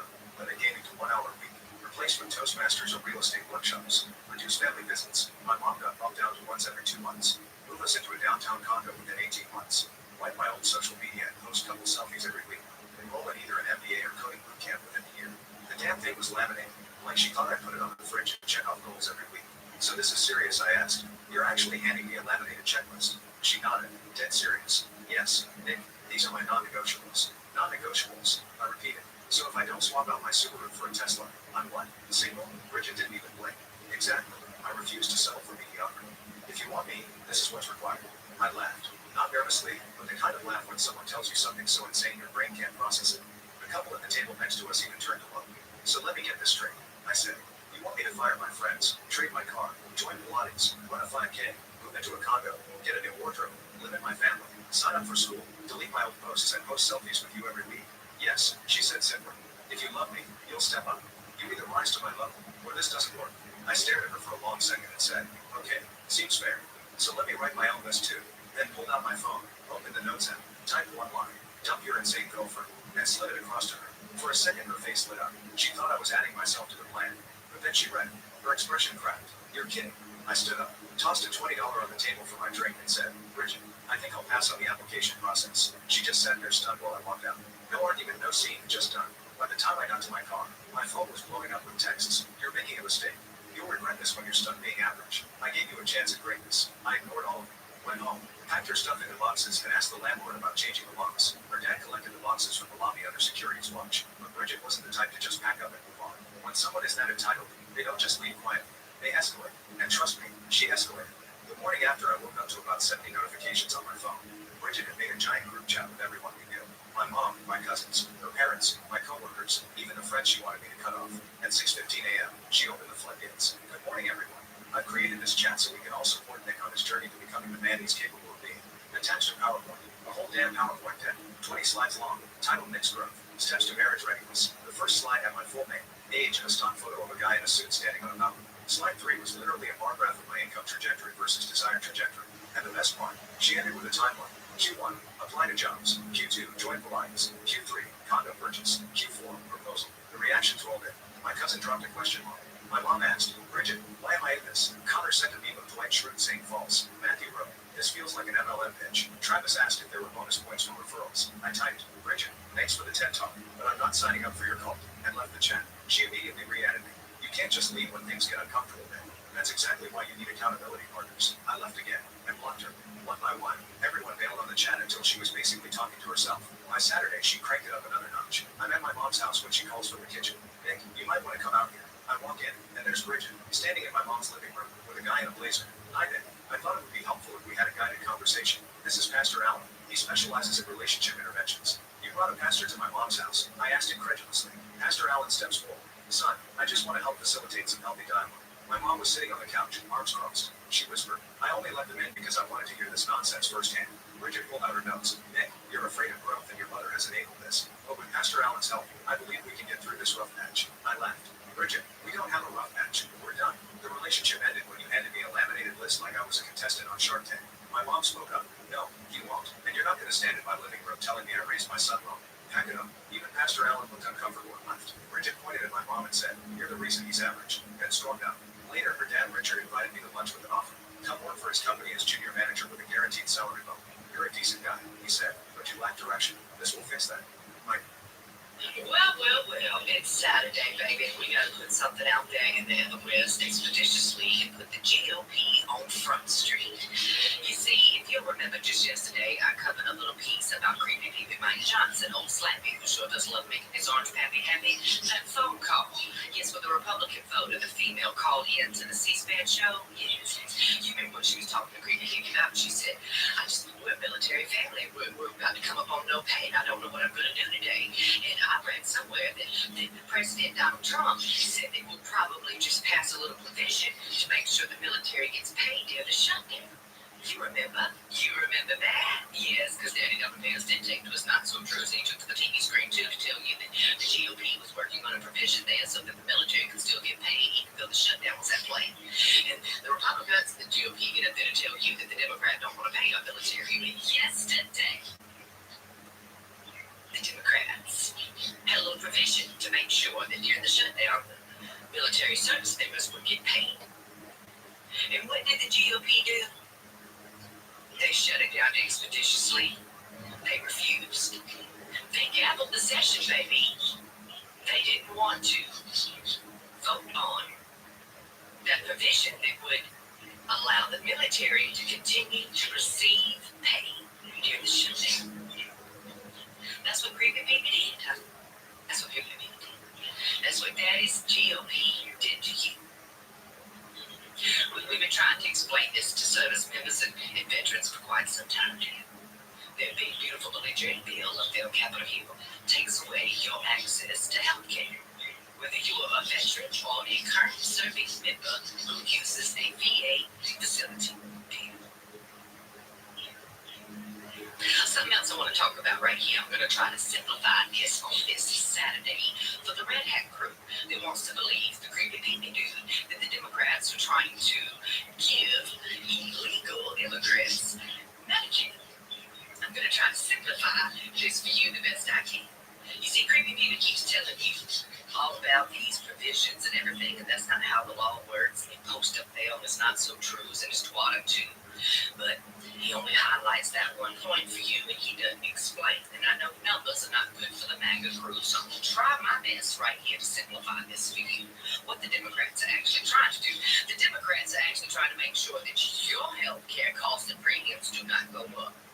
You know, we actually do give health care to some undocumented immigrants, but only under one circumstance, honey.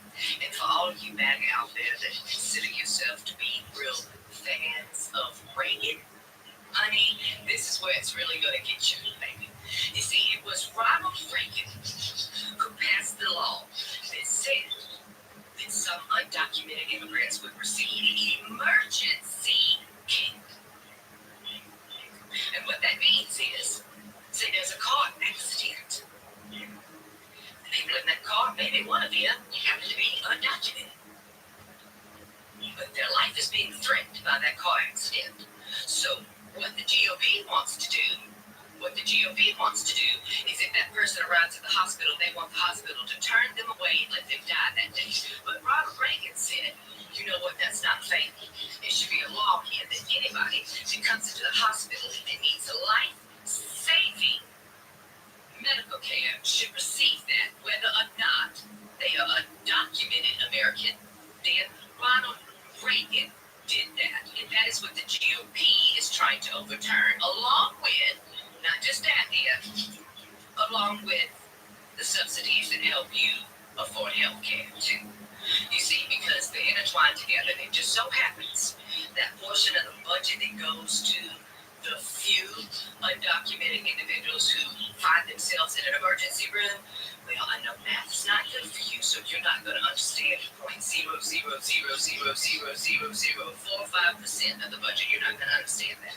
So the best I can explain to you is you're an American and you are the $100 bill in the budget deal. That undocumented that receives emergency health care is the penny in the budget. The penny. They're the penny and you're the $100 bill. And the racist up there on Capitol Hill, because of that penny, they want to take away your $100 bill. Okay? Over the penny, they want to take away your $100 bill. But see, they really don't care about that penny because it's not enough money to matter, honey. What they really want to do is just take the $100 bill away from you so that they can give it to the oligarchy, the 1%ers, honey, the people that are profiting off of the tariff plays. Not the American, by the way, because the tariff money is your money, honey. It's not from a foreign country. So it wouldn't enough to take your money through tariffs, dear. They want to take your money through your health care, too. They need so much more money so they can hit that $1 trillion mark, honey. Just remember, your hate and the attempts to take the penny away, you are handing over your $100 bill, baby. And the GOP,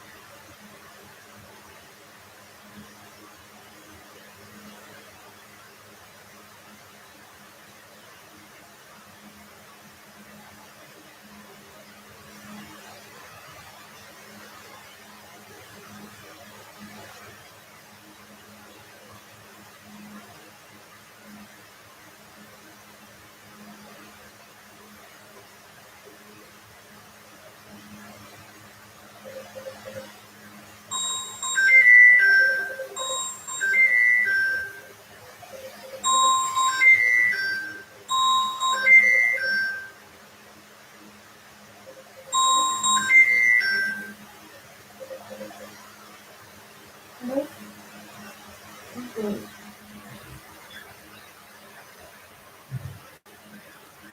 Mm.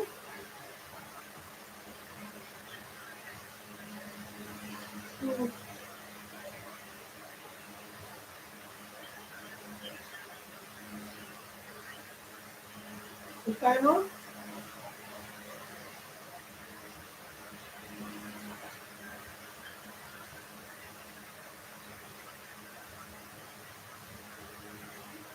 You know what you're gonna do?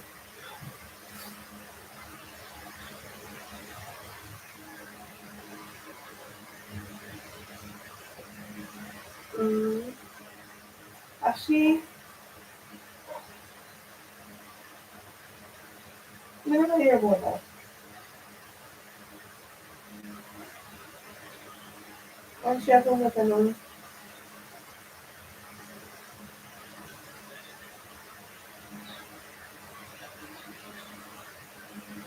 why people talk about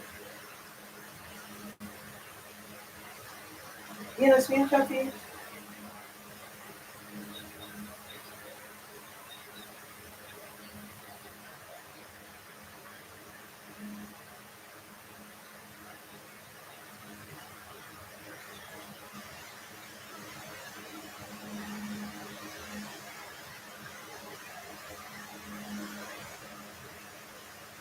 No, no, everybody come on with phone call or no come on with phone call. They never tell you.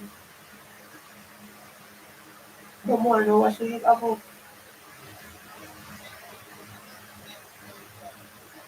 Oh, me did say this morning. But me not really fast stuff on it. So well on, she ain't block me.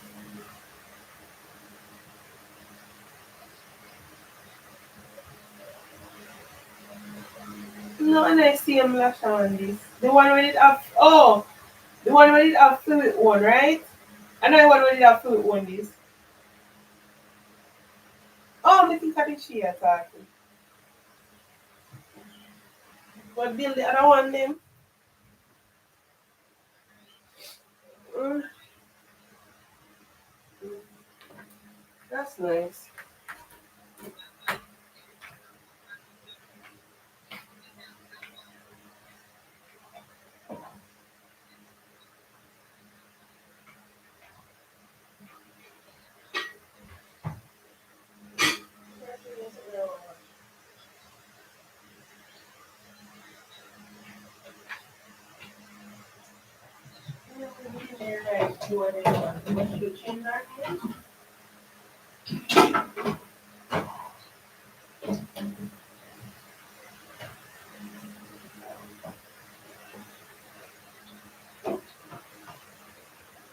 Yeah, sure. Section she created a program and it be sitting right there. Yeah. Yeah. As some little bit because unless still going to talk to you and that's the way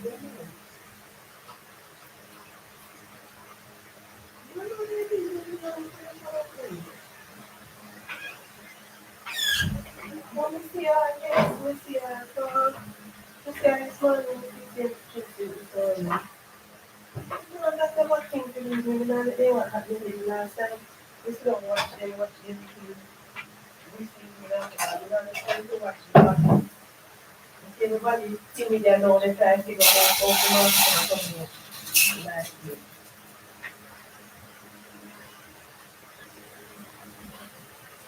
What we are programming in Spanish, they can read, unless you can do the camera for this program. That's it. It's not difficult. Make it like this.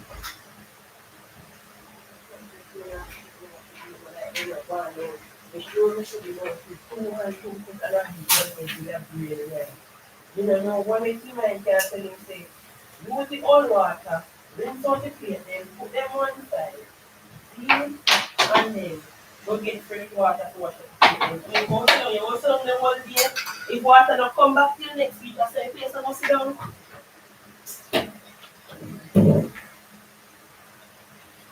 When we get up to cook, and then when we get up to cook, the plate's dirty, and this is all going on with you.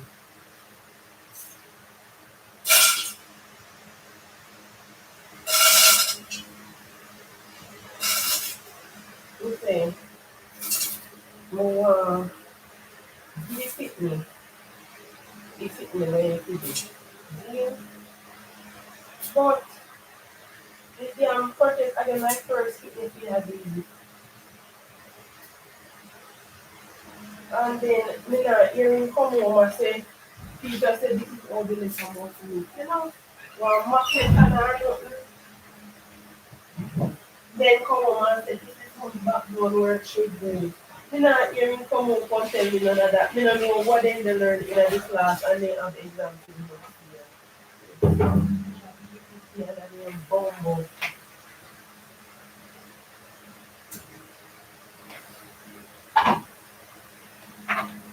You know, you're coming and say, why this is what we get in OEP. Teacher is looking at this thing. Why not look for in an OEP class? In an ODP, the EDPM, ODP, whatever. EDPM, yeah, the OEP. These all circuit us was together. Yeah, or you do SPA. Just the art circular or the SPA. Then the SPA is contract.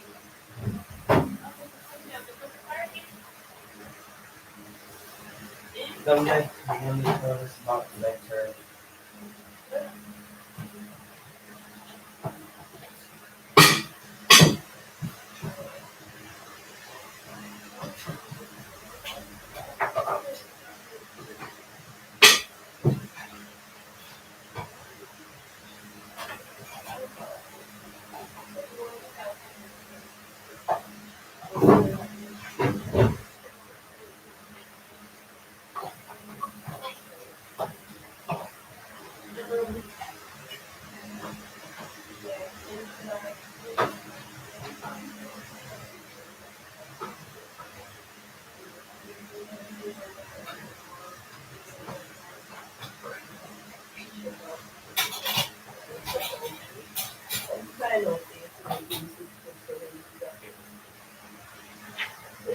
One year a bed, so spending 1 year a bed together, I thought.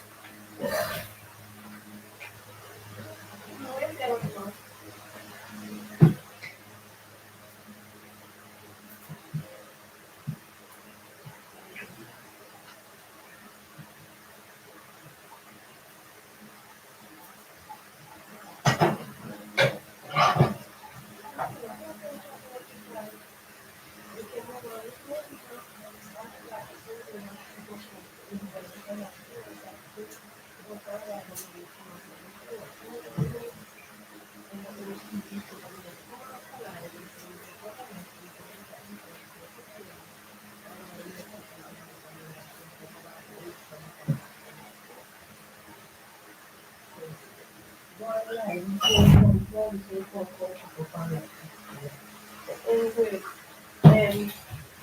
just seminar is about my life, the salary is this year. The salary is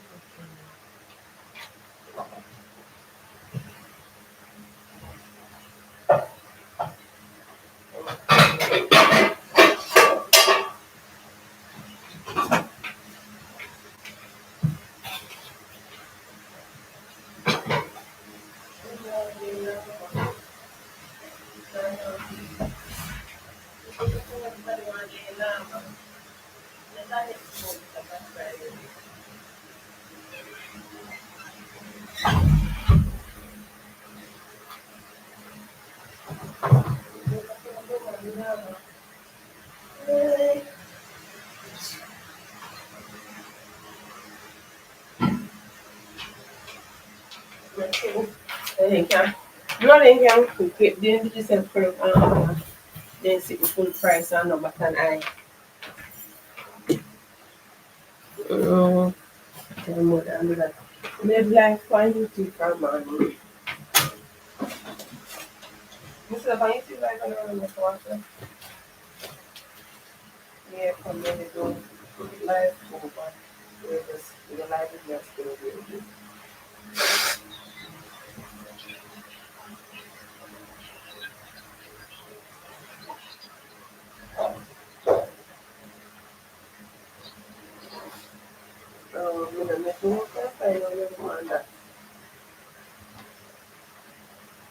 But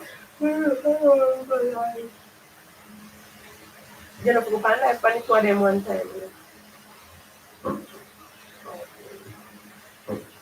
They have one to like for things to go on time. Maybe I'm sure they look like really and then you're not following me now. But they look at me, just grateful. And yet you're still.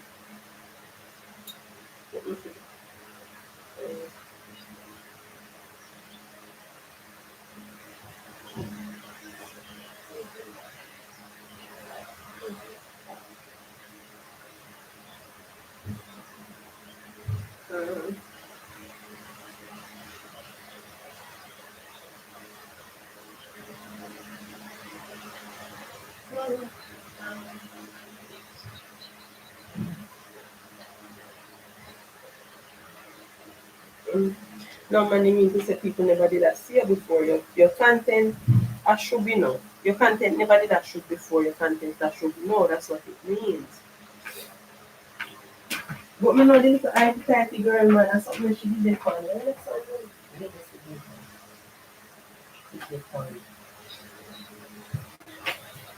Yeah, man, that's what she did it for.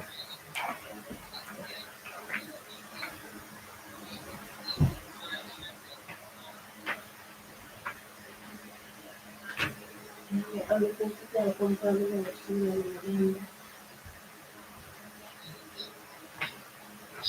So what I answer if we not shit then can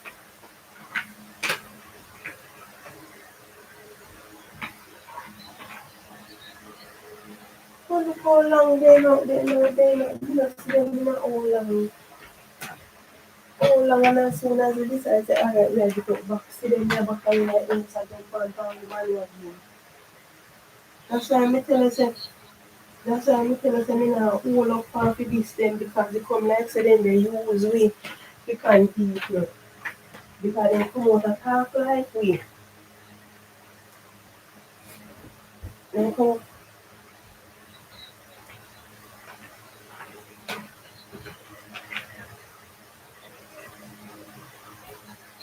no man me couldn't answer because I remember they were calling me and said they just do sick out, you know. Sick out when you call me. Yeah, they don't like so well sick out, well sitting there. Me I nearly not answer you. Me I nearly hang up the phone. I'm saying me answer you.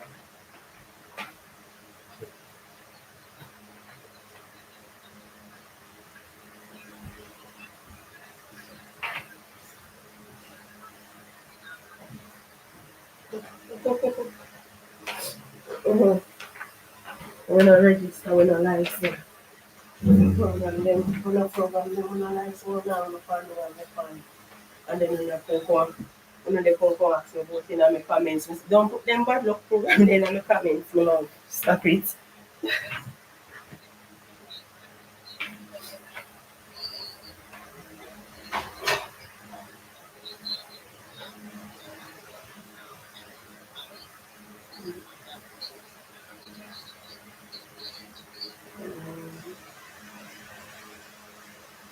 Mm. Every time you use the lens scan, then we do check it out.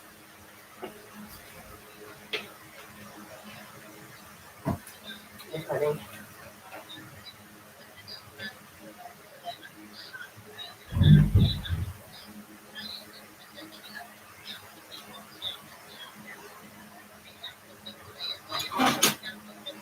Yeah, let me tell you something else. I said, it's a tour of them.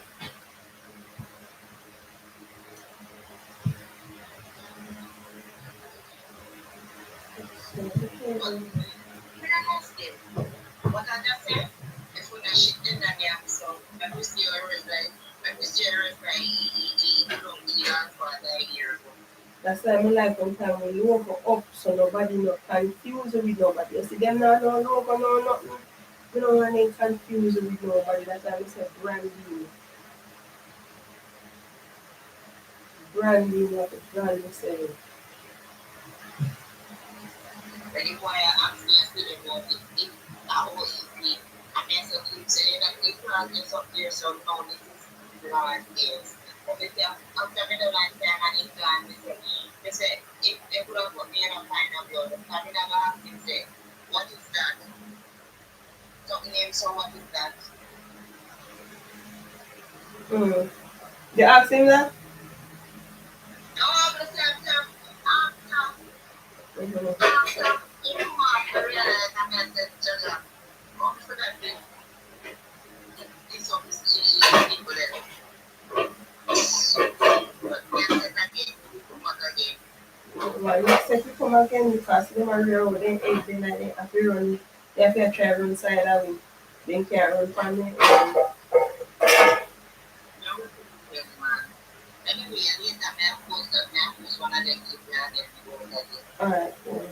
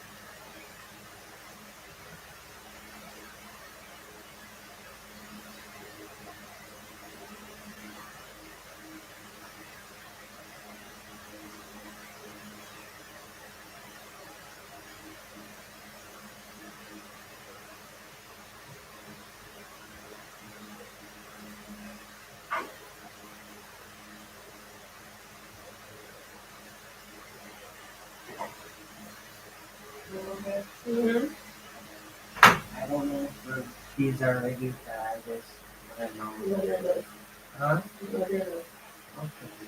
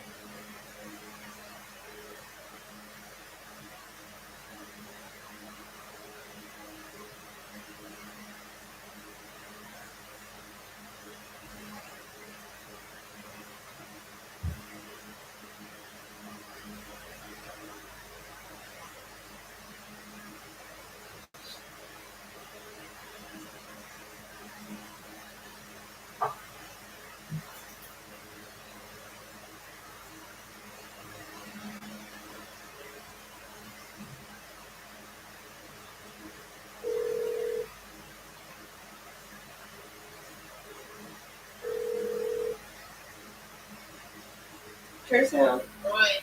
your website, your GoDaddy, you did pay for? No, I'm an it. Okay. Eh? No, I'm an PFP. No, I'm the pay for.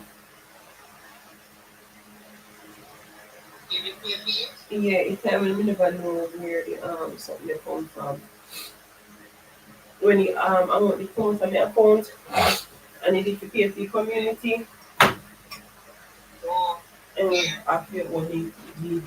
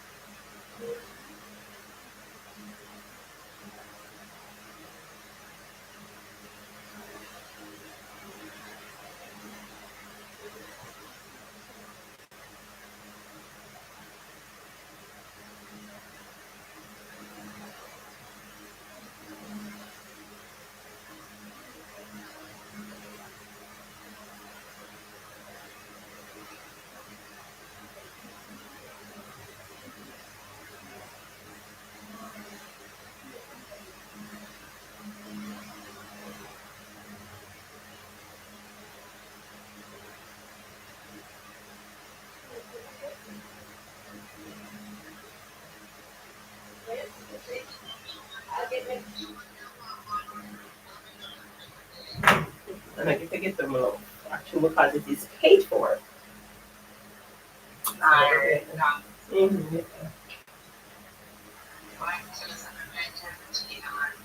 I saw you, Mama. The email me, I go through a file.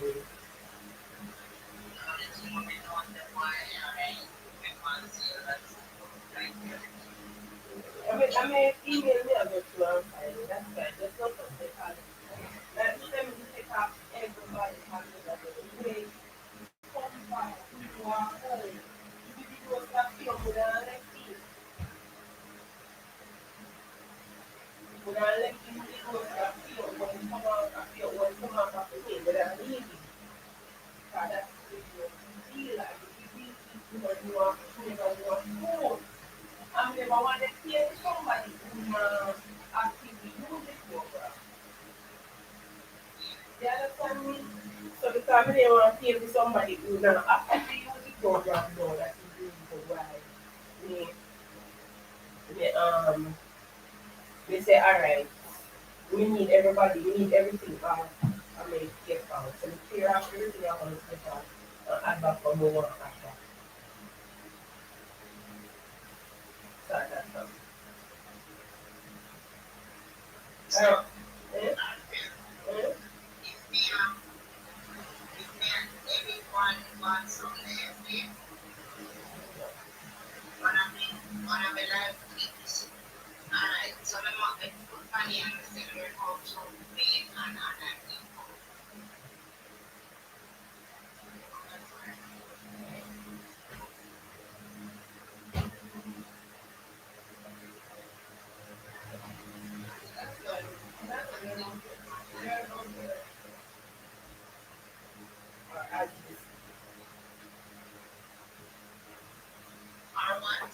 Learn also earn as you sleep.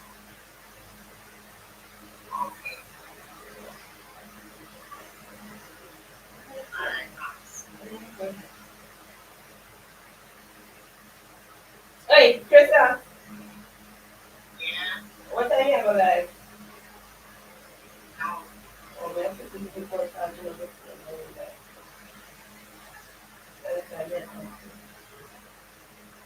You only contact me twice sometimes. You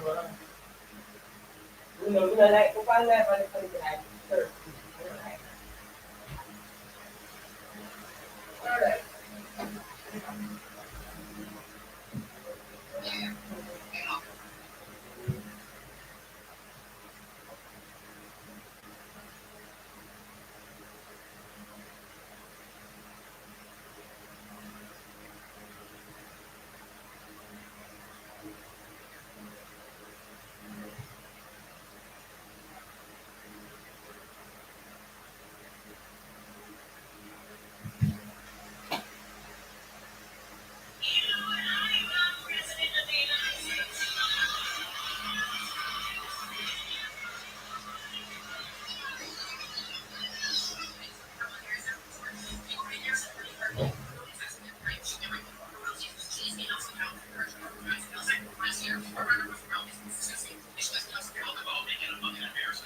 Exposing that you are a fucking dumbass. Kamala Harris is a more criminal citizen than the vice president at any fucking really. Ask her any of Kamala Harris's policy position that she actually campaigned on. That's not going to be a bunch of fucking buzzwords. She has a bunch of influence. Genocide economy, what she read. No, that's not the fucking case. $25,000 home credit to new homeowners. That's a right-wing policy. $6,000 tax credit for new fucking parents. That's a right-wing policy. Expanding fucking public housing is a right-wing policy. Expanding healthcare for millions of Americans is a right-wing fucking policy. When we just see the right wing in this country strip 17 million Americans out there fucking healthcare serious. I keep saying that these people are unfucking serious, and I am so glad that Kamala Harris fucking embarrassed her, saying that I'm not the fucking president. They keep on paying money to be a proponent activist going to the fucking book tour.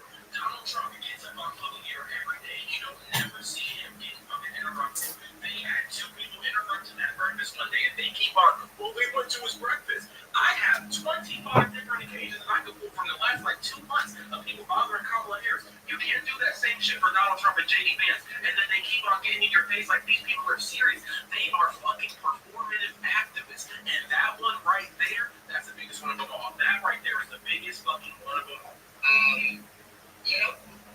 Different people, because inside of this program we do have it in French, in Spanish, and also in English, where it's not only just for English speaking persons. Can we talk about it? You're shooting above your pay grade, and you don't want to stay in your lane. Let me tell you something. Anybody who's solo for you is eventually going to dog you out. Because deep down inside, He began to Kirk's firebrand rhetoric. Charlie Kirk created the culture that killed him. Charlie was a professional provocateur. He used inflammatory fallacies and thought-terminating cliches to embolden those who have always held power, straight, white, cisgendered men. He even convinced some marginalized people that they can gain power by aligning themselves with these systems. Patriarchy, white supremacy, Christian nationalism. He profited off of this rhetoric at the expense of others' humanity. Charlie Kirk created the culture that killed him. One where gun violence is so normalized that even children are seen as collateral damage. Did he see his own life as a fair trade? How about his wife's husband? How about the father of his children? But it's not just the policies that may have cost him his life. I'm not sure Donald Trump would have been elected without Charlie Kirk and his influence on Gen Z men. Regardless, he was Trump's ally, a faithful servant to a regime that glorifies violence as something good men do. Fascism is here, in part because of Charlie Kirk. And fascism is violent. But America has always been violent. Saying there's no place for political violence in America is as hollow as giving a thought and a prayer between a shooting at UVU and a school shooting in Colorado. America was built on political violence and continues to enact political violence every day. It's easy to condemn political violence when there's a hand on a trigger. It's harder to condemn everything that put the gun there in the first place, or the tax dollars funding a genocide, or the policy.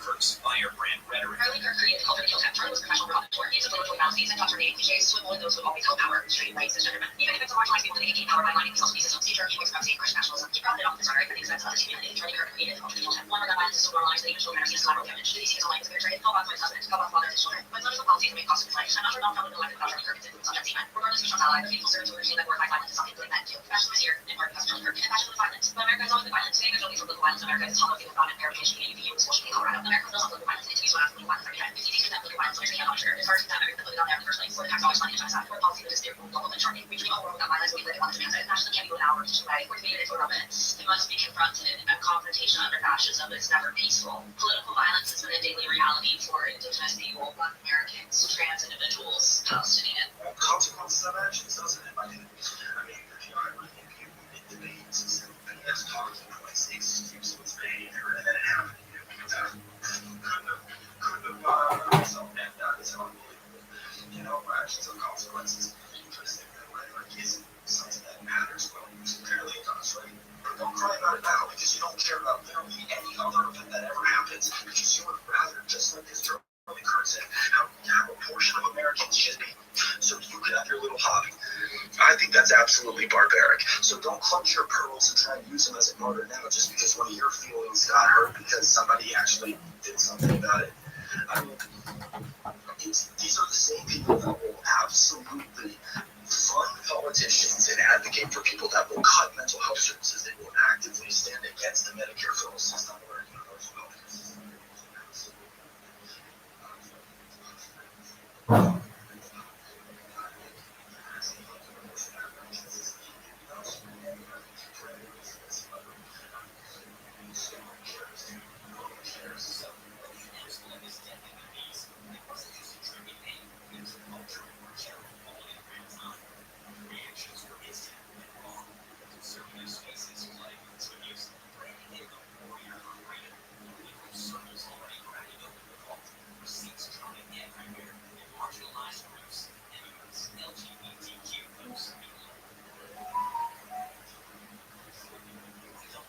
When it happens, know that I don't give a damn. I don't care that he was a father. I don't care that he was a person.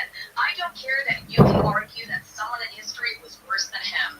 I don't give a damn. am. Caring about that is above my pay grade and below my sense of wonder. So know now, if you try to hit me with DMs or comments, respect the dead, have some decorum, I will be going to that fly high date in your bio and making fun of your dead granddaddy for filling a gene pool so shallow and stupid to have produced a person who would willingly defend a racist, bigot, convicted felony harasser and pedophile, completely separate and apart, online for free when they're already gone. I will be laughing at every single joke made online, no matter how insane. I hope there's fireworks. I hope there's an event. I just want you to respect the dead. And people in hell want ice water. Ask your buddy. He's gonna find out soon enough. God willing. Whichever God you choose. That happening will be everything pastor put in motion or ruined or broken or nominated to the Supreme Court for a life term or set aside 50 years from now. No, it won't. But wow, look, feel good. Hello.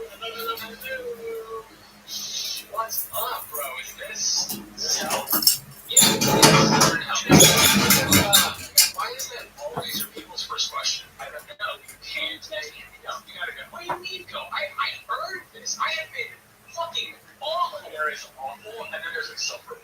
Okay, look, I have literally never had a demon vanquish themselves until you people started showing up. I was made for this place, bro. Look, I hate when you should see some of the laws that I passed when I was on Earth. They were disgusting. I was a big Catholic, right? I don't believe in God. I just used that as a way to put down people who look different than me. I hate people so fucking much. Even though secretly I wish I could have taught me once to try a new PlayStation. Play their Patriots, huh? Organist. Organist, no, he's not staying. Let me get a snowflake liberal. See what I'm saying, dude?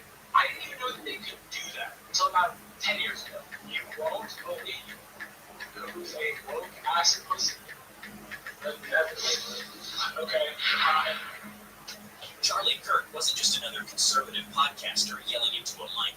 He was the architect behind Turning Point USA, a youth-driven conservative machine designed to rebrand right-wing politics for Gen Z.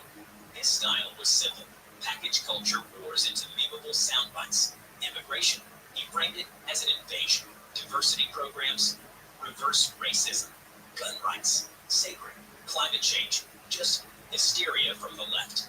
Kirk thrived not by solving problems, but by turning them into talking points. He was the conservative influencer who could go viral with a sentence, rile up campuses, and flood social media end of Kirk's firebrand rhetoric. Charlie Kirk created the culture that killed him. Charlie was a professional provocateur. He used inflammatory fallacies and thought-terminating cliches to embolden those who have always held power, straight, white, cisgender men. He even convinced some marginalized people that they could gain power by aligning themselves with these systems. Patriarchy, white supremacy, nationalism. He profited off of his rhetoric at the expense of others he champions. Charlie Kirk created the culture that killed him. One where gun violence is still normalized and even children are seen as collateral damage. Did he see his own life as a vegetarian? How about his wife's husband? How about the father of his children? But it's not just the policies that may have cost him his life. I'm not sure Donald Trump would have been elected without Charlie Kirk and his influence on Gen Z men. Regardless who is Trump's ally, a faithful servant to a regime that glorifies violence is something good men do. Fascism is here, in part because of Charlie Kirk. And fascism is violent. But America has always been violent. Saying there's no place for political violence in America is as hollow as giving a thought and a prayer between a shooting at UVU and a school shooting in Colorado. America was built on political violence and continues to enact political violence every day. It's easy to condemn political violence when there's a hand on a trigger. It's harder to condemn everything that put the gun there in the first place, or the tax dollars funding a genocide, or the policies that disappear people who don't look like Charlie.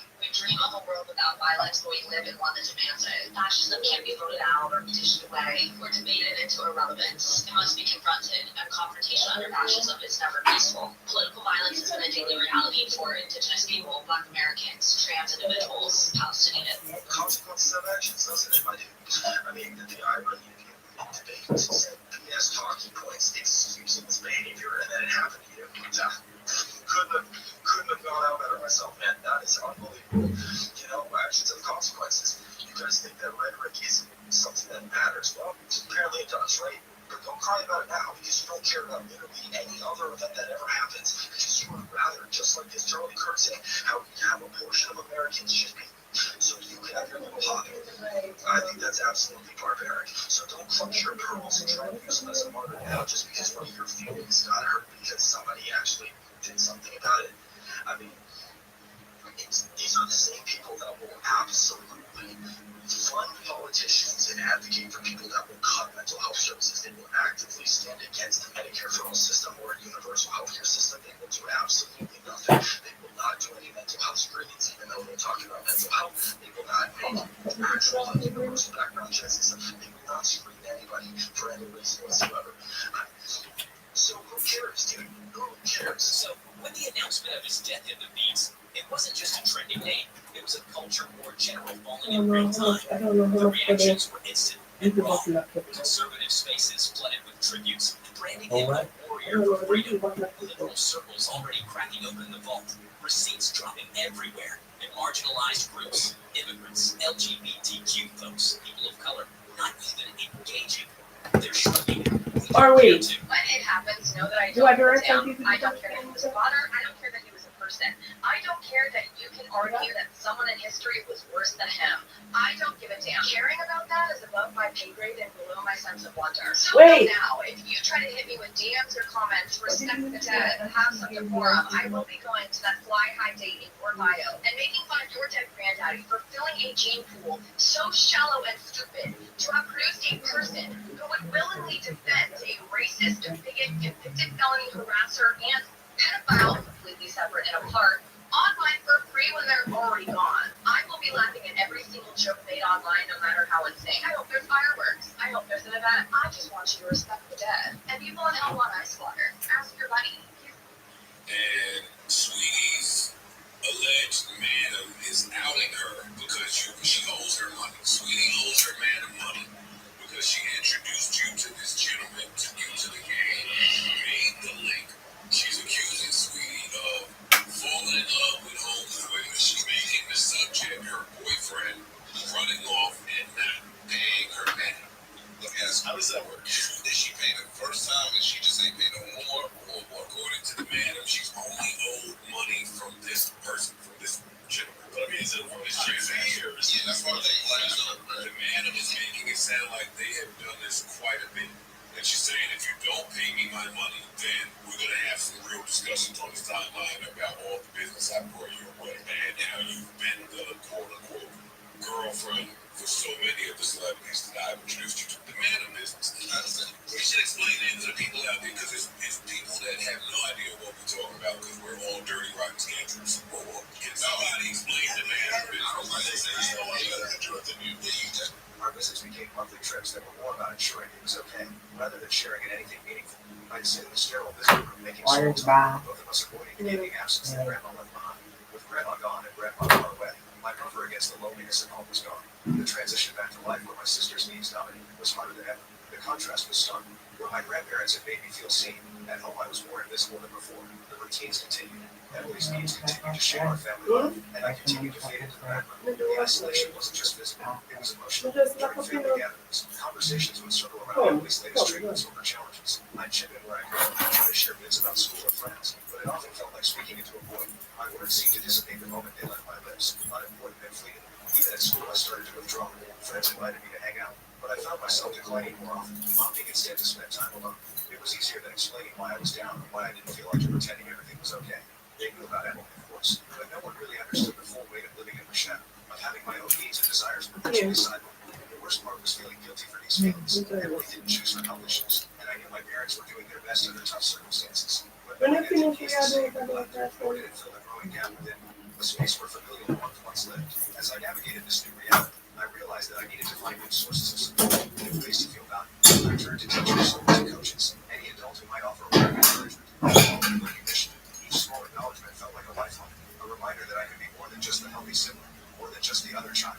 Looking back, losing my grandparents not only marked the end of their physical presence in my life, but also the end of my childhood in many ways. It forced me to face the imbalance in my family head on, and to start seeking ways to carve out my own space, my own identity, independent of the family drama that had so long defined me. Sibling rivalry is typical in most families, but when your sibling has special needs, the dynamics can shift drastically. The term rivalry doesn't even feel right. It's not like we were ever competing on the same level. Emily's needs always came first, which I understood on a rational level, but emotionally it was a whole different story. It all came to a head one evening that felt like any other at first. I was in the middle of a gaming session, a rare moment of relaxation in a house that often felt more like a revolving door of therapists and medical crises. Emily was having a tough day, more pain than usual, which made her short-tempered and moody. Mom Mom and Dad were doing their best to comfort her, but nothing was really working. That's when things took a turn for the worse. In her frustration, Emily lashed out. It wasn't the first time she had a tantrum, but this time my gaming console bore the brunt of her anger. Controllers flew, the console crashed to the floor, and the game I was in the middle of vanished into a screen of static.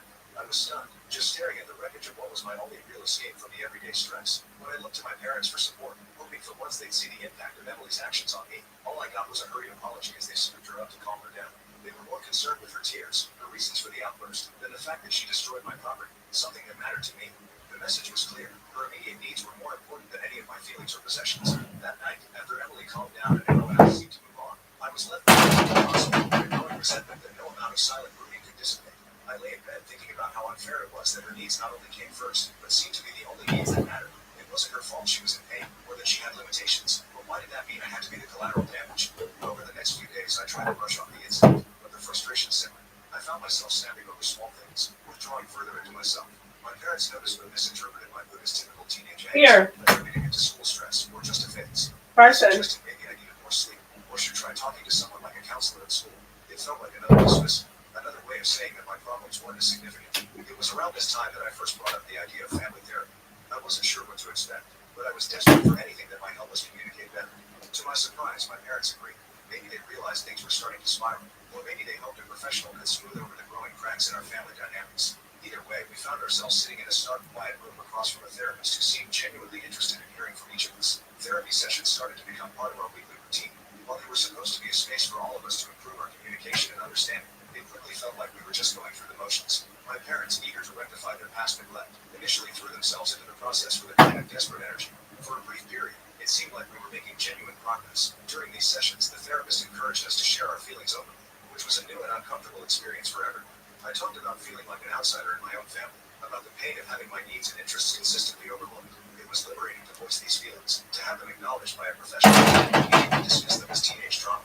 My parents listened, really listened for the first time in a long time. They seemed shocked to hear how deeply their actions, or lack thereof, had affected me. There were tears, apologies, and promises to do better. For a moment, I allowed myself to believe that change was possible, that we could find a new normal where I wasn't just an afterthought. To put these good intentions into practice, we started implementing more structured family time. It was decided that once a week we would do something as a family that didn't revolve around Emily's medical needs or preferences. It was a small concession, but it meant the world to me. The first few times were awkward, but also kind of nice. We went to movies, visited museums, and even spent an afternoon bowling activities that had no direct connection to hospitals, therapy, or medical discussions. However, the shift in focus didn't go unnoticed by Emily. She had grown accustomed to being the center of our parents' universe, and a sudden change sparked a deep-seated jealousy. It started with small comments here and there, subtle digs about how much fun we must have had without her, or how it was nice for her to have some quiet time at home. Her tone was light, but the underlying message was clear. She felt left out, and she wasn't happy about it. The situation escalated quickly during what was supposed to be a calm family dinner. Emily broke down. She accused our parents of neglecting her, of forgetting about her needs in favor of spending time with me. Her reaction was intense, fueled by a mix of genuine fear of being left out and a manipulation tactic she had learned to use effectively. My parents, caught off guard and riddled with guilt, stumbled over themselves to reassure her, to apologize for making her feel that way. The backlash was immediate. Our scheduled outings became fewer and farther between, and when they did happen, they were overshadowed by the tension of Emily's displeasure. My parents were torn, trying to balance their newfound commitment to me with their instinctive need to cater to Emily's emotional and physical health. It was a balancing act they couldn't manage, and slowly but surely, things started to revert to how they had always been. Feeling guilty and responsible for the turmoil, I suggested maybe we should just go back to how things were before. Maybe it was easier if I just sucked it up and let things be centered on Emily. But the therapists, to their credit, pushed back. They pointed out that this reaction was exactly why we were in therapy, to break these unhealthy patterns, not to reinforce them. So we continued with the sessions, each one becoming more charged than the last. Emily's feelings of jealousy and abandonment became a central theme, and much of our time was spent addressing her fears and insecurities. It felt like we were moving backwards, focusing on her, even in a space that was supposed to be about fixing the broader family dynamics. In a particularly heated session, Emily made a startling accusation. She claimed that our parents were favoring me over her, that they loved me more because I was the normal. The accusation stung, and it threw our parents into a tailspin of self-doubt and confusion. They reassured her, sometimes at the expense of their own emotional well-being, and certainly at the expense of the progress we had made. It was a painful cycle to watch, and even harder to be a part of. I began to feel like the villain in my own family story, simply for wanting a bit of the attention and love that came so freely to Emily. Our visits became monthly trips that were more about ensuring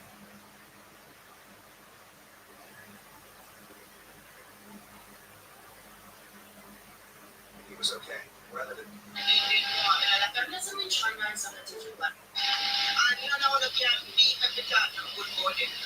Feminism in China is on a different level. A lot of wealthy Chinese ladies are staying single, or at least they don't want traditional relationships. So they will hire what is called a can, basically a young, pretty male nanny. Guys like this, they know how to make you happy, helps you with chores, goes shopping with you, and provides you a lot of time emotional support. And believe it or not, this is a real service industry. These guys are totally professional. They are fit, tall, over 6 feet, emotionally stable, gentle, and detail-oriented. They can cook, clean, tidy up, drive, and even pick up your kids from school. They will never argue with you and will be available anytime to meet your needs. And this is a real thing. I'm not joking because there's a rich lady from my US studio who actually does this.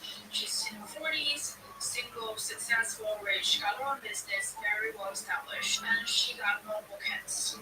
She rotates them every few months. Depends on her moods. You know what? Yes, queen. Feminism in China. Check out the nasty food.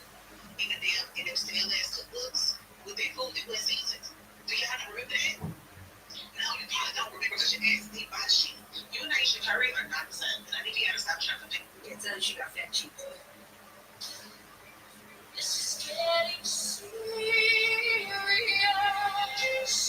It's not a big patty. If any Jamaican from Jamaica came to Kingston Tropical Bakery in the Bronx and tasted that beef patty, it will be a disgrace. It's not a beef patty. I'm standing on what I said.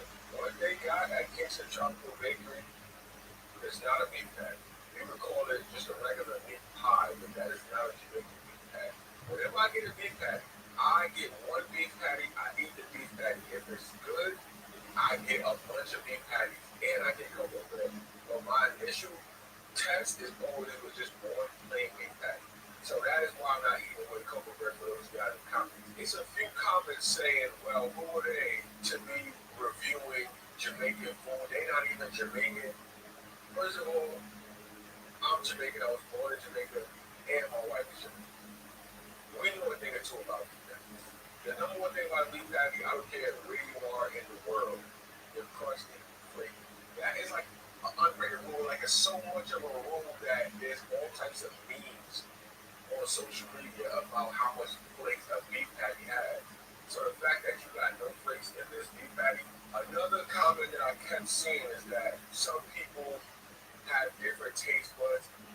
Of course, that's not my issue. My issue is people giving this bakery the number one spot for Jamaican beef patties in New York City. It's just not. It's not the number one New York beef patty. And I haven't tried all the beef patties in New York, but I know that ain't it. I think that they should lean into their cocoa bread, and I think that they should get their beef patty correct.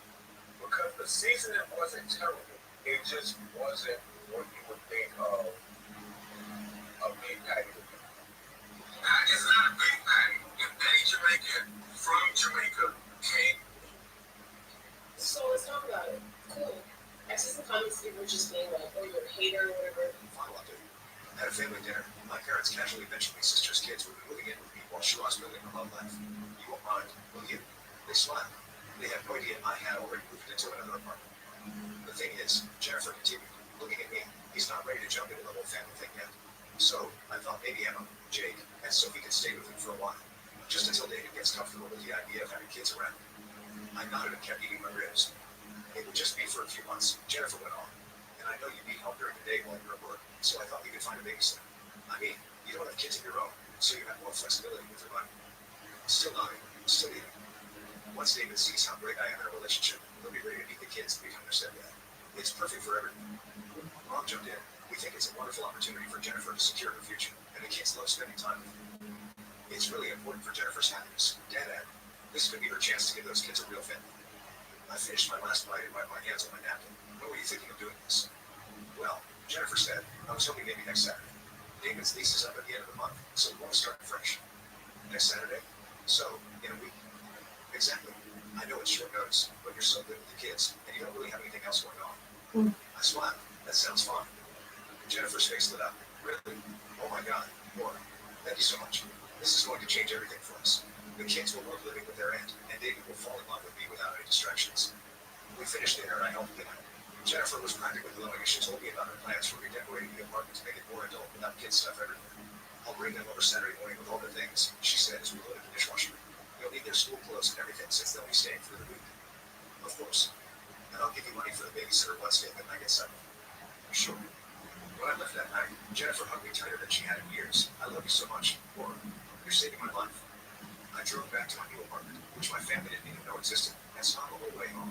Saturday morning was going to be very interesting. Saturday morning, I woke up in my new apartment and made coffee. I sat by the window watching the river flow past and waiting. I knew exactly what was happening in Must-Have. At 9 a.m. sharp, Jennifer would be knocking on the door of my old apartment with 3 kids and enough luggage for months. She'd probably be excited, maybe even relieved to finally be getting rid of her baggage so David could move in without knowing about it. My phone started ringing at 9:15. Jennifer's name flashed on the screen. I let it go to voicemail.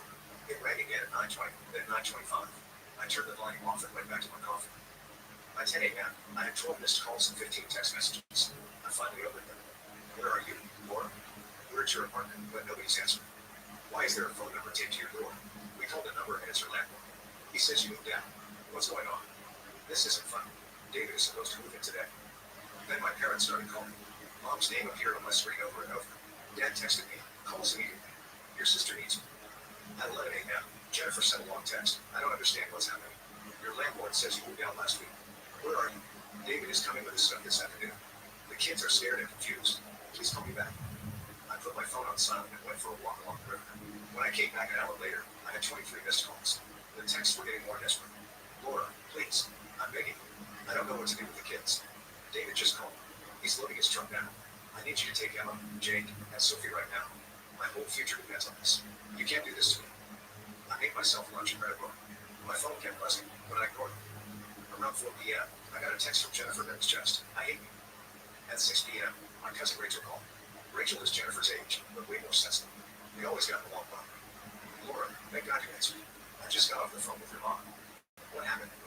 I told Rachel everything. About the constant babysitting. About Jennifer's plan to dump the kids on me for months. About the weekend disaster where they broke my TV. About how my parents always took Jennifer's son. Rachel was quiet for a long time. Jesus, Laura, I had no idea it was that bad. Nobody did because every time I tried to talk about it, I was being selfish. So, you just disappeared. I moved. I have a new apartment across town. They can't find me because I don't want to be found. Well, what happens now? I don't know, but I'm not going back to being Jennifer's free babysitter. Good for you, Rachel said. Honestly, good for me. 2 weeks later, Rachel called again. You're not going to believe this. I got the full story about what happened with David. When Jennifer couldn't get the kids to me, she was stuck. David showed up with his moving truck ready to move in, and there were 3 kids there that he'd never heard about. Jennifer had to confess that she'd been lying to him for months about having children. He was so angry about the deception that he loaded his stuff back up and left immediately. I wasn't surprised, but I felt a little sad for the kids. They didn't deserve to be treated like dirty secrets. How's she taking it? Not well. She's been calling everyone in the family trying to get them to convince him to come back. But honestly, Laura, people are starting to see through her drama. Uncle Mike asked Mom why you were expected to raise Jennifer's kids when Jennifer should be doing it herself. A few days later, Mom called. I almost didn't answer, but something made me pick up. Laura, her voice was cold. We need to talk. You destroyed your sister's life. David was perfect for her, and now he's gone because you refused to help your family. Mom, Jennifer destroyed her own relationship by lying about having kids. She was protecting her future. She was being dishonest, and she expected me to help her lie. You're excluding yourself from this family with your selfishness. You excluded me first when you decided my life didn't matter as much as Jennifer's. Mom was quiet for a moment. What do you want from us, Laura? I want you to understand that I'm not Jennifer's backup parent. I'm not her free babysitter. I have my own life. So, you'll never help with the children again. I'll never be taken for granted again. I guess we have nothing more to talk about. I guess not. She hung up. That evening, I got a text from Jennifer. It was brutal. You are dead to me. I never want to see you again.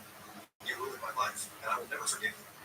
After reading that message, I did something I've been thinking about for weeks. I logged into my bank account and canceled the automatic transfer for Jennifer's rent. Half her rent money was gone just like that.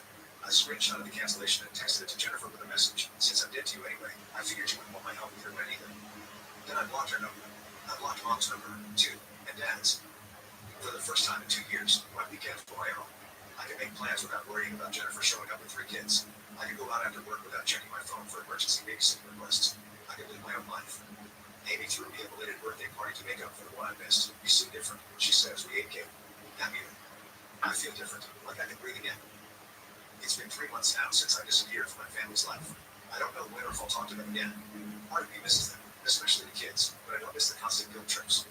I don't miss being treated like my time and money don't matter. Rachel updates me sometimes. Jennifer had to move to a cheaper apartment when she couldn't afford the rent. She's dating again, but this time she's upfront about having kids from the first date. Mom and Dad are helping with babysitting more now that I'm not available. Maybe someday we'll work things out. Maybe Jennifer will apologize for taking advantage of me. Maybe my parents will realize that loving your family doesn't mean sacrificing your entire life for them. But until then, I'm learning what it feels like to put myself first. You guys cannot be serious about the Angel Reese thing. So Angel Reese was recently announced to be one of the new Victoria's Secret angels, and a very specific type of woman is very angry about this.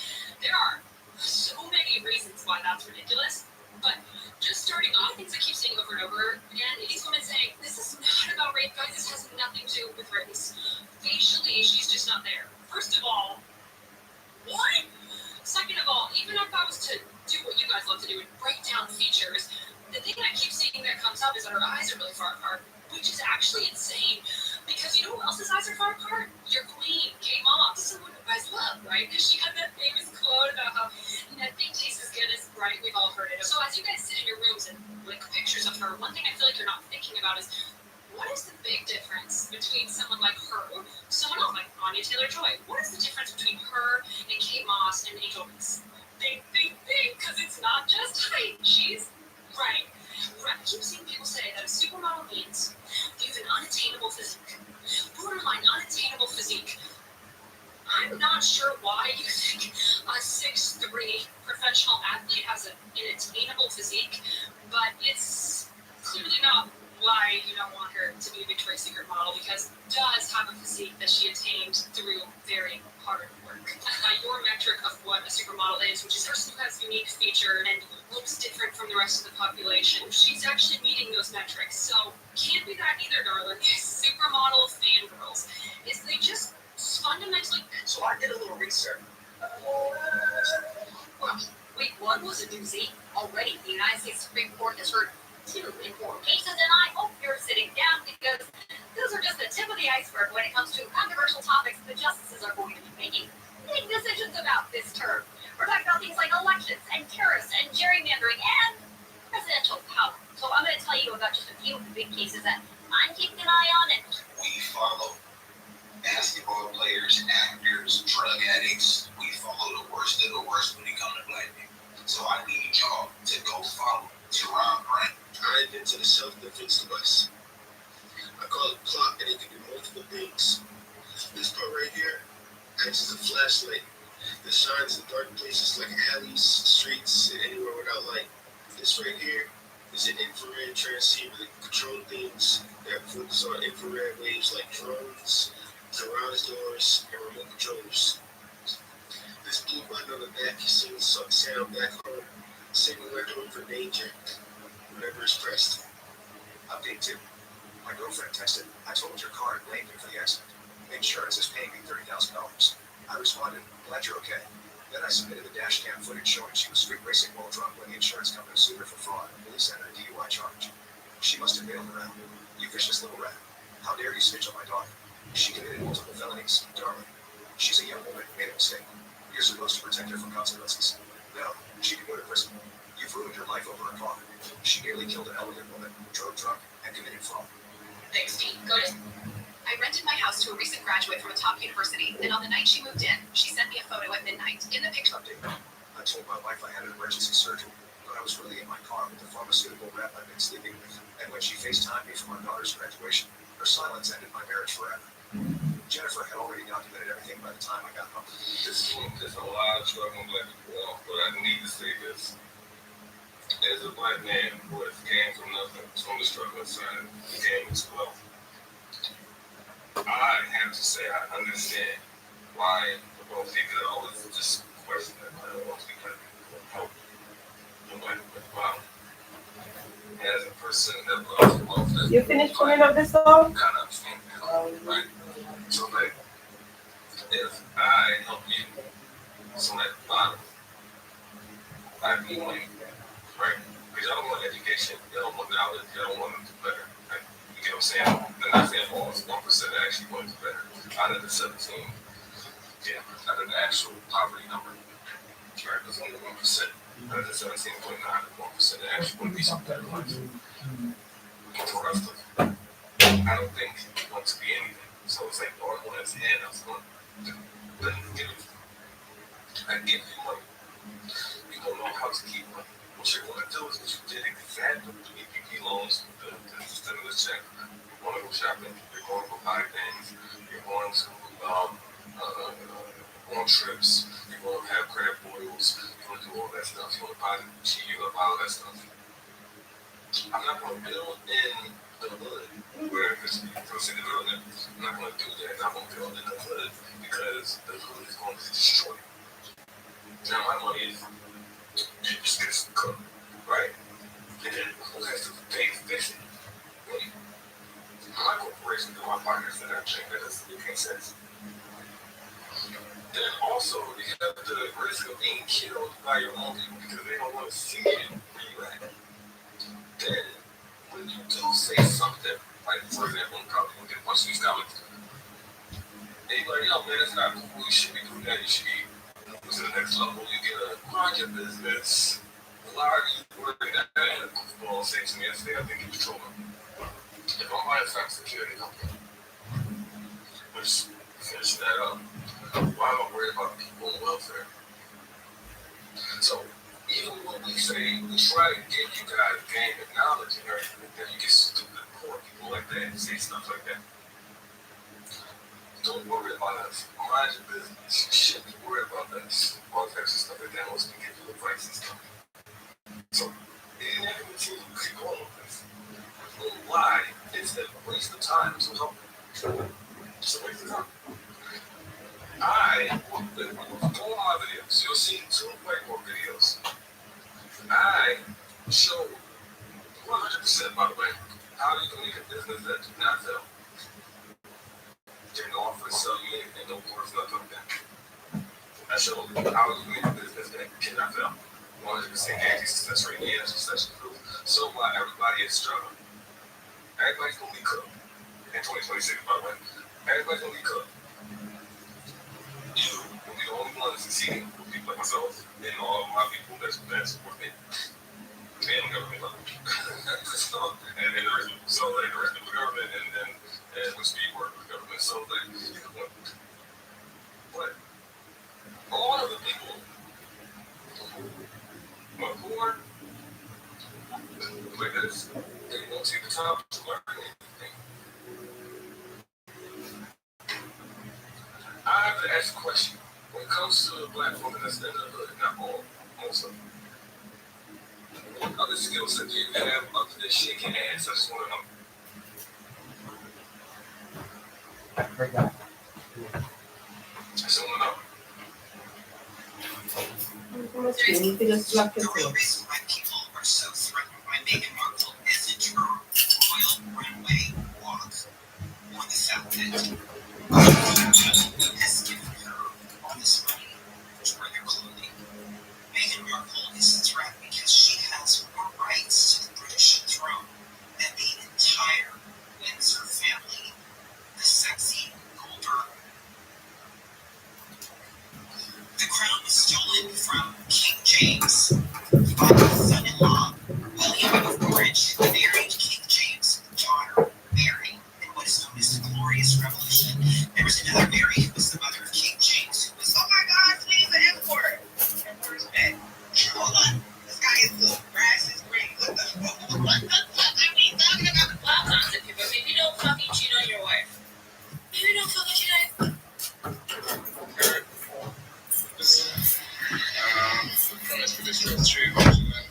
Yeah, you've been right. A lot of the rap girls are working girls. Did you know what a working girl is? It's TikTok, so you can't say a lot of things. A lot of the rap girls are working girls. Everybody keeps beating around the bush. I'm not saying what it is. They're working girls. I have no problem. Because Shane is attached to X work, nobody wants to come out and really talk about what matchmaking is, right? Like, I know, like, when I was in college, in freshman year, and like, it was this matchmaker on Bravo. What do y'all think that is? What do y'all really, like, do y'all really think about anything? I just went to the store with my kids and my baby. Donald Trump just announced that he's fully funding the WIC program. My kids are going to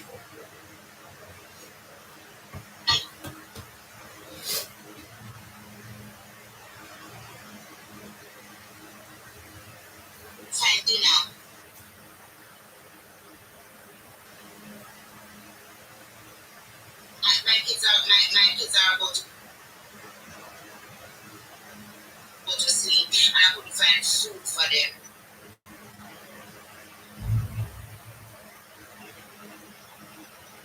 I cried. There are times when I cried. I cried over and over again. And one of those times I can remember when I stood there and I said to myself, look, girl, you need.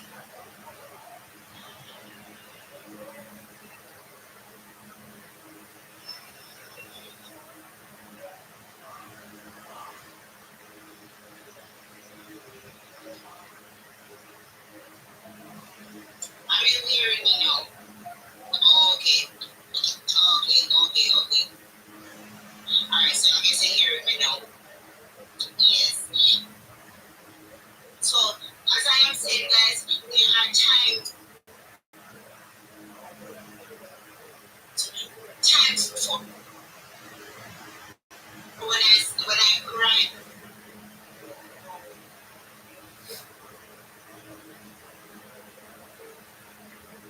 You understand?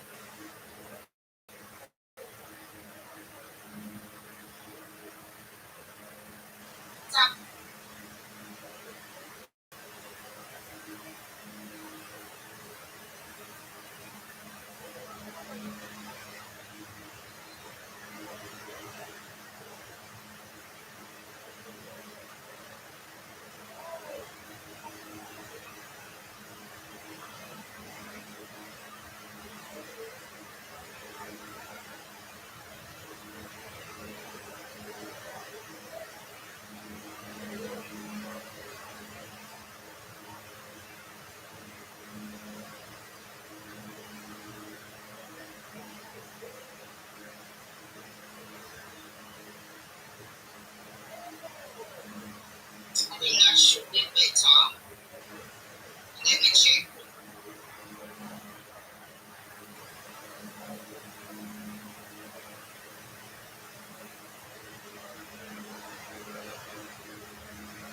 Alright.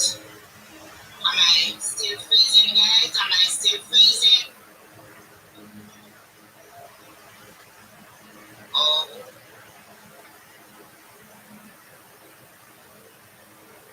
okay.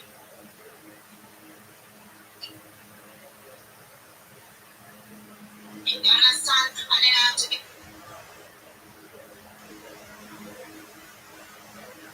up one and I have to look at myself in the mirror and say, Tracy, you need to stop.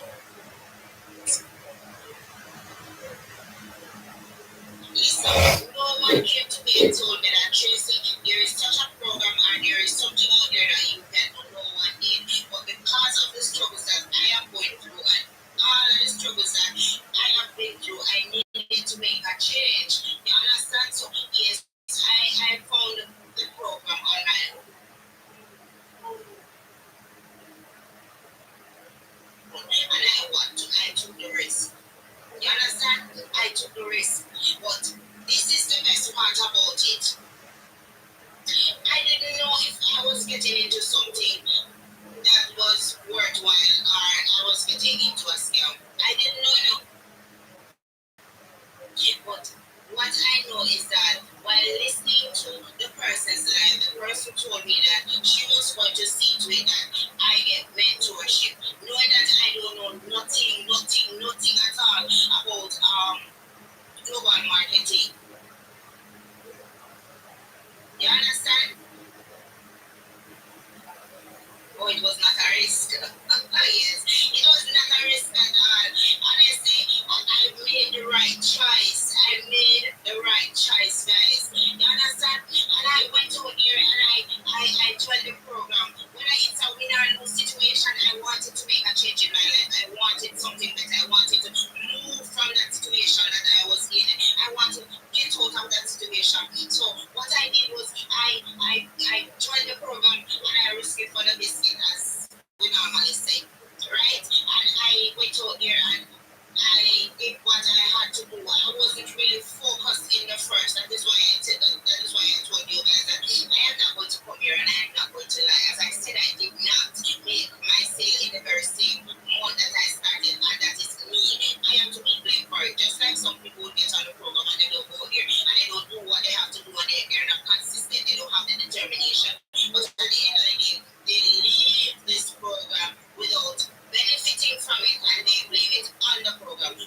is not so. They are the ones that are to be blamed because they did not work for it. They did not go out there. They did not do what they were told to do.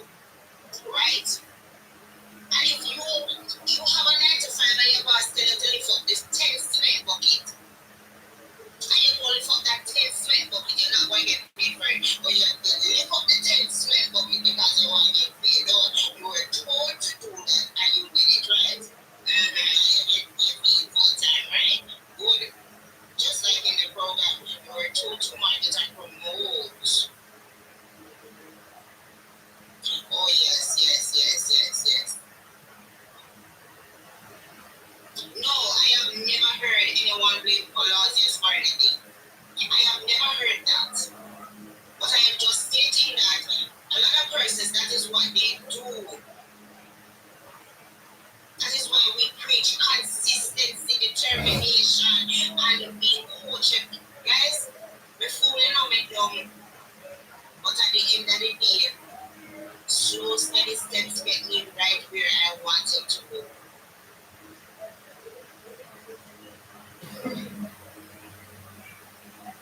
I know, yes. Because if people don't make it in here, because them never know. And one day, they know. One day, know. Yes, I know. Because a lot of people inside this program, they push out. They push out, and they go there and they work for years. That's the reason why I told you that I didn't make mine in the very same month, and that is I have to be blamed for that. And I have seen where I have a mentee that came on and made their very first sale in the very same week that they started. And that is because I tried to give them what I learned and not to teach them how I make my mistakes, but to learn from my mistakes.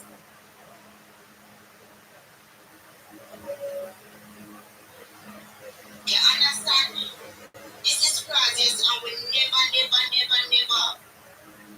We have never changed name. And we have been here for quite a while now. You have persons, because you wanted that you guys, what they do? They wanted that you know, you went on the program and they're not giving you the attention that you see. They're not knowing that you don't know nothing about the program and you want to get on the program. You understand? They don't give you the mentorship. So therefore you are left alone. It's like you're left on your own to figure it out, not Clausius. We have the OW digital community. You understand? Once you enter the OW digital community, you will be finding all the necessary information that you want. Plus, you have place inside there where you place your questions, your queries. You understand? You have the community where you go to place your quiz. You have the community where you go to your meetings, guys. And there's a lot of meetings. And these meetings are not meetings that you go to and you sit there and you don't have anything to say because they don't allow you to talk. You get your time to talk. You get your turn to talk, should say. You understand? Every single person here on Project World's Mastermind get their turn to talk in each meeting. And that's a good part about it. Your voice will be heard inside of the meeting.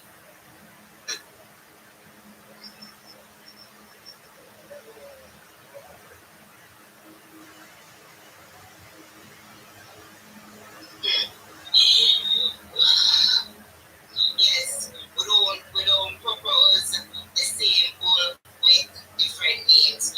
No. We don't give you guys and tell you guys that Project is going to change to floss us and come back with the same things that we do have inside of this. No. This is one Project, and we're always going to be Project World's Mastermind, and we don't have any changes to make.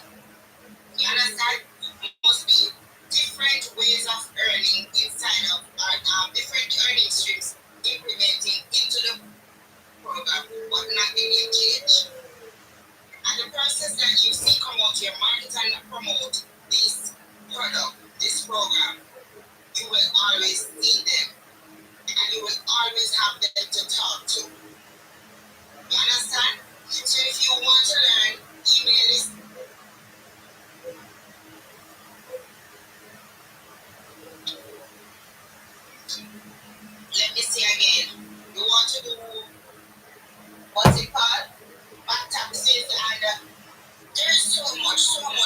so much. You understand me? There is so much. We even have a travel program inside here as well. We associated with France, I should say. You understand? So if you want to be a travel agent, you have nowhere else to go but right here. You understand? Everything is under one umbrella right here. So different, we have so many different skills and you can learn from them. You understand? Learn from them and turn them into your own physical business. Did you know that you can learn do you know you can learn skills inside of this program and open your own company? Yes, you can. You understand? And remember, guys, whatever you make when you get inside of this program, it is all yours. You're not obligated to give me not 1 cent.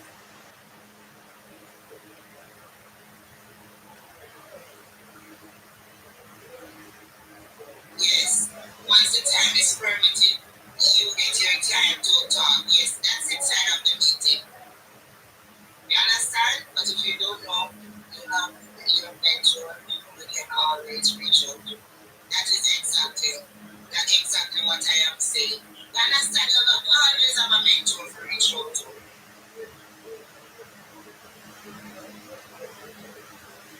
If you don't, guys, I tell you guys all the time that the name global marketing or digital marketing, it may seem technical or it's so technical.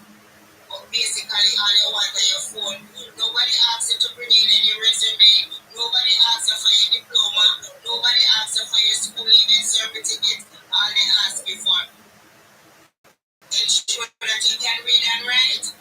Make sure so you have at least a phone. And you have service or internet connection and you're good to go. Making millionaires one person at a time. And let me tell you that's for real. Because as I told you guys that I had to have wire and nail holding my slippers together because I was at my lowest point. At the lowest point when I couldn't find enough making step.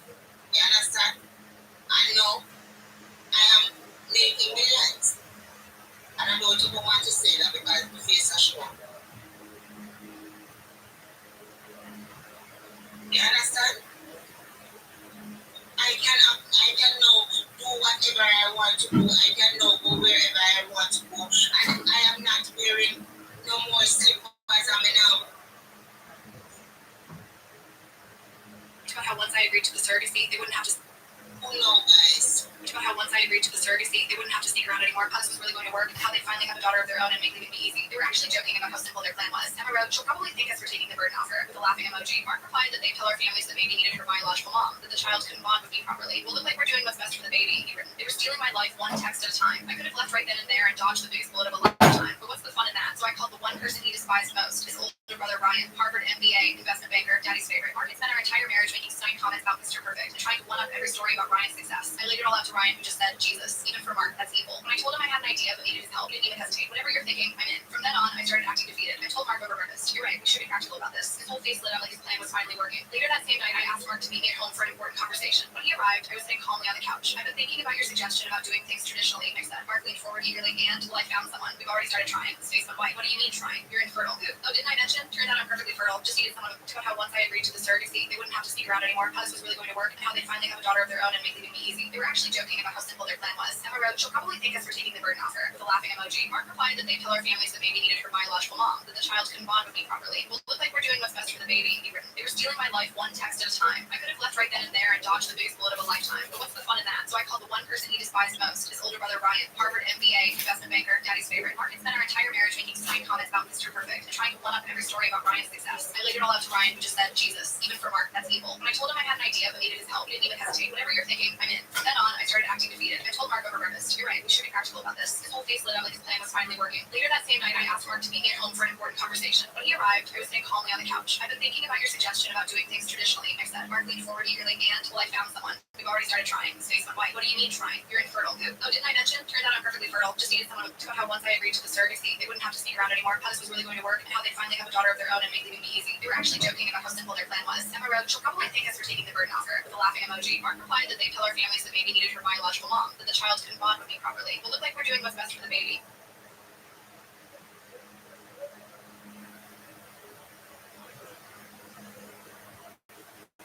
They were stealing my...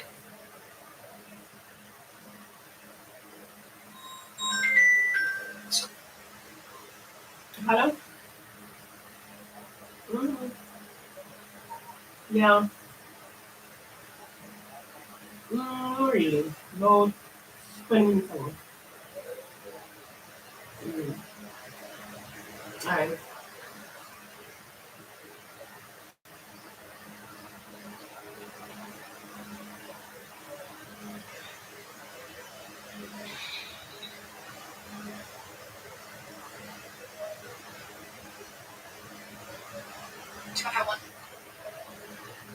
I agreed to the start. My daughter turned 14.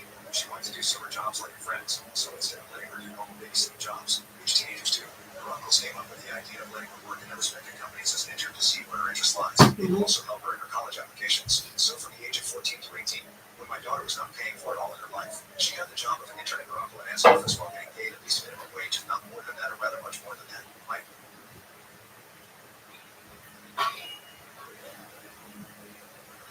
aunt's father-in-law understood that this you can spoil them.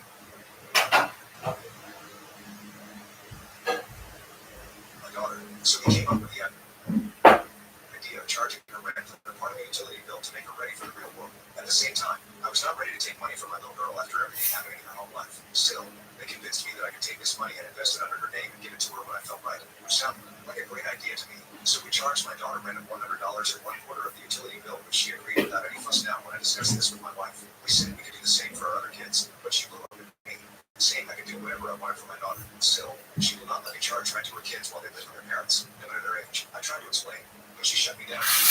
As you might have guessed, it worked in my daughter's favor. All those internships helped her understand that she is good with numbers and would like to go into the finance industry. She also got a good scholarship, and I believe her resume played a part in her excellent grades. She completed her undergrad for a scholarship, untouched college fund, and still lives at home. She could have moved in with her uncle, but I believe she stayed for me with the same rent until the arrangement when she went for her master's. She had to move out of state, and she got a 50% scholarship while after her master's she joined her uncle's firm where her mom was 50% partner, and now she is filling the shoes of her mom in her office. She is so much like Sarah now she is getting married to a wonderful guy, a close friend's son. I'm happy for her. Here is the problem.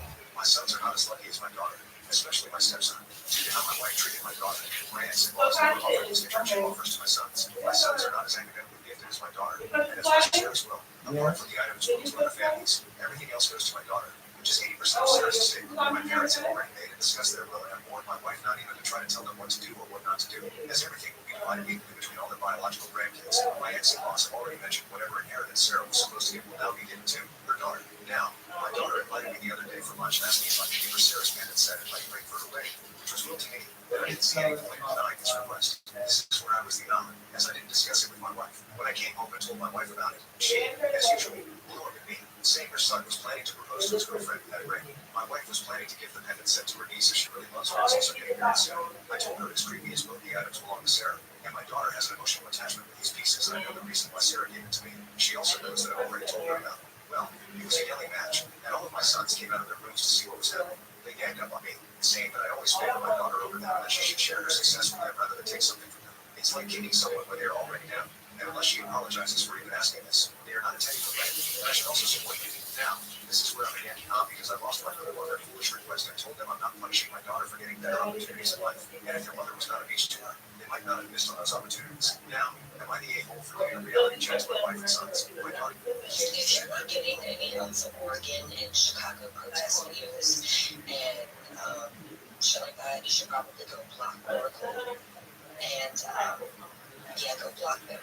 Because it took like half a day, the algorithm started to catch back up, and I started catching Chicago video protests and Oregon protests as well. So go block Oracle and watch your shit. 1960 March 8th.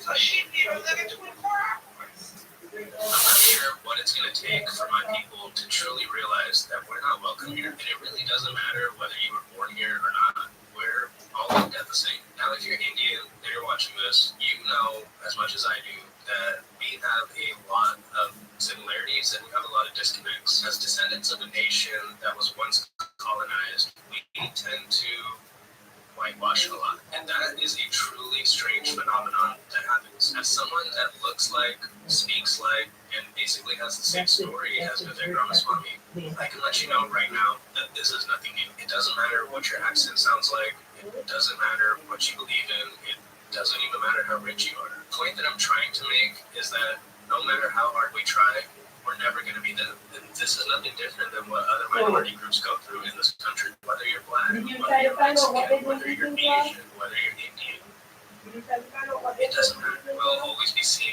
as the lackey, and as soon as they don't need us anymore, we're gone. And the faster that we realize that, the better it'll be. My dad told the waiter, she's not part of our tab. I just said, you're right, then I paid for everyone else and left him with the $1,200 bill. My dad said it loud enough for the waiter to hear, she's not part of our tab. The words hung in the air. We were at Marcello's, his favorite restaurant. White tablecloths, wine bottles lining the walls, soft jazz playing through hidden speakers. The kind of place where entrees started at $60. It was his retirement dinner. 12 people at a long table. My mom, my brother and his wife, his business partners, his siblings, all dressed up, laughing, ordering bottles of wine, and me at the far end of the table, the afterthought. The waiter had just asked if we were ready to order. My dad was in full performance mode. Get whatever you want, he said proudly. Tonight's on me. Everyone laughed, raised their glasses. Then the waiter turned to me, and my dad said it again. She's not part of our tab. The table fell silent. My uncle blinked. My mom stared at her menu. Dad, I started. You heard me. He said, you can pay for yourself. My brother smirked. His wife looked away. I felt my face burn. The waiter shifted, not sure where to look. Why? I asked quietly. Because you don't contribute to this family. He said, you live off other people. Time you learn to stand on your own. I nodded slowly, set my menu down. You're right, I said. That surprised him. He expected me to cry or argue. Instead, I just smiled. I'll handle my own tab. He grinned, satisfied, turned back to his audience. Now, where were we? My dad had always loved moments like that on the power plays. The provider, the king, everything revolved around his money. He told me once, respect is earned by what you can pay for. And since I'd been struggling after college, working retail, trying to get into my field, I guess to him, I hadn't earned any. But tonight was different. Tonight, I came prepared. 3 weeks earlier, I'd gotten a new job. My first real one. Salary, benefits, a signing bonus that hit my account yesterday. No one knew yet, but that wasn't all. I'd been paying attention, watching him. My dad loved making grand gestures, loved saying, it's on me, and quietly Venmoing everyone later to get his money back. He was generous only when people were watching. 3 days ago, while at their house for dinner, I'd gone to wash my hands. His office door was open. His credit card statements right there on the desk. All of them maxed out. He was broke, and no one knew. Dinner went on. Appetizers, entrees, desserts, bottles of wine. My dad kept encouraging more. Celebrate, get the lobster, get the steak. Everyone did. I ordered a Caesar salad and water. The waiter looked confused. My dad laughed, loud enough for everyone to hear. See, can't even afford a real meal. My uncle chuckled. My brother shook his head. I smiled, said nothing. 2 hours later, the check came. My dad handed over his card with a grin. Pleasure doing business with you all. The waiter left. 5 minutes passed, then 10. When the waiter came back, he meant my dad. Bitch, I don't give a fuck how this bird hella bitches before, bitch. That was all I gave all my baby mamas gonorrhea. I gave all my baby mamas gonorrhea, bitch. And chlamydia before, bitch. I don't give no fuck. It ain't shit to hide. Bitch, I ain't get pussy while they had chlamydia. I asked somebody in New York, I said, where can I get a water ice from? They're like, water ice? What is that? What do you mean? What is a water ice? I'm confused. She's like, oh, like a 7-Eleven slushie? Why would I be asking for a 7-Eleven slushie? Like, I could literally just go to 7-Eleven to get a slushie. Why would you even think that's what I was talking about? So now we having this whole entire discussion about how Belize is the only place that sell water ice. So, okay, I'm like, so what's the equivalent to Philly water ice in New York? He ain't gonna say ice. You mean crushed ice with dye in it? No. Like I get it, water ice is kind of like the same thing, but it's not at the same time. Like this shit tastes like literal ice and color. It don't have no flavor. It just tastes like bread and ice. Trump lied to you. Told Trump supporters out there, especially the ones in my life who argued with me up and down for years that he was going to be good for us. He lied to y'all. He said there was going to be no tax on tips, no tax on overtime. That was a lie because there's a tax on both. He just told you that to get your vote. They said they weren't going to touch Medicare. They even booed Biden when Biden warned the entire country that they were going to try to take away your Medicare and Medicaid. Republicans screamed at him. They booed him. And they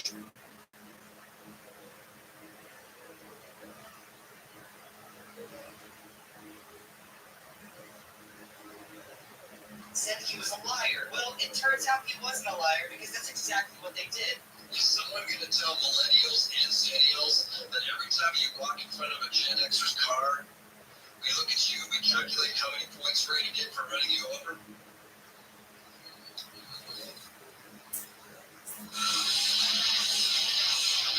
One time there was a video out here, somebody filling on the rescue train, right, running the water and putting the rescue train under the water and then tilting it. So the water ran down the rescue train, rather than moving the rescue train back and forth. And everybody in the comments was like, oh my God, this is revolutionary. I can't believe it. I didn't know how to do this. You just changed my life. And that's when I realized the caliber of the average person is not that high. No, because can we really talk about this? I don't know if his object. Have you all noticed that Black women have only been on vacation for 11 months and everything is already falling apart? MAGA is crumbling in on itself as the poorest realize that the billionaires lose to them. White women are going to war with one another over Taylor Swift, and men are out here telling each other that they're useless and lonely because they need to go to therapy. I feel like this is a huge win. I feel like if we continue and just mind our own damn business, the whole world might fix itself. I'm really liking the results so far. I got AIDS. I don't know if you've ever heard a comedy show come to a screeching halt before. That is how you make it happen. I said, hey, did you get your AIDS for me? And he said, no. I'm on a blood transfusion. No. Well, then it's your fault. I mean, that's a harsh reality, but in reality, indeed. You can't get mad at me because you got AIDS, right? Because what do you mean it's my fault? You had sex and you lost. Some people feel that way about their children. I don't, but we've all seen him in public. Get your fucking ass over here now. That looks like a symptom. I started thinking maybe that's why kids and AIDS is only one letter away from each other. Maybe kids used to be considered an STD. What happened to you? You stuck that in there, I got sick, I got fat, it fell out of my vagina, and ate all my shit for 18 years. Put in the book. Sounds like something. Put in the book. Does it burn? Every goddamn day. Every day. Yeah, put it by the bad ones. That sounds like a bad one. When it burns, it's bad. That's how we remember that. When it burns, it's bad. This guy got mad. He goes, my AIDS are way more annoying than kids. I take medication every morning. That's what makes that the word. You get to go back to bed when my kids are up. They're up for the day, Jack. They recently started sleeping in shifts like they're firefighters. One of them's always up breaking something in my home. And when one gets tired, they just go wake the other one up. Like they're recharging batteries or something. Like, I'm tired, you gotta go, get up, now, I'm tired. I got him on the ropes, hustle! I made you a list of stuff to do. Number 1, drink the rest of his chocolate milk. He'll get super pissed. If you can't drink it all, just spill it and walk away. But make sure he knows you know you spilled it, right? Like, look at the milk, look at him, smirk. Look back at the milk, stick your foot into the milk, and then drag your foot out of the kitchen like you're a hunchback looking for sanctuary. Remember that movie we watched? Do it like that. Number 2, if he ever says, hey, don't do that, say you mean this, and then do the exact same thing.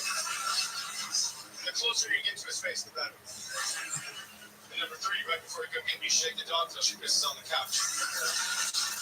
But don't tell anybody, just flip the cushion over so on the next hot day, the whole house smells like this. They gotta go, yeah, yeah. But AIDS doesn't do that, right?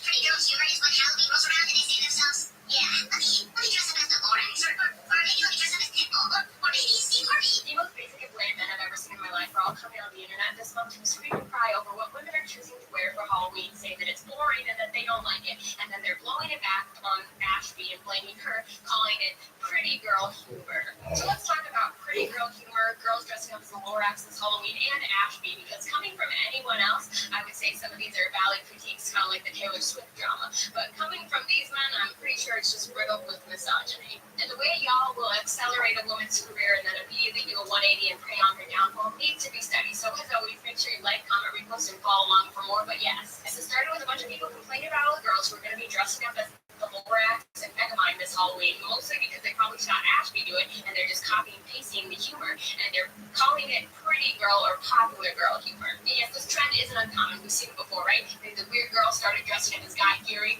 She was bullied by the popular girl until it caught on. People thought it was funny, and then every single girl was copying that trend.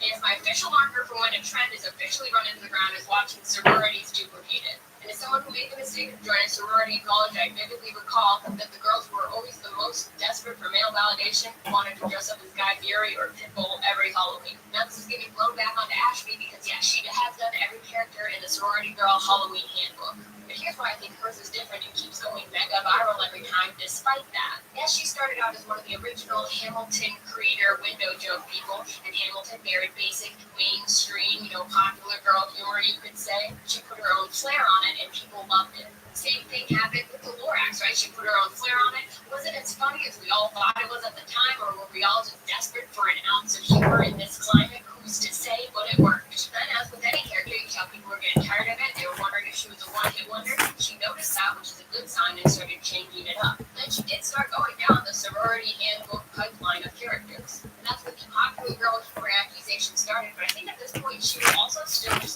crowdsourcing what characters she should do next, which is a risky route. They're going to give you the most popular ones. She was just trying to gauge what her audience wanted to see. That's when I saw she was starting to write these sketches, which I think in the end, these are the ones that are going to take her far. Because it proved to me that she has a sense of humor without having to hide behind the quirky mask. And people are going to get tired of those characters after a while, and this shows that she has the ability to write funny things. Now, it's still very basic, general SNL style humor, yes, but that has a very broad mass appeal. You could argue that people are giving her these prompts, but she's still writing all the sketches and executing them very well. And I've been enjoying these. I want to see more of this, and I think this is what will set her apart if she keeps sprinkling this in with her characters. And it's still very basic, mainstream SNL style humor that sometimes doesn't resonate with me either, yes. But do I agree with the people, specifically the men coming online to try and say that she's not funny and she just has pretty girl humor, etc., etc.?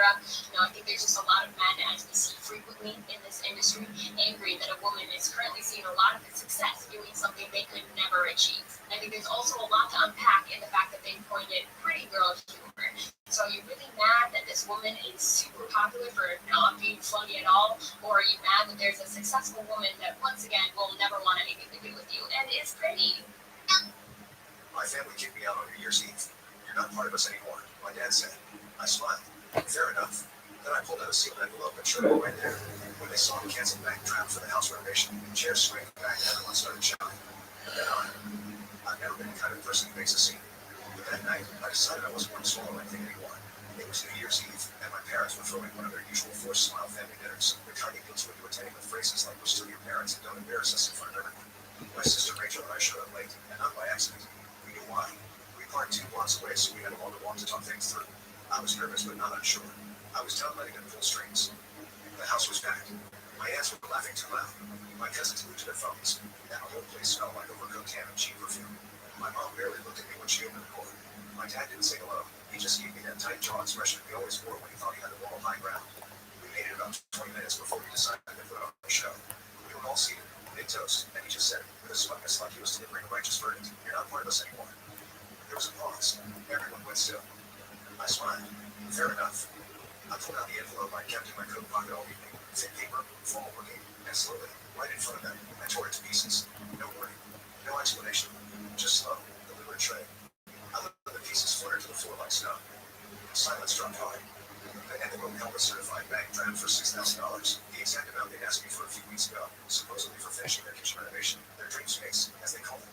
I had agreed reluctantly. I'd even gone to the bank the same day and arranged everything. I was going to mail it, but something told me to wait. A day later, Rachel showed me the texts, screenshots, dozens of them. My mom joking with my aunt about how it always gave, how I owed them, how they knew just what to say to get what they wanted. My dad saying I'd never stand up for them because I was still trying to earn their love. They mocked me, planned it, so I went to the bank and canceled the draft. I kept the cancellation receipt and printed and sealed in that envelope. It was for them, not to explain, just to show. That's when the yelling started. My mom joked up first, demanding to know what I'd done. My dad was already blaming Rachel, saying she turned me against them. My uncle started lecturing us about respect.